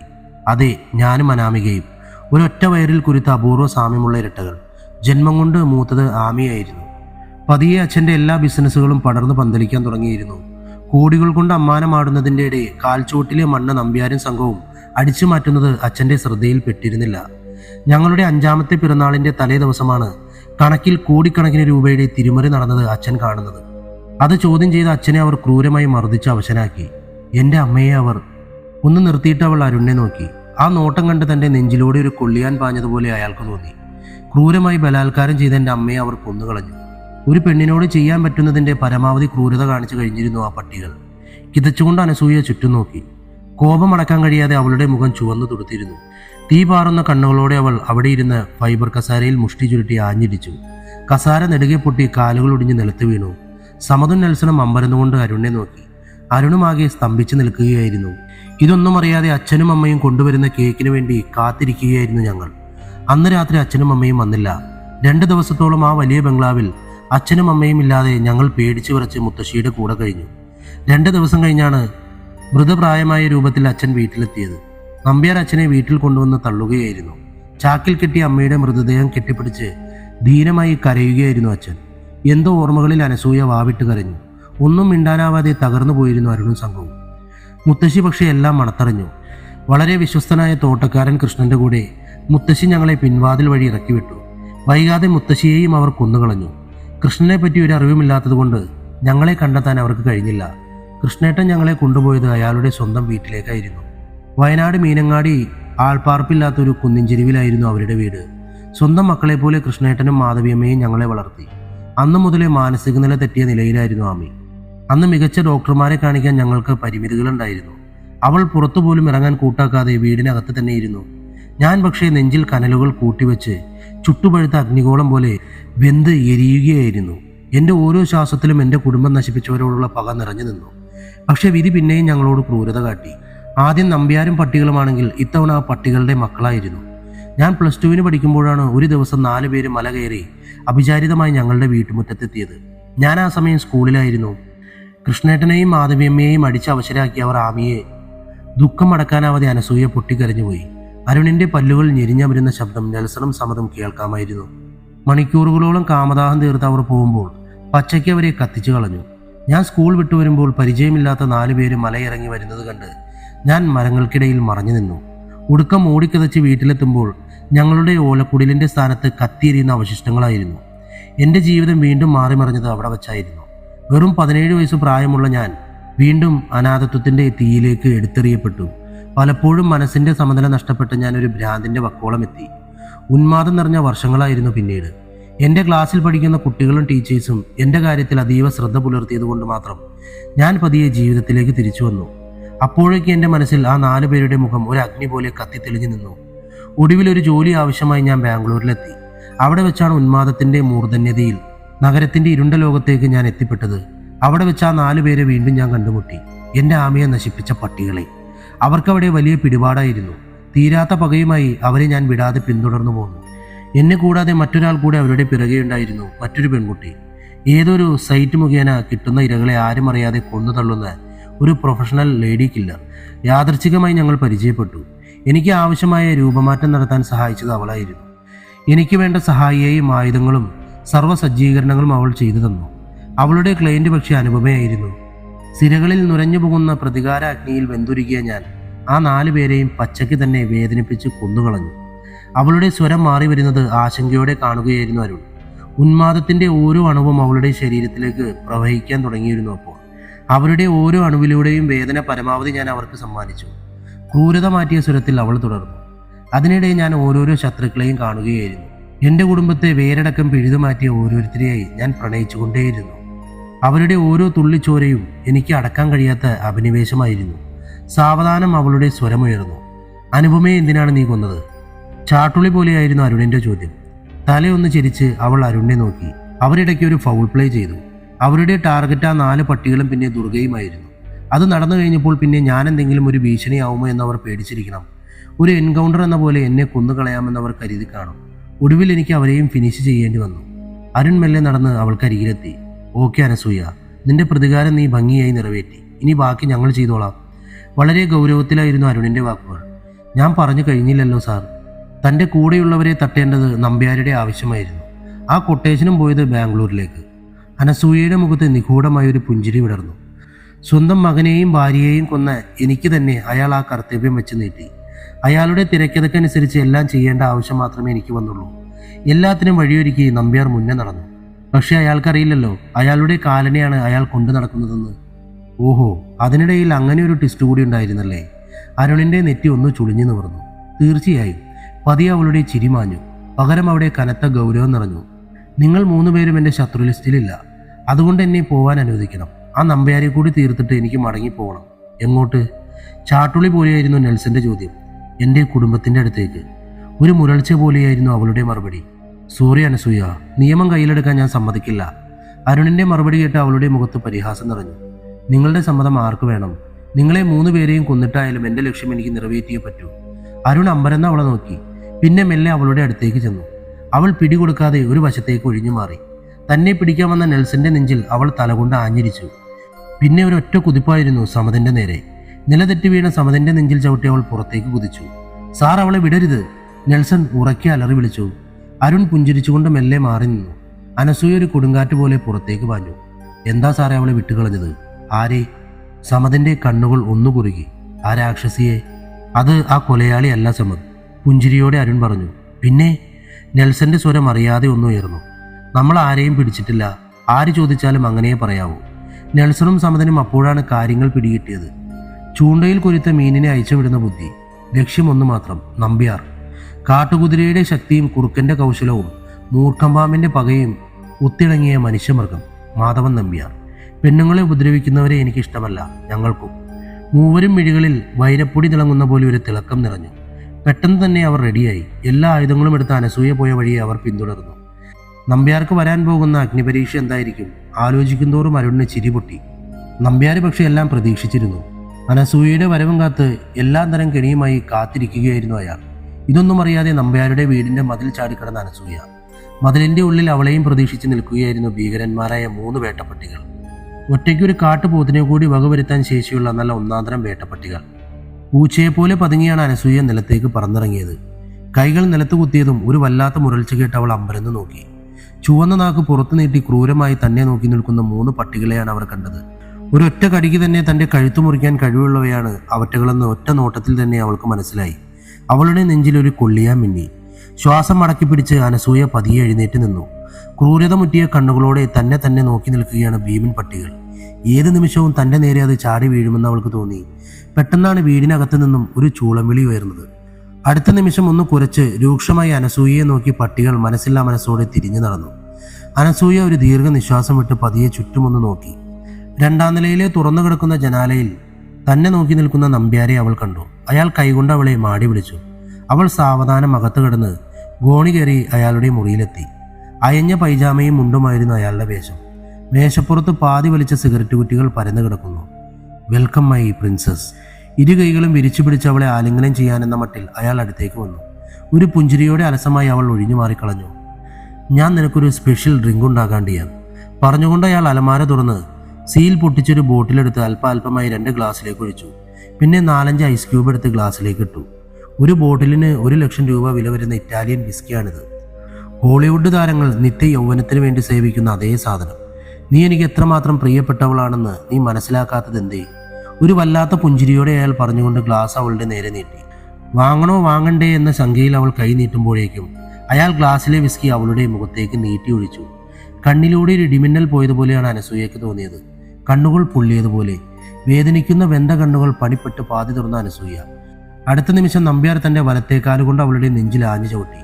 ഒരു പഞ്ഞിക്കെട്ട് പോലെ അവൾ തെറിച്ച് ചുമരിലിടിച്ചു വീണു. അവൾ എഴുന്നേൽക്കാൻ ശ്രമിക്കുമ്പോഴേക്കും അയാൾ അവളെ പിടികൂടി തലയ്ക്ക് മേലെ ഉയർത്തി ചെറിയ ടേബിളിന്റെ മുകളിലേക്ക് ആഞ്ഞെറിഞ്ഞു. ടേബിൾ നെടുകെ പിളർന്നവൾ താഴേക്ക് വീണു. തന്റെ വാരിയെല്ലുകൾ ഒടിഞ്ഞതുപോലെ അനസൂയയ്ക്ക് തോന്നി. അവൾ വളരെ പണിപ്പെട്ട് കണ്ണുകൾ വലിച്ചു തുറന്ന് നമ്പ്യാരെ നോക്കി. അയാൾ വളരെ ശ്രദ്ധയോടെ വിസ്കി ഗ്ലാസ്സിലേക്ക് പകരുകയാണ്. അനസൂയയ്ക്ക് തന്റെ മുഖത്ത് വല്ലാത്ത നീറ്റൽ അനുഭവപ്പെട്ടു. ഇനി ആ മാസ്ക് അങ്ങ് ഊരിക്കളഞ്ഞേക്കും മോളെ, ഞാൻ നിന്നെ ഒന്ന് കാണട്ടെ. അനസൂയ ഒരു ഞെട്ടലോടെ അയാളെ നോക്കി. തന്റെ കാര്യം എങ്ങനെ ഇയാൾ മനസ്സിലാക്കിയെന്നാണ് അവൾ ആലോചിച്ചത്. അവൾ മെല്ലെ മുഖത്തെ പൊള്ളിയ ആവരണം എടുത്തു മാറ്റി. അരുണിന്റെ അടുത്ത് നിന്നും രക്ഷപ്പെട്ടു പോകുന്ന അനസൂയ നേരെ ചെന്നത് തന്റെ കാറിന്റെ അടുത്തേക്കായിരുന്നു. കാറിന്റെ ഉള്ളിലെ രഹസ്യ അറയിൽ സൂക്ഷിച്ചു വെച്ച സ്പെയർ മാർക്സും ധരിച്ച ആയുധങ്ങളും എടുത്താണ് പിന്നെ അവൾ നമ്പ്യാരുടെ വീട്ടിലെത്തിയത്. നീ എന്തുമാത്രം സുന്ദരിയായി ഇപ്പോൾ. വെറി പിടിച്ച നോട്ടത്തോടെ അയാൾ അവളെ നോക്കി. പിന്നെ അകത്തേക്ക് നോക്കി ഉറക്കെ വിളിച്ചു, ജൂലി. അകത്തു നിന്നും ഒരു പാദസരം കിലുങ്ങി. പിന്നാലെ മാദക സൗന്ദര്യമുള്ള ഒരു സർപ്പസുന്ദരി ഇറങ്ങി വന്നു. ഇതാണ് ഞാൻ പറഞ്ഞ കുട്ടി, എങ്ങനെയുണ്ട്? കൊള്ളാം. ഒരു വല്ലാത്ത ചിരിയോടെ ജൂലി പറഞ്ഞു. അവളുടെ കൂർത്ത നോട്ടം കണ്ട അനസൂയയ്ക്ക് എന്തോ അറിയാതെ ഒരു പേടി നിറഞ്ഞു. ജൂലി പതിയെ അവളുടെ അടുത്തേക്ക് വന്നു. പിന്നെ അവളുടെ നീണ്ടു മെലിഞ്ഞ വിരലുകൾ കൊണ്ട് അനസൂയയുടെ കവളിൽ കുത്തിപ്പിടിച്ചു. ഇരുമ്പ് വിരലുകൾ കൊണ്ട് പിടിച്ചതുപോലെയാണ് അവൾക്ക് തോന്നിയത്. നിന്നോട് എനിക്ക് നന്ദിയുണ്ട്, ഞാൻ ചെയ്യേണ്ടതാണ് നീ ചെയ്തത്. വളരെ പതിയെ ജൂലി അനസൂയയുടെ ചെവിയിൽ മന്ത്രിച്ചു. പിന്നെ അവളെ നോക്കി പുഞ്ചിരിച്ചു. അനസൂയ ഇടം കണ്ണിട്ട് നമ്പ്യാരെ നോക്കി. അയാൾ ഒരു കുറുക്കന്റെ കൗശലത്തോടെ തന്നെ നോക്കി നിൽക്കുകയാണ്. ജൂലി പതിയെ തിരിഞ്ഞു നടന്ന് നമ്പ്യാർ ഒഴിച്ചു വെച്ച ഗ്ലാസ് എടുത്ത് പതിയെ സിപ്പ് ചെയ്തു. നീ എന്താണ് എന്നെ കുറിച്ച് കരുതിയത്? ഒരു വല്ലാത്ത ഭാവത്തോടെ നമ്പ്യാർ അനസൂയയോട് ചോദിച്ചു. അവളൊന്നും മിണ്ടാതെ അയാളെ തന്നെ നോക്കി. നീയാണ് എൻ്റെ മകനെയും ഭാര്യയെയും കൊന്നതെന്ന് എനിക്കറിയില്ലെന്ന് കരുതിയോ? മൂർഖൻ പാമ്പും വിഷം ചീറ്റുന്നത് പോലെയായിരുന്നു അയാളുടെ ചോദ്യം. അനസൂയയുടെ മിഴികളൊന്നിടിഞ്ഞു. ഇയാളതെങ്ങനെ അറിഞ്ഞു എന്നതായിരുന്നു അവളുടെ സംശയം. ഞാനെങ്ങനെ അറിഞ്ഞു എന്നതാവും നിന്റെ സംശയം. ക്രൂരമായി ചിരിച്ചുകൊണ്ട് അയാൾ അവളെ നോക്കി. നിന്നെയും കൊണ്ട് അരുൺ അങ്ങോട്ട് വരുന്നതിന് മുമ്പേ എൻ്റെ ആളുകൾ അവിടെ എത്തിയിരുന്നു. ആരും കാണാത്ത രീതിയിൽ ക്യാമറയും മൈക്രോഫോണും എല്ലാം അവിടെ സെറ്റ് ചെയ്യാൻ വേണ്ടി. ഒന്ന് നിർത്തി അയാൾ വിസ്കി ചെറുതായി ഒന്ന് സ്കിപ്പ് ചെയ്തു. നീ പറഞ്ഞതെല്ലാം ഞാൻ കേട്ടു, എല്ലാം ശരിയാണ്. നീ പറഞ്ഞ പോലെ ഇക്കണ്ട സ്വത്തുകൾ മുഴുവനും ഞാൻ അനന്തൻ്റെ തട്ടിയെടുത്തത് തന്നെയാണ്. നീ പറഞ്ഞ പോലെ നിന്റെ തന്തയുടെ. നമ്പ്യാർ അരയിൽ തിരികെ ചെറിയ റിവോൾവർ എടുത്ത് സാവധാനം അനസൂയയുടെ നേരെ നീട്ടി. ഇനി മോള് പറ, ആരാണ് നീ? അനസൂയ പതിയെ ഒന്ന് ചിരിച്ചു. ഞാൻ അനസൂയ, അനന്തരാജവർമ്മയുടെ മകൾ. കൈവീശി ഒറ്റയടിയായിരുന്നു നമ്പ്യാർ. തല കറങ്ങി അവൾ നിലത്തേക്ക് വീണു. നമ്പ്യാർ അവളുടെ മുടിക്കുത്തു പിടിച്ച് ഉയർത്തി ചുമരിനോട് ചേർത്തമർത്തി. അനന്തൻ്റെ 2 പെൺമക്കളും എൻ്റെ ഈ കയ്യിൽ കിടന്നാണ് മരിച്ചത്. അപ്പോൾ പിന്നെ നീ ഏതാടി പുന്നാര മോളെ? ഞാൻ പറഞ്ഞാൽ മതിയോ നമ്പ്യാരെ? പിറകിൽ നിന്നും ആരോ പറഞ്ഞത് കേട്ട് നമ്പ്യാർ അതിശയത്തോടെ തിരിഞ്ഞു നോക്കി. ജൂലിയായിരുന്നു അത്. അയാൾ അവളെ വല്ലാത്തൊരു നോട്ടം നോക്കി പേടിപ്പിക്കേണ്ട അപ്പാട്ടി, അവൾ എൻ്റെ മോളാണ്. നമ്പ്യാർ അവിശ്വാസത്തോടെ ജൂലിയെ നോക്കി. നിന്റെ മകളോ? അതെ, ഒരു വല്ലാത്ത വീറോടെ ജൂലി പറഞ്ഞു. അന്ന് നിങ്ങൾ 4 പേരും എൻ്റെ ഇച്ചായനെ തല്ലിക്കൊന്ന് എന്നെ പിച്ചി കീറിയത് ഓർമ്മയുണ്ടോ? നമ്പ്യാരുടെ ഓർമ്മകൾ അറിയാതെ പിറകിലേക്ക് പാഞ്ഞു. കോട്ടയത്ത് നിന്നും ജോലി തേടിയെത്തിയ അലക്സിൻ്റെയും അതിസുന്ദരിയായ ഭാര്യ ജൂലിയയുടെയും ചിത്രം അയാളിൽ തെളിഞ്ഞു വന്നു. ശരിക്കും ഒരു ദേവതയായിരുന്നു ജൂലി. അവളുടെ ശരീരം ആസ്വദിക്കാൻ വേണ്ടിയാണ് അലക്സിനെ അനന്തനോട് പറഞ്ഞ് എസ്റ്റേറ്റിൽ ജോലിക്ക് നിർത്തിയത്. അനന്തനും കുടുംബവും വിദേശത്ത് പോയ സമയത്താണ് തങ്ങൾ 4 പേരും അലക്സിന്റെ വീട്ടിലേക്ക് കയറി ചെന്നത്. വല്ലാത്ത വീര്യത്തോടെ തങ്ങളെ എതിർത്ത അലക്സിനെ തല്ലിക്കൊന്ന് മൃഗീയമായി ജൂലിയെ പ്രാപിക്കുമ്പോൾ അവൾ ഒരു പെൺപുലിയെ പോലെ തങ്ങളോട് പൊരുതി നിന്നു. പിന്നീട് 1 മാസം കഴിഞ്ഞാണ് അവളെ തങ്ങൾ വിട്ടുകളഞ്ഞത്. കൊല്ലാതെ വിട്ടത് നന്നായെന്ന് തോന്നിയത് ഈ ഇടയടുത്താണ്. കോട്ടയത്തൊരു ചെറിയ കട നടത്തുകയായിരുന്നു അവൾ. തൻ്റെ വില കൂടിയ കാറിലേക്കൊരു മടിയും കൂടാതെ അവൾ കയറിയിരുന്ന അന്ന് കൂടെ കൂട്ടിയതാണ് അവളെ. അന്നു മുതൽ തൻ്റെ വിദേശികളായ സുഹൃത്തുക്കൾക്കെല്ലാം ലഹരി പകരുന്നത് ജൂലിയാണ്. അന്ന് നിറകണ്ണുകളോടെ കോട്ടയത്തേക്ക് തിരിച്ചു പോകുമ്പോൾ എൻ്റെ വയറ്റിൽ കുരുത്തു തുടങ്ങിയിരുന്നു എൻ്റെ മോള്. ആത്മനിന്ദ കലർന്ന സ്വരത്തോടെ ജൂലി പറഞ്ഞു. കുറെ നശിപ്പിക്കാൻ നോക്കി, പറ്റിയില്ല. ജനിച്ചു കഴിഞ്ഞിട്ടും കുറെ ഒഴിവാക്കാൻ നോക്കി, പറ്റിയില്ല. നമ്പ്യാർ അമ്പരപ്പോടെ അവളെ തന്നെ നോക്കി. 4 പന്നുകളിൽ ആർക്കും ഉണ്ടായതാണ് എൻ്റെ മോളെന്ന് ഞാൻ എങ്ങനെ അവളോട് പറയുമെന്നായിരുന്നു എൻ്റെ വേദന. നിങ്ങൾ അനന്തൻ സാറിനോടും മക്കളോടും ചെയ്തതൊക്കെ ഞാൻ അറിഞ്ഞത് പിന്നീടാണ്. എൻ്റെ മോളോട് ഓരോ ദിവസവും നിങ്ങളെക്കുറിച്ച് പറയാത്ത ദിവസങ്ങൾ എനിക്ക് പിന്നീട് ഉണ്ടായിട്ടില്ല. അത് കൊള്ളാമല്ലോ ജൂലി, അപ്പോൾ നീ പ്രതികാരം ചെയ്യാൻ ഇറങ്ങിയതാണല്ലേ? പരിഹാസ ചുവയോടുകൂടി നമ്പ്യാർ അവളെ നോക്കി. പിന്നെ കയ്യിലിരുന്ന തോക്കുകൊണ്ട് അവളുടെ മുഖത്ത് ആഞ്ഞടിച്ചു. ജൂലി മിന്നൽ പോലെ ഒഴിഞ്ഞു മാറി. നമ്പ്യാർ അടുത്ത അടി അടിക്കാൻ വേണ്ടി കഴിയുന്നതിന് മുമ്പേ മിന്നൽ പോലെ അനസൂയ പിറകിൽ നിന്നും അയാളെ ആഞ്ഞു തൊഴിച്ചു. മുൻപോട്ട് വെച്ച അയാളുടെ പിന്തലയിൽ അവൾ കൈമുട്ടുകൊണ്ട് ആഞ്ഞടിച്ചു. അപ്പോഴേക്കും ജൂലി ആ മദ്യക്കുപ്പി എടുത്ത് അയാളുടെ നെറ്റിയിൽ അടിച്ചു പൊട്ടിച്ചു. തലയിൽ ഒരു മിന്നൽ പുളഞ്ഞ് നമ്പ്യാർ താഴേക്കിരുന്നു. ജൂലി മുനകൂർത്ത പിടിയുള്ള ഉളിയെടുത്ത് അയാളുടെ ദേഹത്ത് ആഞ്ഞു കുത്തിക്കൊണ്ടേയിരുന്നു. ഓരോ കുത്തിനും അയാളുടെ സിരകളിലൂടെ വേദന പതഞ്ഞൊഴുകി. ഭ്രാന്തിയെപ്പോലെ അലറിക്കൊണ്ട് ജൂലി അടുത്ത കുത്തു കുത്തിയത് അയാളുടെ ഇടത്തെ കണ്ണിലായിരുന്നു. നമ്പ്യാരുടെ തലയ്ക്കുള്ളിൽ ഒരു വിസ്ഫോടനം നടന്നു. ഇടതുഭാഗത്ത് കനത്ത അന്ധകാരം നിറഞ്ഞു. വേദനയുടെ മൂർധന്യതയിൽ അയാൾ മുറിവേറ്റ സിംഹത്തെ പോലെ അലറി. പിന്നെ സർവ്വശക്തിയുമെടുത്ത് ജൂലിയെ തള്ളിമാറ്റി. അടുത്ത കുത്ത് കുത്താനാഞ്ഞ ജൂലിയുടെ അടിവയറിൽ അയാൾ ആഞ്ഞു തൊഴിച്ചു. ഉളി അവളുടെ കയ്യിൽ നിന്നും തെറിച്ചുപോയി. പെട്ടെന്ന് നമ്പ്യാർക്ക് പിറകിൽ നിന്നും കസേര കൊണ്ട് അടികിട്ടി. അനസൂയയായിരുന്നു അത്. അടുത്ത അടി അടിക്കാൻ ഓങ്ങി അവളുടെ കഴുത്തിൽ ഉരുക്കുപോലെയുള്ള കൈകൾ കൊണ്ട് അയാൾ അമർത്തി പിടിച്ചു. അനസൂയയ്ക്ക് ശ്വാസം വിലങ്ങി. ജൂലി വയറ് പൊത്തിപ്പിടിച്ച് എഴുന്നേറ്റത് അപ്പോഴാണ്. സാവധാനം നടന്നവർ അയാളുടെ പിറകിലെത്തി. പെട്ടെന്നാണ് അവർ തെറിച്ചുപോയ ഉളി കണ്ടത്. പുറംതിരിഞ്ഞു നിൽക്കുന്ന നമ്പ്യാരുടെ പുറത്ത് അവൾ ഉളി കൊണ്ട് കുത്തിയിറക്കി. നമ്പ്യാരുടെ കൈകൾ അറിയാതെ അയഞ്ഞുപോയി. അലറിക്കൊണ്ട് അയാൾ തിരിഞ്ഞു. ജൂലിയുടെ അടുത്ത കുത്ത് അയാളുടെ നെഞ്ചിലായിരുന്നു. തടയാനാഞ്ഞ അയാളുടെ വലത്തെ കൈയിൽ അവൾ ഉളി കുത്തിയിറക്കി. വേദന കൊണ്ട് പുളഞ്ഞ നമ്പ്യാർ താഴെ വീണു. ജൂലി ക്രൂരമായി പുഞ്ചിരിച്ചുകൊണ്ട് അയാളുടെ വലത്തെ കൈപ്പത്തി ചവിട്ടി ഞെരിച്ചു. എൻ്റെ അലക്സിയെ കൊന്നത് ഈ കൈ കൊണ്ടല്ലേ? ഈ കൈ എനിക്ക് വേണം. ജൂലി ഉളികൊണ്ട് ആ കൈയിൽ 5-6 കുത്തുകുത്തി. വേദനിച്ച് കരയാനാഞ്ഞ് അയാളുടെ വായിലേക്ക് അവൾ തുണി കുത്തിക്കയറ്റി. പിന്നെ പിടയുന്ന അയാളുടെ ദേഹത്തെ ഓരോ അണുവിലും അവൾ കുത്തിക്കൊണ്ടേയിരുന്നു. നമ്പ്യാരുടെ ദേഹം മൊത്തം ചോര വന്ന് നിറഞ്ഞു. അയാൾ വേദന കൊണ്ട് അലറി വിളിക്കാൻ പോലും കഴിയാതെ കിടന്നു പുളഞ്ഞു. എല്ലാം കൺനിറയെ കാണുകയായിരുന്നു അനസൂയ. ചിലപ്പോ ഈ നശിച്ചവന്റെ ചോരയായിരിക്കും തൻ്റെ സിരകളിൽ ഓടുന്നതെന്ന സത്യം അവളെ അല്പം പോലും അലട്ടിയില്ല. വർഷങ്ങളായി കണ്ണീർ പോലും വറ്റിപ്പോയ അമ്മയുടെ പ്രതികാരം കണ്ട് അവളുടെ മനം നിറഞ്ഞു. പെട്ടെന്നാണ് പുറത്തു നിന്നും എന്തോ ശബ്ദം കേട്ടത്. അടുത്ത നിമിഷം വാതിൽ തള്ളി തുറന്ന് അരുണും സമതും നെൽസണും കയറി വന്നു. പിടഞ്ഞുകൊണ്ടിരുന്ന നമ്പ്യാരുടെ നെഞ്ചിൽ കയറിയിരുന്ന മുഖത്തേക്ക് കാർക്കിച്ച് തുപ്പിക്കൊണ്ട് ജൂലിയ പതിയെ എഴുന്നേറ്റ് മാറി നിന്നു. അനസൂയ പതിയെ പുറത്തേക്കുള്ള വാതിൽക്കലേക്ക് നീങ്ങി. പക്ഷെ അപ്പോഴേക്കും സമത് വാതിലടച്ചു നിന്നു. അരയിൽ തിരികെ വെച്ച ചെറിയ കത്തി കൊണ്ട് ഇവരെ നേരിടാനാകുമോ എന്നാണ് അവൾ ചിന്തിച്ചത്. പെട്ടെന്ന് അരുൺ അവളുടെ നേരെ റിവോൾവർ ചൂണ്ടി. രക്ഷയില്ല. അനസൂയയുടെ മിഴികളൊന്ന് ചെറുതായി. ജൂലി പതിയെ അരുണിന്റെ അടുത്തേക്ക് ചെന്ന് കണ്ണിലേക്ക് തറപ്പിച്ചു നോക്കി. ജൂലിയല്ലേ? അരുണിന്റെ ചോദ്യം കേട്ട് ജൂലിയും അനസൂയയും അമ്പരന്നു. എന്നെ എങ്ങനെ അറിയാം? നെറ്റി ചുളിച്ചുകൊണ്ട് അവർ അരുണിനെ നോക്കി. ഈ കേസ് വന്ന ഉടനെ തന്നെ ഞാൻ നമ്പ്യാരുടെയും കൂട്ടുകാരുടെയും ഭൂതകാലം തിരക്കിയിരുന്നു.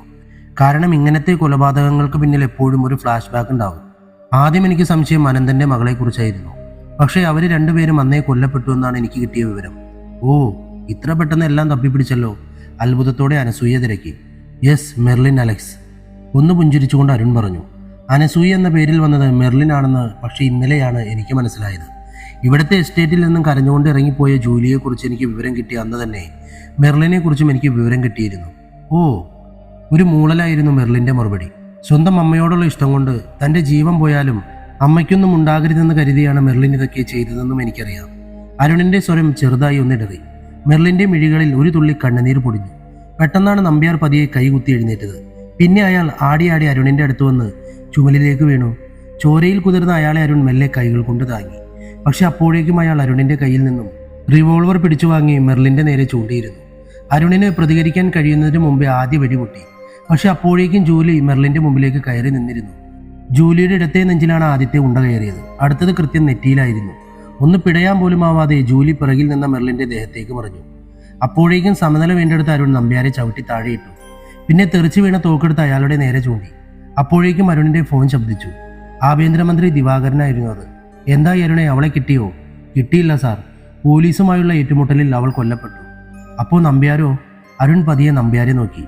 ജീവൻ തിരിച്ചു കിട്ടിയ സന്തോഷത്തിൽ വേദന കടിച്ചമർത്തിയിരിക്കുകയായിരുന്നു അയാളെ അവൾ കൊന്നുകളഞ്ഞു സാർ.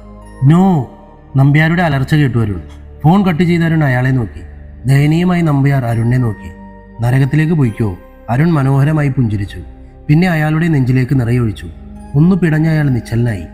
പിന്നെ അമ്മയുടെ ദേഹം കെട്ടിപ്പിടിച്ച് കരയുകയായിരുന്ന മെർലിൻ്റെ അടുത്തേക്ക് ചെന്നു. അമ്മ നഷ്ടമായ വേദനയിൽ കരയുകയാണ് അവൾ. എഴുന്നേൽക്ക്. സാവധാനം അരുൺ അവളെ എഴുന്നേൽപ്പിച്ച് പുറത്തേക്ക് കൊണ്ടുപോയി ജീപ്പിൽ കയറ്റി. നെൽസണും സമ്മതം ചേർന്ന് ജൂലിയുടെ മൃതദേഹം എടുത്തുകൊണ്ടുപോയി മെർലിൻ്റെ അടുത്ത് കിടത്തി. അരുൺ സാവധാനം നമ്പ്യാരുടെ ശവം വലിച്ചുകൊണ്ടുപോയി അടുക്കളയിലിട്ടു. പിന്നെ ഗ്യാസ് തുറന്നിട്ട് അതിവേഗം പുറത്തിറങ്ങി. അപ്പോഴേക്കും സമത് ജീപ്പ് വെളിയിലിട്ടിരുന്നു. അരുൺ പുറത്തു നിന്ന് അടുക്കളയിലെ ഗ്ലാസ്സിലേക്ക് നിറയൊഴിച്ചു. ഒരു ചെറിയ സ്ഫോടനം നടന്നതുപോലെയാണ് അരുണിന് തോന്നിയത്. ഒരു വലിയ അഗ്നിഗോളം ജനാല പൊട്ടിച്ച് പുറത്തേക്ക് വന്നു. ഇവരെന്ത് ചെയ്യാനാ പരിപാടി? തിരിച്ചു പോകുമ്പോൾ നെൽസൺ മെല്ലെ അരുണിനോട് തിരക്കി. ജൂലിയെ പോസ്റ്റ്മോർട്ടം ചെയ്യാനുള്ള ഏർപ്പാട് ചെയ്യണം. പിന്നെ ആ കൊച്ച് അതിൻ്റെ വഴിക്ക് പോട്ടെ. പിന്നെ ഒരു കാര്യം, അരുൺ തിരിഞ്ഞ് മെർലിനെ നോക്കി പറഞ്ഞു, ഈ കാര്യം നമ്മളല്ലാതെ മറ്റാരും അറിയരുത്. മെർലിൻ ഒന്നും മിണ്ടാതെ കൈപ്പത്തി കൊണ്ട് മുഖം പൊത്തി പൊട്ടിക്കരഞ്ഞു. അവൾക്ക് നല്ല ഓമനത്തമുള്ള മുഖമായിരുന്നു. അപ്പോൾ അവളെ നോക്കിയിരിക്കുമ്പോൾ മെർലിൻ ഒരു രാക്ഷസിയല്ലെന്ന് അരുണിന് തോന്നി. ഒരു മാലാഖയായിരുന്നു അവൾ. രാക്ഷസി രൂപം കൊണ്ട് നല്ല ഒന്നാന്തരം മാലാഖ. കഥ അവസാനിച്ചിരിക്കുന്നു. നിങ്ങൾക്ക് ഇഷ്ടപ്പെട്ടെന്ന് കരുതുന്നു. വീണ്ടും പുതിയ കഥയുമായി വരാം. Love you all. ബൈ.